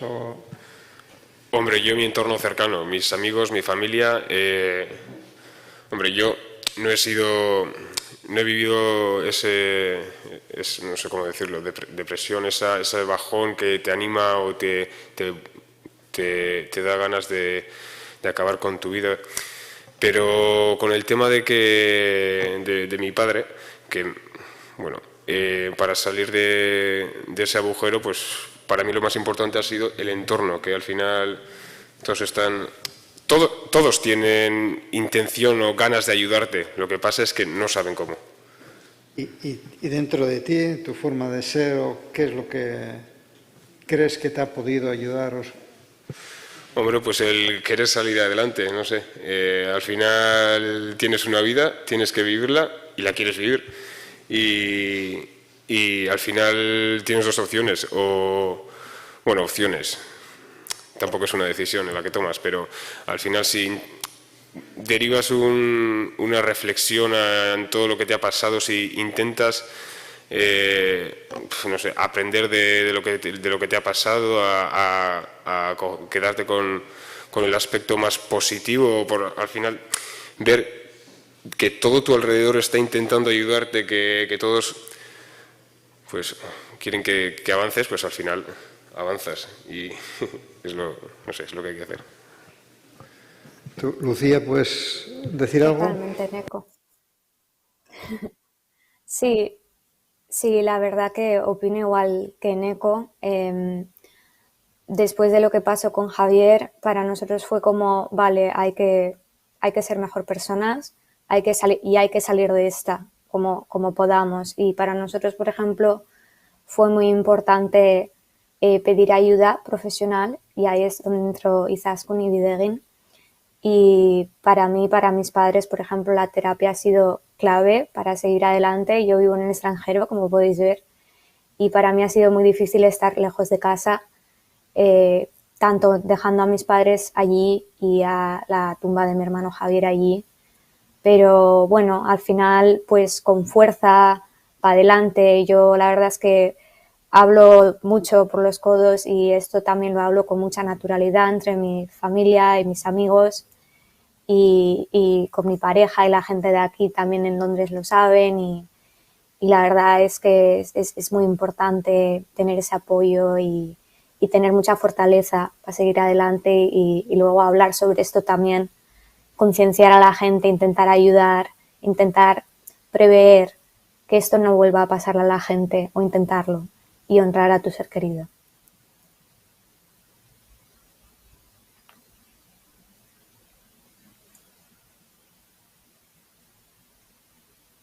¿Quieres añadir algo o pasamos? Ya diré. Bueno, en mi caso es un tanto diferente, ¿no? Claro, yo realmente lo oculté, mayormente lo he ocultado, y realmente no tenía a nadie como punto de referencia que me pudiese ayudar, porque tampoco se lo expliqué. les expliqué a mis padres ni nada, mis amigos tampoco me apoyaban mis amigos, en la escuela tampoco podía. Lo que sí me ayudó y realmente no creía, realmente en esa época, realmente no creía que me iba a ayudar, pero fue acudir a un profesional, a un psicólogo, el cual realmente me hizo ver que la vida es muy diferente de lo que pensaba yo mismo en ese momento. Quiero decir, a mí la ayuda de un profesional exterior yo creo que ayuda mucho, puesto que tienes una persona que sabe sacarte de esa situación, entiende tu situación, por muy alocada, por muy rara que sea, sabe sacarte de ahí, te entiende, te ayuda y realmente cuando ves que no tienes nada, tener un punto ahí exterior realmente es muy útil y la ayuda de los profesionales me parece muy importante. Sí, pero hay una parte, esa es una parte del proceso, pero claro, hay un paso anterior, el tomar tú la decisión de pedir ayuda, ¿verdad? Esta me parece que es una clave como muy importante, que aunque no haya fuerzas ninguna, el poder mostrar esa vulnerabilidad sin que sea debilidad, ¿no? Sin apoyarnos en esto que, ¿cómo lo ves? Esto que digo. Eso mismo que dices tú, ¿no? Quiero decir, yo me encontraba muy mal, me encontraba hundido, no hablaba casi con mis padres, me encerraba en mi cuarto mucho, con mis amigos no hablaba de nada, con los estudios no estaba nada a gusto. Realmente para mí, en ese momento mi vida no daba más de sí. Y llegó un momento en el que ya te hundes mucho, tu día a día es una constante de, no frustración, pero que no te aporta nada, es un día sí y otro también, y llegas a un punto en el que yo exploté y me eché a llorar y realmente fueron mis padres, ¿no?, los que me ayudaron en un momento así, ¿no?, me vieron llorar y me dijeron que, a ver, ¿qué te pasa? Y dije, es que estoy muy mal, es que no, estoy muy mal, y realmente me dijeron, pues un psicólogo, y lo que yo pensaba que algo muy lejano como es la psicología, muchas veces piensas que, joder, yo pensaba muchas veces, un psicólogo es para alguien que está en depresión, es para alguien que muy ajeno, no me ha pasado nada, yo no he perdido a nadie, se supone que debería estar bien, yo no tengo problemas, sigo estudiando, pero realmente yo estaba muy mal. Y el tener a unos padres que realmente te den esa salida, que te digan, ¿qué te pasa? Que fue un momento en el que me indicaron un poco la salida y llegar a donde un profesional al que pude expresarme con claridad, con sinceridad y todo, es como abrir esa nevera que tú decías, ¿no? Abrir todo ese cajón y sacarlo y aporta mucho, aporta mucho. Yo igual sí decir que, por ejemplo, y lo he dicho antes, Perú, que con un profesional, con un psicólogo, tienes a alguien asegurado que le puedes contar tus sentimientos, o sea, que sinceramente, sin maquillarlos ni nada. Igual sí es verdad que entre los chicos, entre los amigos, no tenemos esa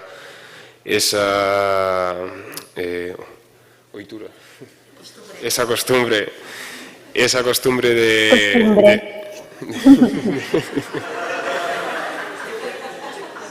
de hablar de nuestros sentimientos, y al final es porque es que tampoco se pues lo que decía antes, en la educación que hemos recibido, pues tampoco se le da valor a eso. Entonces, en un profesional, en un psicólogo que puedas ser tú, o sea, eso ya creo que consigues un montón en ese proceso de superación que tienes que dar. Y al contrario, ¿qué es lo que no os ha favorecido, no os ha ayudado en estos momentos? Hombre, yo por ejemplo, Perdona, lo digo porque sí es importante que los que estamos en la otra parte o están en la otra parte, pues sepan cómo poder actuar, cómo poder estar con la gente que está pasando. Mira, yo por ejemplo, la gente que con toda la mejor intención del mundo de ayudar, pero esa gente que venía, joder, pues igual ibas por la calle y los que te quieren enseñar que, joder, es que tu padre no sé qué, qué bueno era, que Yo ya le conocía a mi padre, quiero decir, y para que yo vea que tú has sentido su pérdida también en la escala que te he sentido, tampoco me tienes que venir y empezar a darme la charla de, no sé, si se me entiende. Y sin quitar que seguramente la intención sí se sería... entiende, sí. Sí.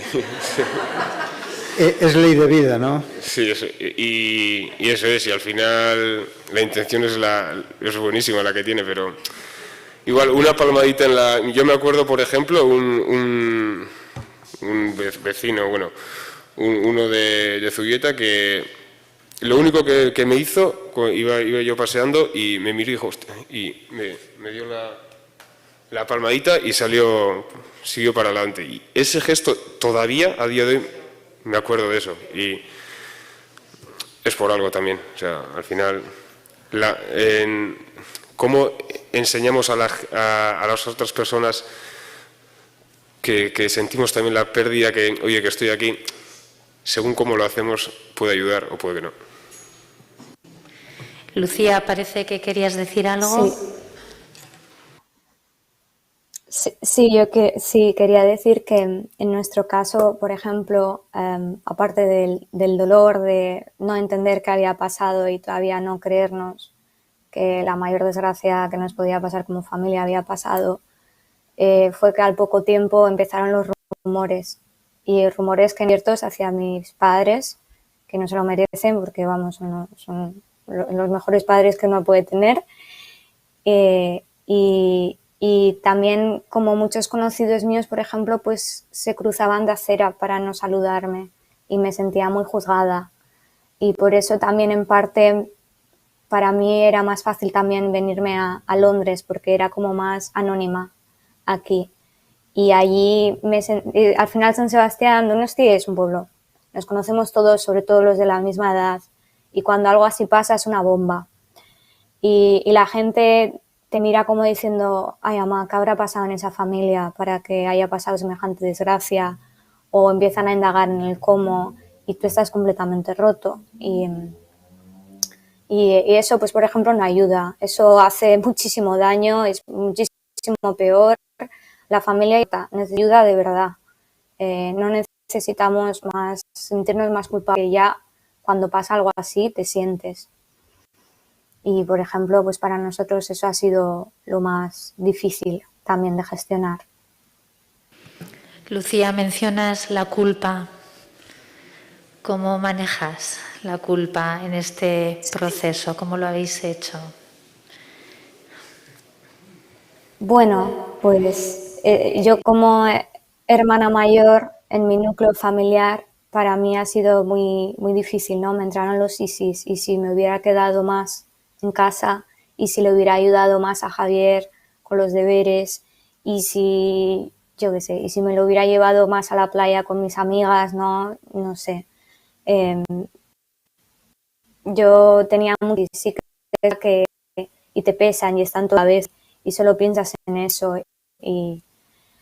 Pero bueno, es verdad que con el tiempo, con terapia, a mí es mucho la terapia, como que siguen ahí pero va bajando la intensidad. Y en un momento vives con ellos, un poco pues con la culpa de que, no sé, igual podría haber ayudado, pero son preguntas que no tienen respuestas, han ido con tu ser querido.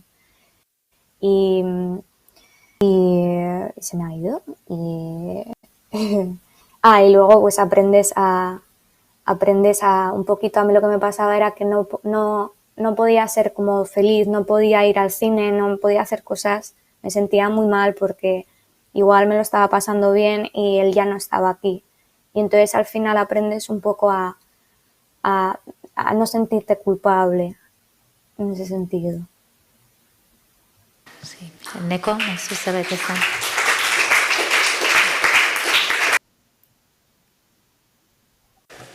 Yo antes he hablado de si hay evidencias o no antes de un suicidio. Yo, por lo menos, en el caso de mi padre, no vi ninguno, no supe, por lo menos, si hubo evidencias o no la supe leer, pero el sentimiento de culpa a mí me duró poco, exactamente por eso, porque decía, mi padre, a mi parecer, estaba bien,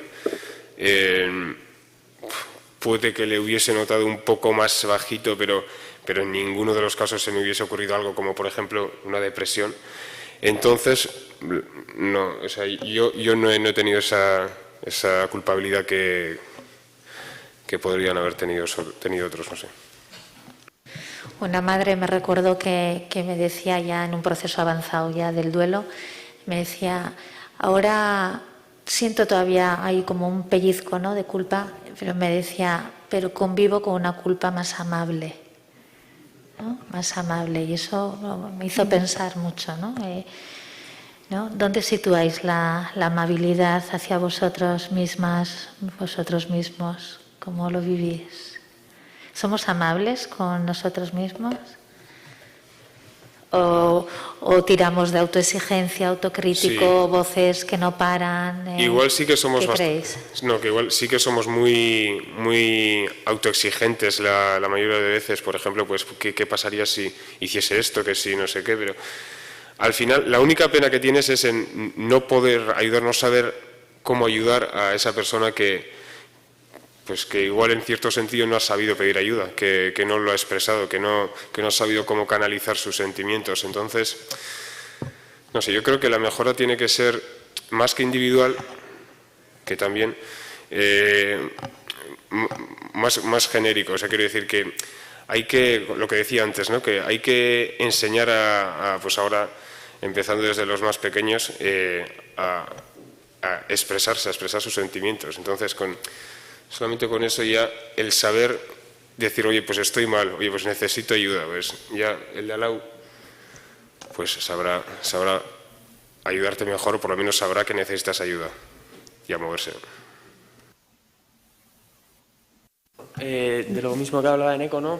Al final, esa autoexigencia es la que se nos enseña desde muy pequeños, nos ponemos propias metas, que es normalmente satisfacer tanto a los amigos o a los padres, y lo que decía Eneco, ¿no? Quiero decir, el encontrar, como el saber recapacitar, es de vital importancia.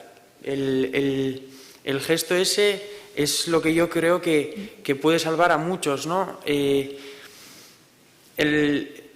darte un pequeño espacio, ese momento es lo que cambia del sí al no, yo creo, mi opinión. Es lo que me pasó a mí, ¿no?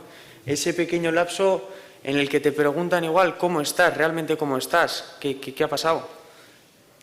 Eso para mí es de vital importancia y realmente se lo agradezco mucho a mis padres, el haberme dado ese toque de ¿qué te pasa? Haces mucho gesto todo el rato así, ¿no? Como, sí, no sé, como como, no sé qué significa este... Significa un espacio, es como... Un espacio. Cuando hago así quiere decir, estaba en una bola gigante para mí, donde no hay espacio, tanto ni me interesaba estudiar, ni me interesaba ir con los amigos, ni me interesaba nada de lo que hacía. Y haber un corte, esto significa, hay un corte, hay un espacio de repente en mi cabeza de ¿qué te pasa? ¿Quién eres tú?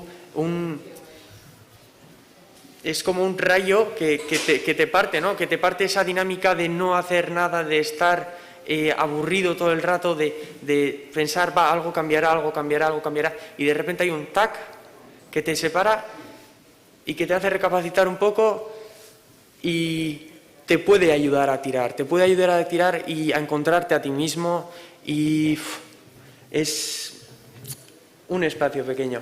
Para mí es un espacio pequeño que es muy importante para todos. Muy vital, como cualquier respiración, ¿eh? Lucía, ¿quieres decir algo sobre este ser amable con una misma en un proceso tan difícil? Bueno, pues para empezar, pues que tenemos que ser amables, no solo una vez ha pasado la muerte por suicidio de tu ser querido, por ejemplo, en nuestro caso, también tiene que llegar un en el que ser amable hacia él, ¿no? Porque al principio hay como varios, en la terapia te das cuenta de que hay varios fases, pues en principio no entiendes nada, luego estás muy triste, luego lo aceptas y es como, cada uno tiene un proceso diferente, pero eso es como lo general. Que yo no soy técnico ni nada, lo que lo hace es Izaskun, pero sí llega un momento en el que tienes que aprender a ser amable contigo mismo, a no pensar en las preocupaciones de, pues lo que decían antes los compañeros, decían que vivimos en un mundo muy difícil con el tema laboral, hay muchas presiones que nos genera todo el mundo y luego el hecho de, pues mucha gente, igual que Perú, no sabían qué hacer con su vida, no les motivaba nada y eso puede hacer que te quedes en la no vida, ¿no? Que te desenganches. Y es muy importante con amabilidad hacia ti mismo también pensar, vale, ¿por qué me estoy desenganchando de la vida? O puedo hablar esto con alguien cercano, puedo hablarlo con mis padres o intentar comunicarlo con alguien sería lo más importante y para eso tienes que ser muy amable con uno mismo. Y creo que eso sería clave, que nos lo enseñaran los centros educativos y en el entorno. Importante, Lucía. Y vamos terminando esta ronda y damos paso. ¿Dónde está la esperanza? La pregunta para los tres. Hombre, yo creo que, además aprovechando que hay un montón de profesores aquí, pues yo creo que en la educación, o sea, en cómo les hacemos ver a nuestros alumnos la vida, de qué perspectiva les educamos y eso, darle valor al aspecto humano, no solo al académico, enseñarles saber hacer, no sé, a sentir, a expresarse y siendo sinceros. Me refiero a pedir ayuda, a saber ayudar, no sé. Sí, eso pasa por afinar nuestro propio instrumento como adultos, ¿verdad? Sí. Eskerrik asko. Perú. Comparto la misma opinión que Eneko, creo que es muy importante eso, ¿no? Pero también la divulgación, el esparcirse, el hacer notar que hay un mundo para ti, que la gente lo sepa. Quiero decir, yo no conocía nada, la psicología, eso al principio lo he dicho, me parecía algo como muy aparte. Es muy importante traerlo a la educación, el hacer ese repaso mental, ¿no? El cuidarnos un poquito y todo eso me parece muy importante y divulgarlo mucho porque yo creo que hoy en día en nuestro siglo un problema muy grande es que ya no nos cuidamos mentalmente y cada vez yo creo que se agrava más y el esfuerzo que vosotros hacéis, ¿no? Al divulgar y todo ello y todo lo que conlleva el informar me parece muy importante. Es, yo creo, lo más importante, el hacerse saber, hacerse notar. Porque puede llegarle a alguien, como me llegó a mí, ¿no? Pues que haya alguien que sepa que hay un camino de psicología, de que te pueden ayudar, que se le llegue a la gente que igual no lo busca, pero con que le llegue una vez, igual tiene una salida, tiene algo de repente que pueda decir, estoy mal, a ver, y que lo pruebe, que tenga ahí. Eso mismo. Lucía, ¿dónde está la esperanza? Bueno, yo creo que la esperanza está en hablar. En hablar de lo que te pasa, como dicen los chicos, estoy totalmente con pasa, lo que sientes, en hablar sobre el suicidio, por ejemplo, hay que romper los estigmas del suicidio, los mitos.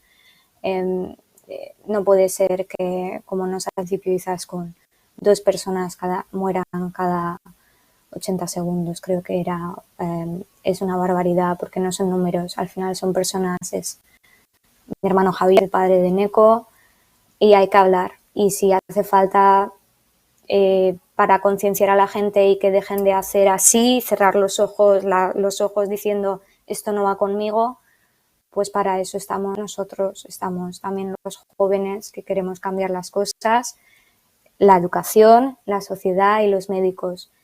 Y es muy importante hablar a todos los niveles, con tu familia, con los amigos, con conocidos, y seguir adelante. Y en algún momento, como decía Chema, pues desde abajo, poco a poco, llegará arriba y cambiaremos, gracias a Dios, las leyes y habrá un plan de prevención a nivel nacional que hace falta.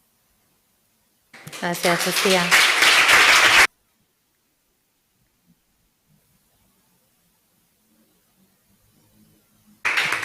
Muy bien, pues os doy la palabra. ¿Queréis preguntarles a cualquiera de los tres? Eneco, Perú, Lucía. Adelante. Y recogemos las preguntas en el online. A ver, hemen bat. Hor bat, eta hemen beste bat. Empezamos por Lourdes, eta gero. Adelante, Lourdes, Lourdes. Bai. Kaixo, egunon, soy la madre de Eneco y tengo la suerte de conocer a Perú. Me ha encantado conocer a Lucía, sobre todo verle sonreír, a ver si puedo hablar. A Perú, bueno, Eneco no me sorprende nada lo que ha dicho, en casa hay muchísimo trabajo y tenemos la suerte de tener una familia que nos ha ayudado a los dos, tanto a él como a mi hija, bueno, una barbaridad y bueno, no es fácil salir de esto, pero viene muy bien todas estas ayudas y todos estos agradecimientos.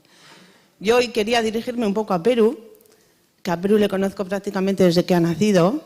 Le he visto crecer, hemos jugado juntos en el parque entre todos y tenemos bueno, una conexión no muy grande, pero sí de amistad de su madre y tal. Yo el día que vi Perú, todo su proceso lo tiene documentado. No solamente es un valiente porque al final no solamente pidió ayuda, sino que todo su proceso de ayuda está documentado y lo ha hecho público. Para mí es muy importante decirlo, que no lo han dicho aquí. Yo creo que lo podría ayudar a compartir porque es súper interesante, ¿no? No solo pedir ayuda, sino a mí me ha ayudado. Yo cuando vi su proceso lo tuve que ver en 3 veces porque no pude verlo de golpe. Las primeras, escucharle, sobre todo porque le conocía, me emocionó mogollón porque de repente me encuentro en todo este proceso del suicidio de mi marido, ¿no? De la muerte por suicidio de mi marido, un chaval al que conozco casi desde que ha nacido, que de repente hace lo que se supone que tenemos que hacer todos, es pedir ayuda, porque la teoría es muy fácil, ir a las sesiones es muy fácil, hablar de lo que te pasa es muy fácil, pero es que resulta que yo vengo de una persona que ha dado un salto, ¿no? Y que nos ha cambiado la vida a todos en nuestra familia. O sea, somos diferentes desde que él hizo ese salto. Entonces, para mí es súper importante todo lo que has hecho. Es más que una pregunta, es un agradecimiento, Perú, porque o sea, de repente te das cuenta de que esto pasa, que aparte de dar el salto y terminar con este horror, ¿no? que tenemos que parar, o sea, que se puede salir de una depresión o de lo que sea que le pasara a él sin necesidad de dar ese salto, de pedir ayuda, de educar a lo que están diciendo ellos dos, a sacar todo eso que tienes. Y yo solo quiero agradecértelo, darte las gracias. A mí es como el final de mi proceso, ver su recuperación y ver su documentación, porque es una barbaridad, merece muchísimo la pena ver. Y vamos, pero gracias y encantada de que estés aquí. Lourdes, eskerrik asko.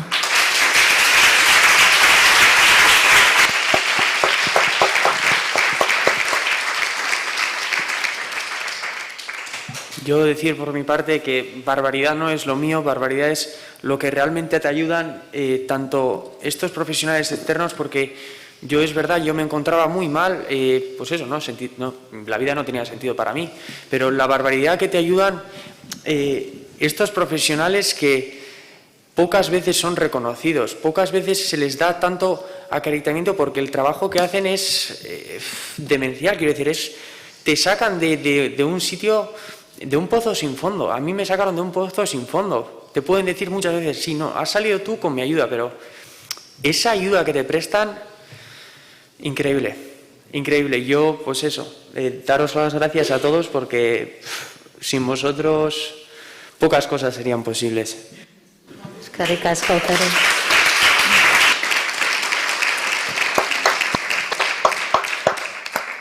Bueno, yo apoyo esa teoría de que somos mediadores, pero hace falta lo que en el budismo se habla de la bodhicitta, esa parte como muy nuclear que siempre está viva y que pocas veces atendemos, y que cuando le damos el espacio, antes lo que he dicho yo de la relación terapéutica, no es el terapeuta el que sana, es lo que ocurre en esta relación terapéutica segura, ese apego al que hablaba John antes, que hace que podamos ver ese espacio que tú hacías así, poder detenerte, ver, mirarlo honestamente y buscar alternativas, porque las hay.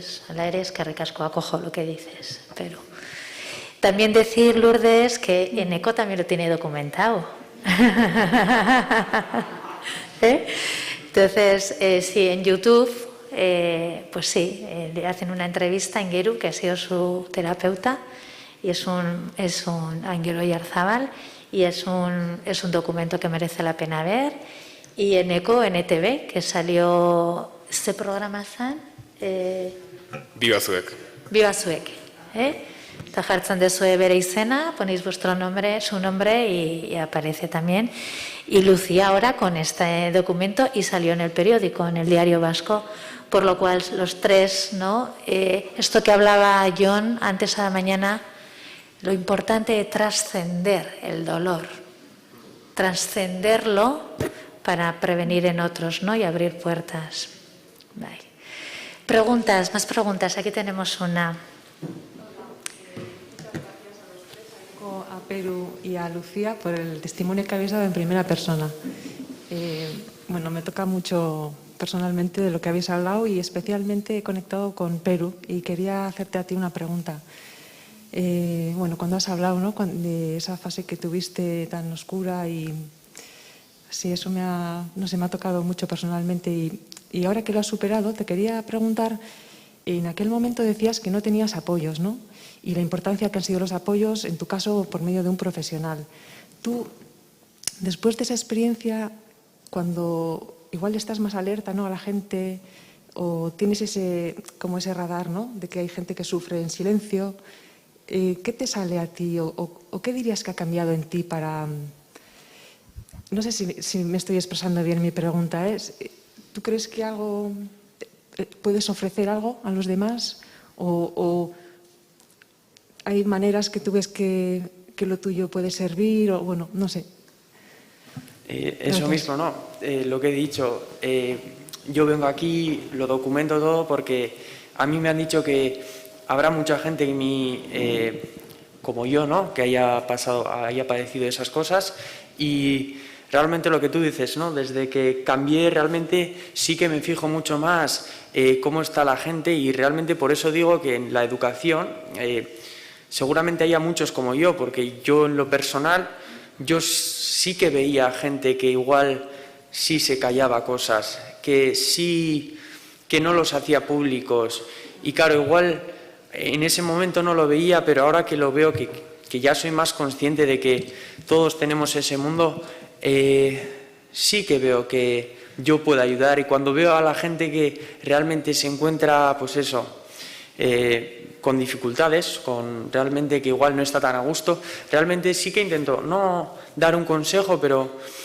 sí acercarme un poco lo que pueda para poder decirle o hacerle saber, no que solamente me puedo contar como apoyo, porque muchas veces si son amigos, tanto familiares, amigos, cualquier cosa, al final todos tenemos prejuicios y no es tan fácil el expresar esos sentimientos y hablar de ellos.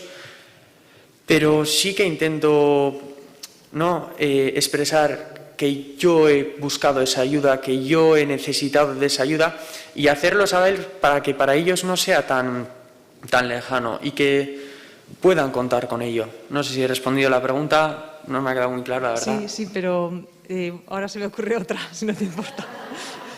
Otra cosa que has dicho también que me ha tocado mucho es que a los chicos no nos enseñan a hablar de nuestros sentimientos. Y bueno, como soy madre de un hijo y también por circunstancias familiares me ha tocado también eso. que no sé si quieres decir algo más sobre eso en concreto. Sí, bueno, has dicho a los chicos, ¿no? Extender también la pregunta a Lucía o a Eneco, si os parece, por no centrar. Erantzun, Perú. Bueno, tanto chicas como chicos, es verdad.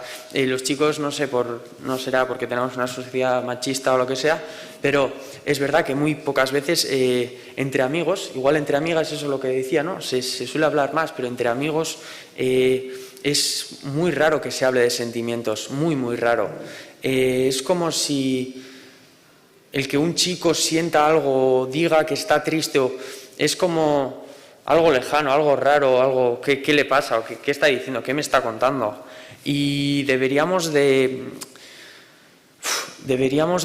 normalizar eso, que se hable de sentimientos. Muchas veces es hablar de sentimientos, porque si tú sabes que una persona está mal, por mucho que no sepas ayudarlo, vas a intentar hacer algo. No, lo de los chicos, hombre, nos lo dirá mejor Lucía, si entre las chicas sí hay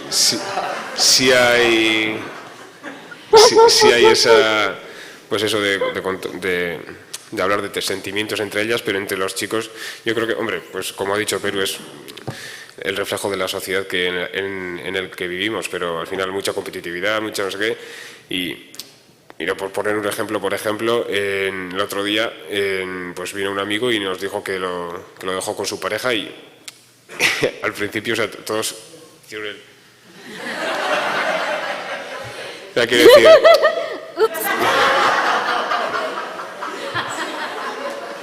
No, pero es reflejo de lo que vivimos, al final es gracioso, pero en vez de, joder, ¿qué tal estás? Que después se dio, pero... Nos cuesta. No sé, Lucía, entre las chicas. Bueno, entre las chicas de todo. No hablamos solo de lo que sentimos, depende también de la persona. Yo es que soy muy transparente, a veces según mis amigas demasiado. Y hay cosas que, por ejemplo, a las chicas también les cuesta mucho contar y compartir, y te das cuenta que igual el que más se calla es el que más necesita ser escuchado, y aunque igual no sepando ahí escuchar y hacer una escucha activa, no hacer como ajá, todo bien, eso les ayuda mucho y puede cambiar la vida de una persona. Y creo que tanto a chicas y a chicos. Mi hermano, por ejemplo, también igual. Hay que escucharle. Bueno. Ahora, está diferido. Digo que nosotros vamos, al menos intentamos en nuestros procesos de sensibilización, en nuestros programas, subrayamos esa mirada de género, porque en este sistema heteropatriarcal es como que, ostras, sigue ahí, ¿verdad? Y algo tenemos que hacer de ponernos las gafas del género, pero vamos más hacia los modelos emocionales e instrumentales que llevamos, ¿no? Por lo cual, más que femenino, masculino, chicos y chicas, ¿vale? Tenemos que romper con esos modelos, entonces es más una persona más emocional, que puede ser una mujer, un hombre, ¿vale? O más instrumental, más racional, más de hacer, más de afrontar la pérdida, el dolor, el sufrimiento, ocupándose o compartiéndolo o no compartiéndolo, ¿vale? Entonces esto es muy importante, ¿no? Y a ver, también con vuestras generaciones, pues bueno, pues hacemos algo también por estas nuevas masculinidades, que aquí hay expertos en la sala, ¿eh? Vamos terminando, antes de dar paso a Naomi, y por ahí, vale, Marisol, y luego... Hay también, entonces, espera, tenemos que dar paso un momento, ¿eh? Vega, ¿tenemos preguntas? A ver, no hay... Es que soy consciente del tiempo, vale, Por eso. Yo rápido, no hay ninguna pregunta. Ahí sí, agradecimientos, gracias por vuestro trabajo y enhorabuena. Luego hay un mensaje personal para Chema, de Mari Carmen, Gure Mari Carmen, que le pone Sorionak Chema por vuestro trabajo. Y luego nada, yo simplemente cortito quería decir que para mí, que me ha encantado oírles hablar, que ha sido una gozada y de verdad diría que me han impresionado los tres, Eneko, Peru y Lucía. Y que lo que me transmiten es simplemente dos cosas, futuro y vida. Y eskerrik asko. Zuri, Bego. Eskerrik asko zuri. Eskerrik asko, Bego.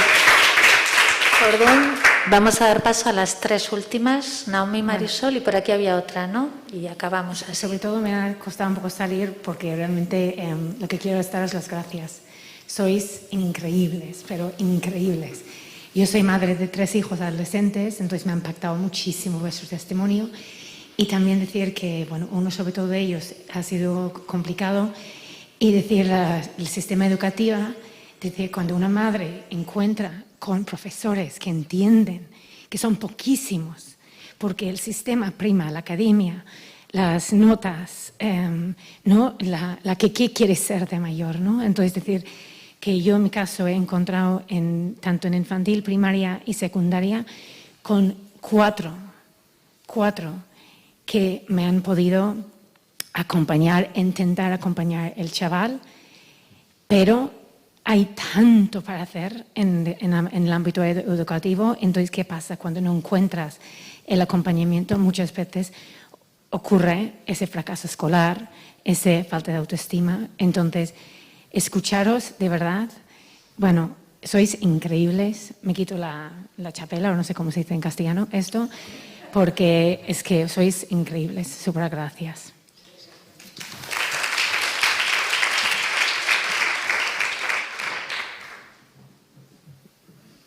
Kaixo, nik ere eskerrik asko eta pozten naiz zure bezalako gazteak edukitzea gure tribuan.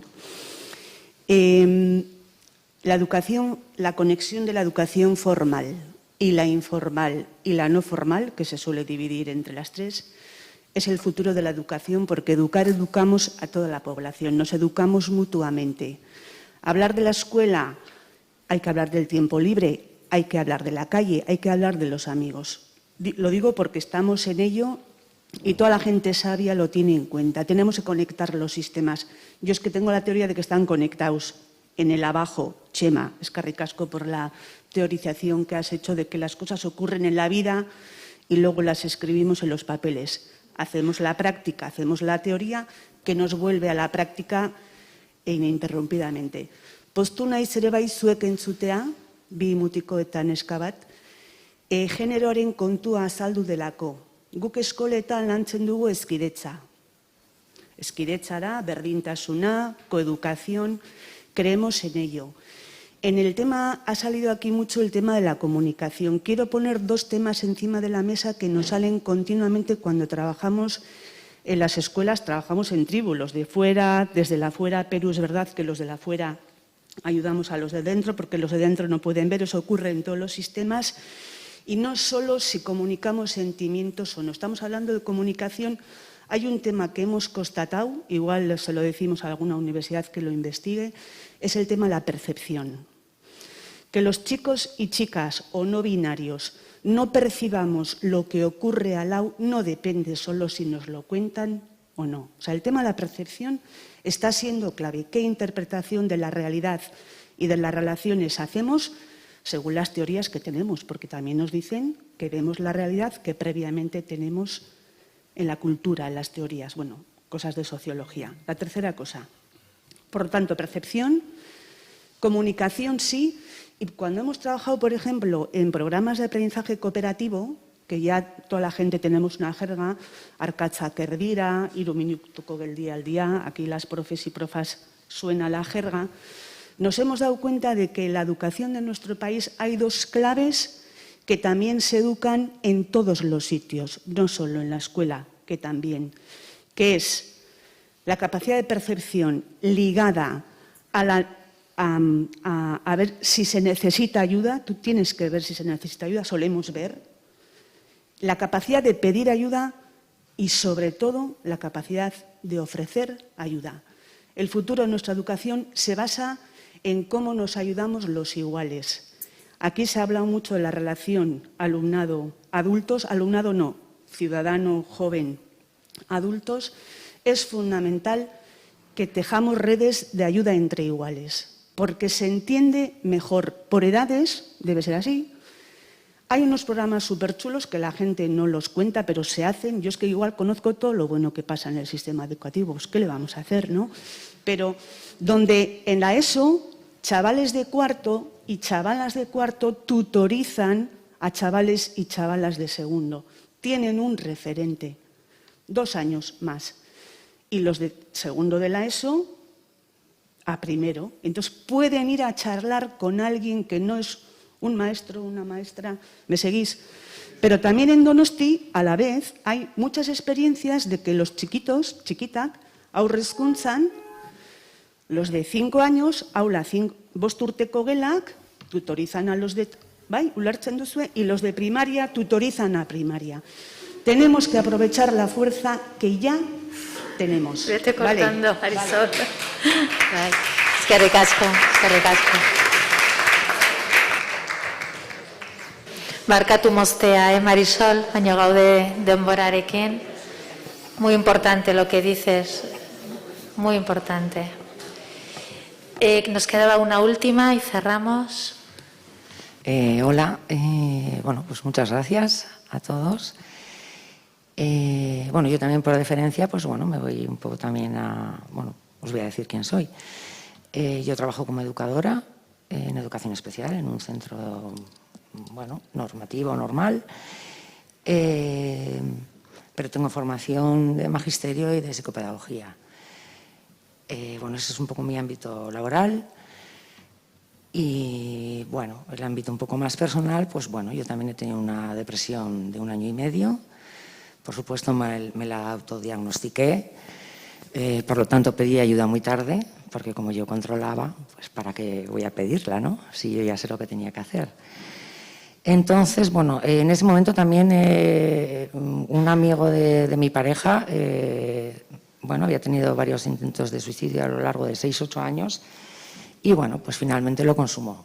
Yo estaba saliendo, llevaba como medio año saliendo de ese proceso, bueno, fueron 2 depresiones seguidas, profundas. Yo me acuerdo que fuimos, pues bueno, a tomarnos una cerveza después del funeral, ¿no? Que era lo que nos gusta hacer en nuestra cuadrilla. Y estaban todos espantados, ¿no? De cómo podía haber hecho eso. Y él dejaba 2 hijos, preadolescentes. Y yo la verdad que lo entendía perfectamente. Yo decía, bueno, pero es que ¿cómo no podéis entender que una persona no puede vivir en este dolor permanente durante 8 años? O sea, cuando habláis, ¿no? de la calidad de vida. Me miraban como, por favor, a ver si está también, ¿no? Yo les decía, a ver, que no, que solo os estoy exponiendo, que lo entiendo muy bien, porque si yo voy a vivir 8 años así, o en la situación que he estado 1 año y medio, probablemente también optaría igual por algo así.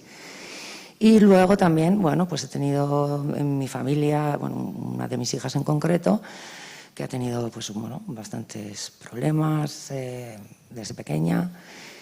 Y bueno, pues ella en un momento dado, bueno, en varios momentos, pues me lo ha dicho muy claro. Qué suerte he tenido nacer en esta familia porque yo hubiera sido la chavalita que se tiró en las rocas, en la Zurriola. Entonces ha rondado bastante cerca, ¿no? Siempre el tema. Yo he venido aquí, bueno, pues porque considero que necesito formación como profesional. Pero bueno, mi pregunta un poco, o más que mi pregunta, es, a mí me ha quedado claro, ¿no? Necesito formación.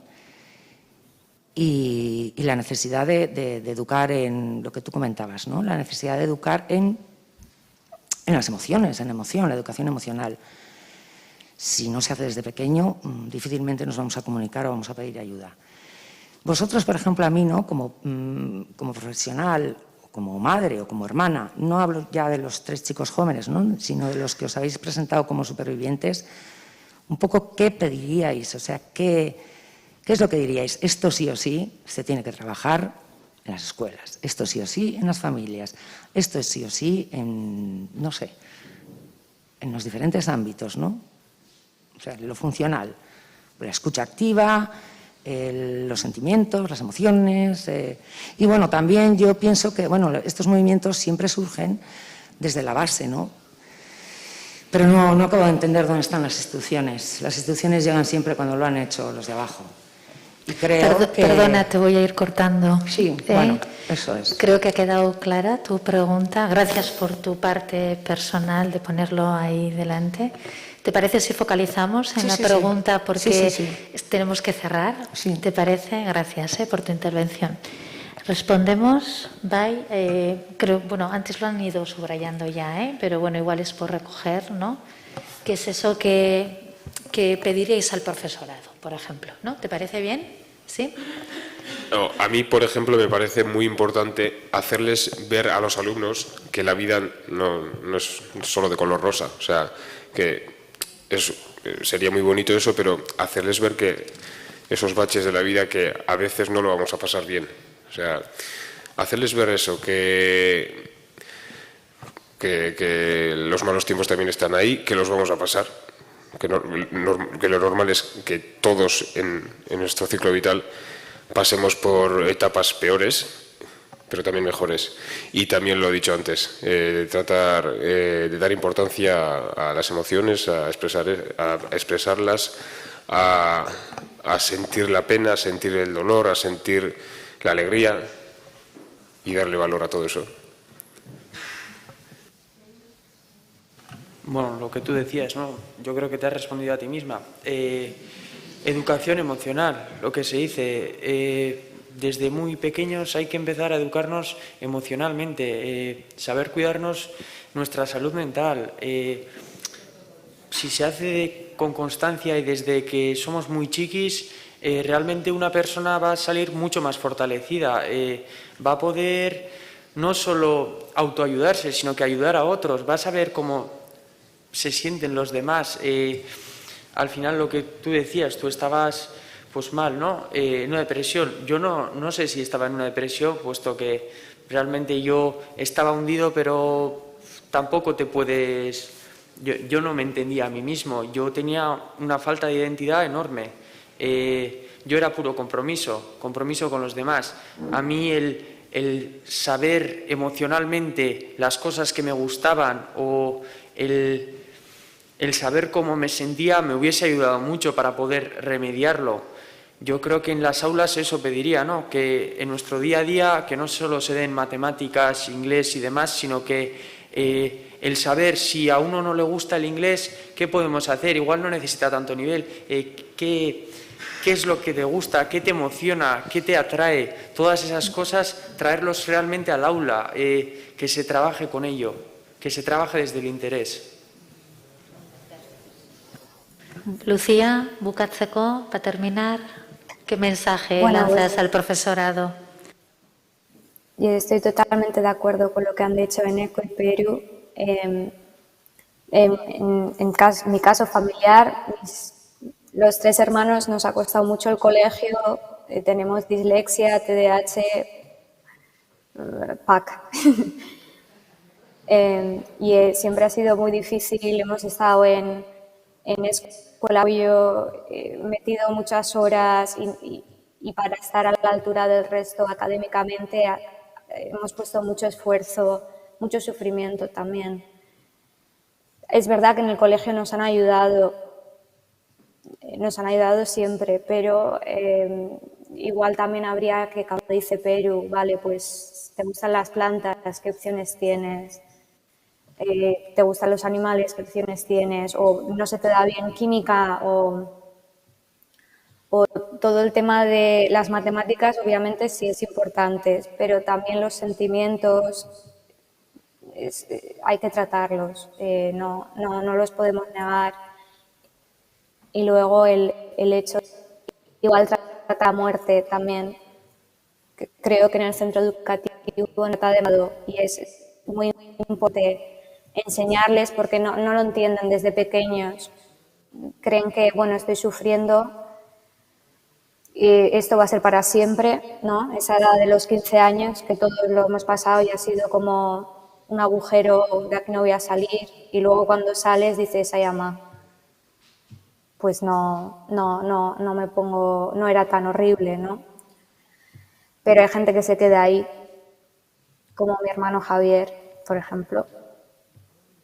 Y hubiera sido bonito por parte del profesorado igual que les enseñen lo que es un poco la muerte, ¿no? En el sentido de que no es una solución a sus problemas. Tienen que encontrar la forma de canalizar sus emociones y de encontrar la felicidad. Eskerrik asko, Lucía. Eskerrik asko.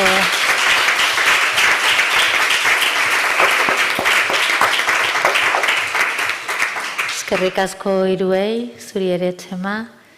Y bueno, pues nos quedamos con esa esperanza y recogiendo todo, ¿no? Lo importante de hablar. Como dice Ana Canet, ¿no? Compañera de Gloria, hablar es vital. Entonces, pongamos voz. Eskerrik asko, los que vengáis a la tarde al taller de la tarde con Gloria, empieza a las 4 y creo que va a ser aquí, en esta sala. Hemen da, ¿es? Vale, lauetan hemen, ¿vale? A las 4 aquí. Eso no se va a retransmitir por online, por lo cual gracias a los que estáis al otro lado también y eta denei etortzagatik. Mila esker. Eskerrik asko.